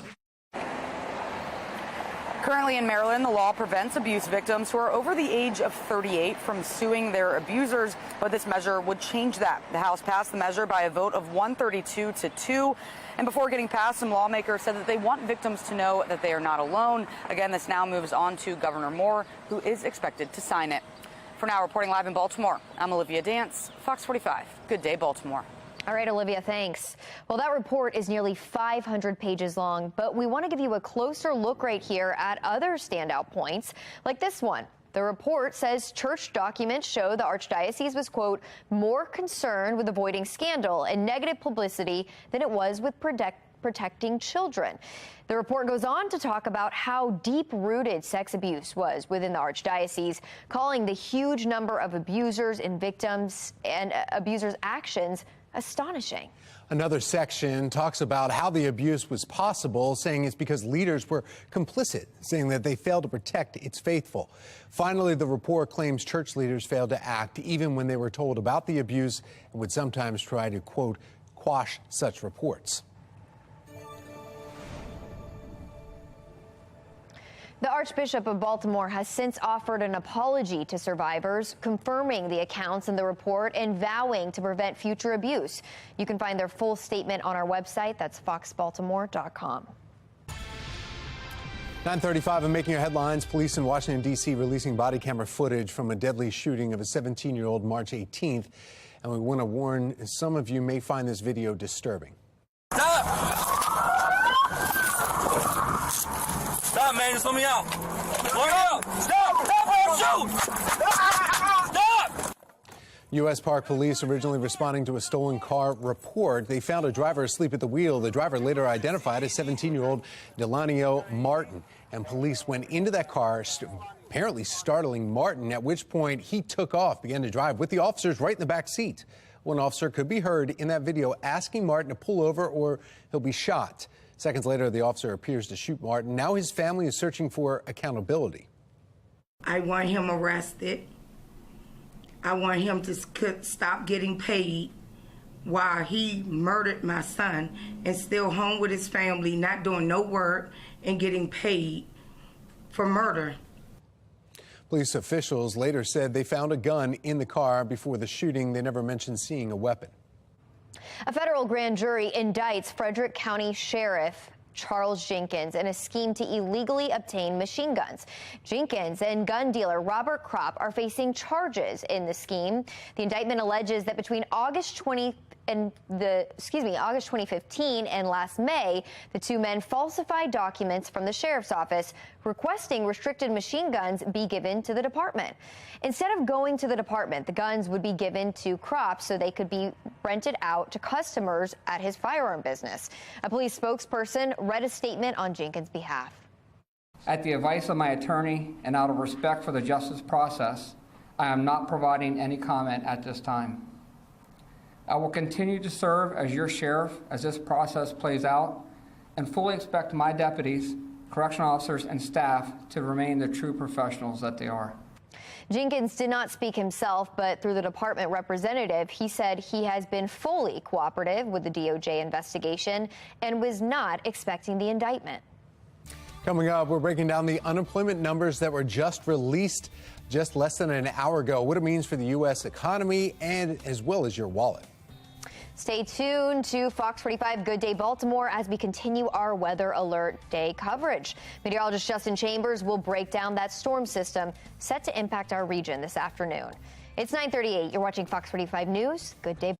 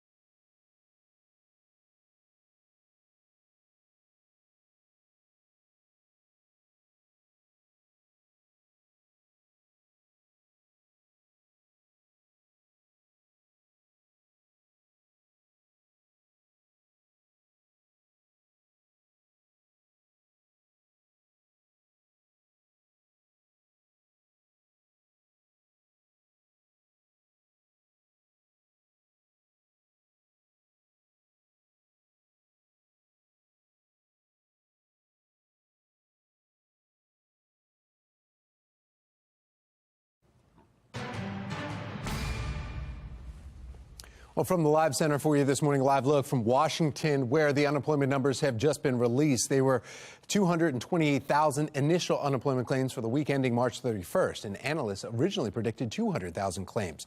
This report comes in worse than expected. In the meantime, we're taking a look at major cuts to General Motors, the company driving out some employees. About 5,000 chose to accept buyout offers, projected to save the company about $1 billion annually, enough to avoid layoffs. Now, Amazon is announcing more layoffs, this time in the company's video gaming division. The cuts to about 100 jobs, part of a larger effort to downsize. Amazon says they plan on cutting more than 18,000 jobs in total, nearly double what they predicted earlier this year. Layoffs at Meta beginning to impact customer satisfaction. Parent company of Facebook and Instagram announcing those layoffs totaling roughly 21,000 across its customer service division, leaving them virtually unable to address user issues here. And let me see if I can pull up something real quick for us here. See if we can find the big board here. We had that. Yeah, we are also talking about what this means for the economy, and especially with those layoffs. Looking at the board right now, just down barely here, but still above 33,000. So that number's still unbelievably high. That's the latest from our Live Center.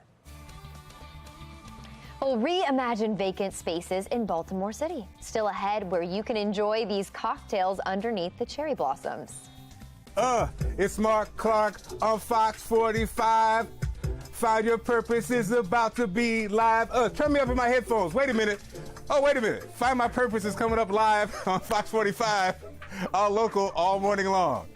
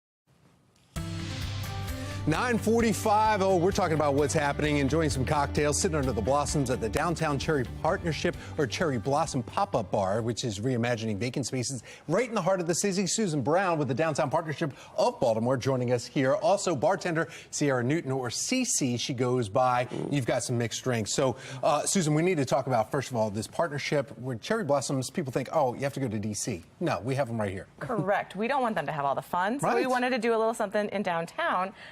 we decided to make this our economic development initiative. We've hosted many pop-ups before, but never a bar, so this is the first time. And why not do a bar? I mean, people love, this time of year. Why not walk around sipping something great underneath the cherry blossoms?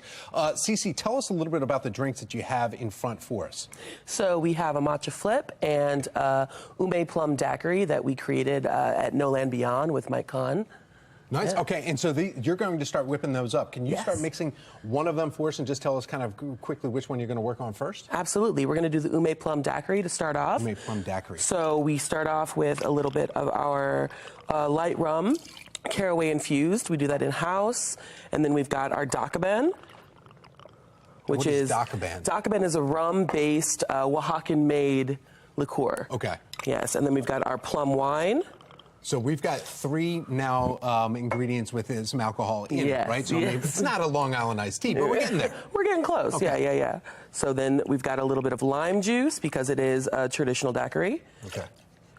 That's why they're served in I know, I like the these fancy containers. glasses like that. When they put it up on that, it's got to be a little bit more high end. Is that sugar? It's a castor sugar, yep. Castor sugar, just a little bit. You didn't put too much in there. Nope, just a nice bar spoonful.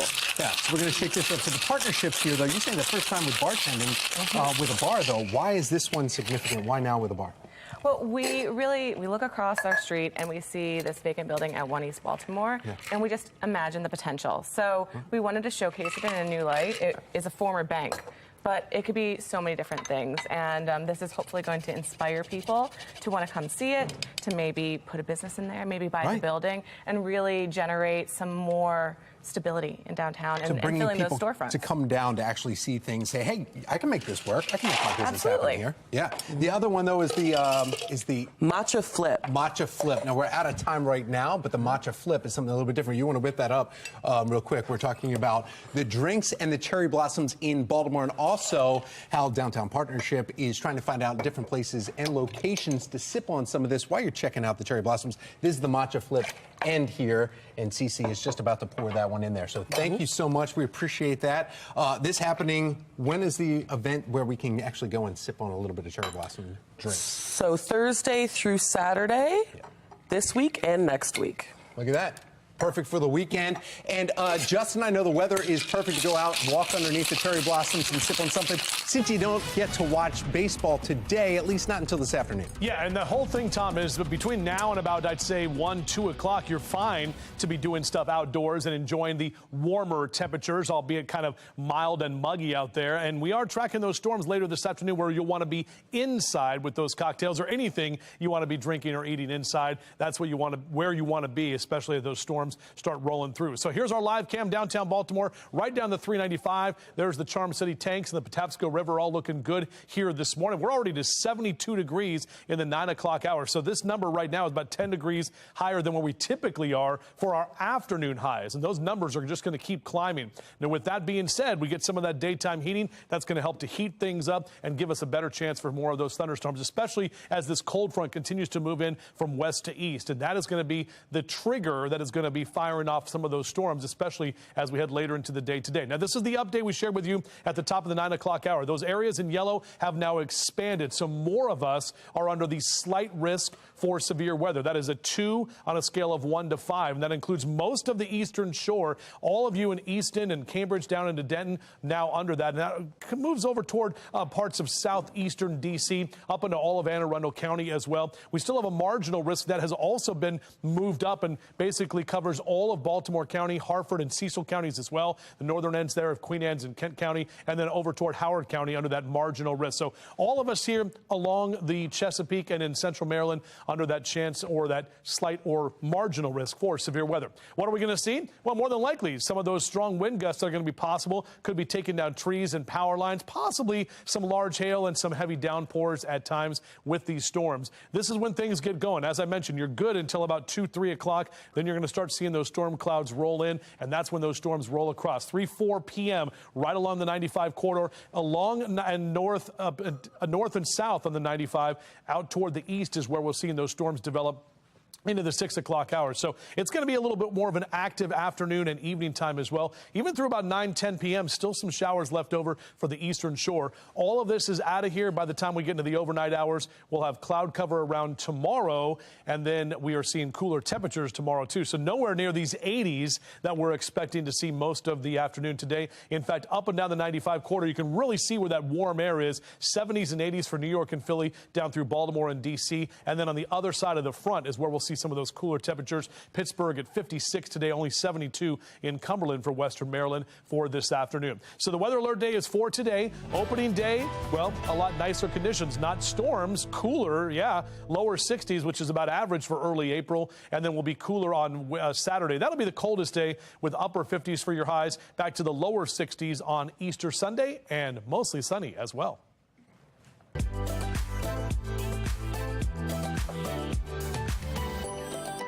9:51, and It's So Baltimore, a nonprofit youth organization committed to giving back to the community. Find Your Purpose is building up the youth and helping them to follow their dreams. Be More lifestyle host Mark Clark joins us with more. That's right. This morning, I'm with the organization Find Your Purpose. Two amazing artists here. What's your name? Jay Simone. Jay Simone and? Isis Cook. Isis Cook. Awesome. So these young ladies participate in the program, and you guys actually record as a recording studio. Tell us about how the organization helped you. For me, it's had a huge impact on my life. I've struggled a lot with expressing my feelings and getting my emotions out. So once I joined Find Your Purpose in Wisdom Court, I was able to express it through my music. All right. Who would you say your style is like? Definitely a mix of Megan Thee Stallion and Tupac. Wait a minute. Yes. I love old style, but I also love, a lot of pop music. Okay. But pop music with a meaning. All right. And Isis, what about you? Find Your Purpose, to me, it's really given me an outlet to express my emotions and give me a creative, just way to express myself, let out some emotion. I really like Whitney Houston.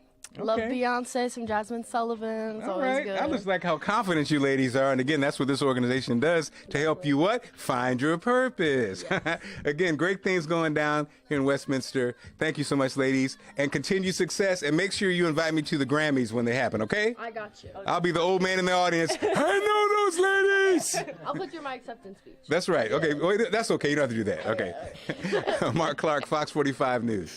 All right. Thank you, Mark. Now, for more information, and if Mark's going to the Grammys, you can head over to our website, foxbaltimore.com/news links. We'll stay with Fox 45 Good Day Baltimore, because after the break, meteorologist Justin Chambers has his exclusive 10-day forecast. 9:53, you're watching Fox 45 News. Good Day Baltimore.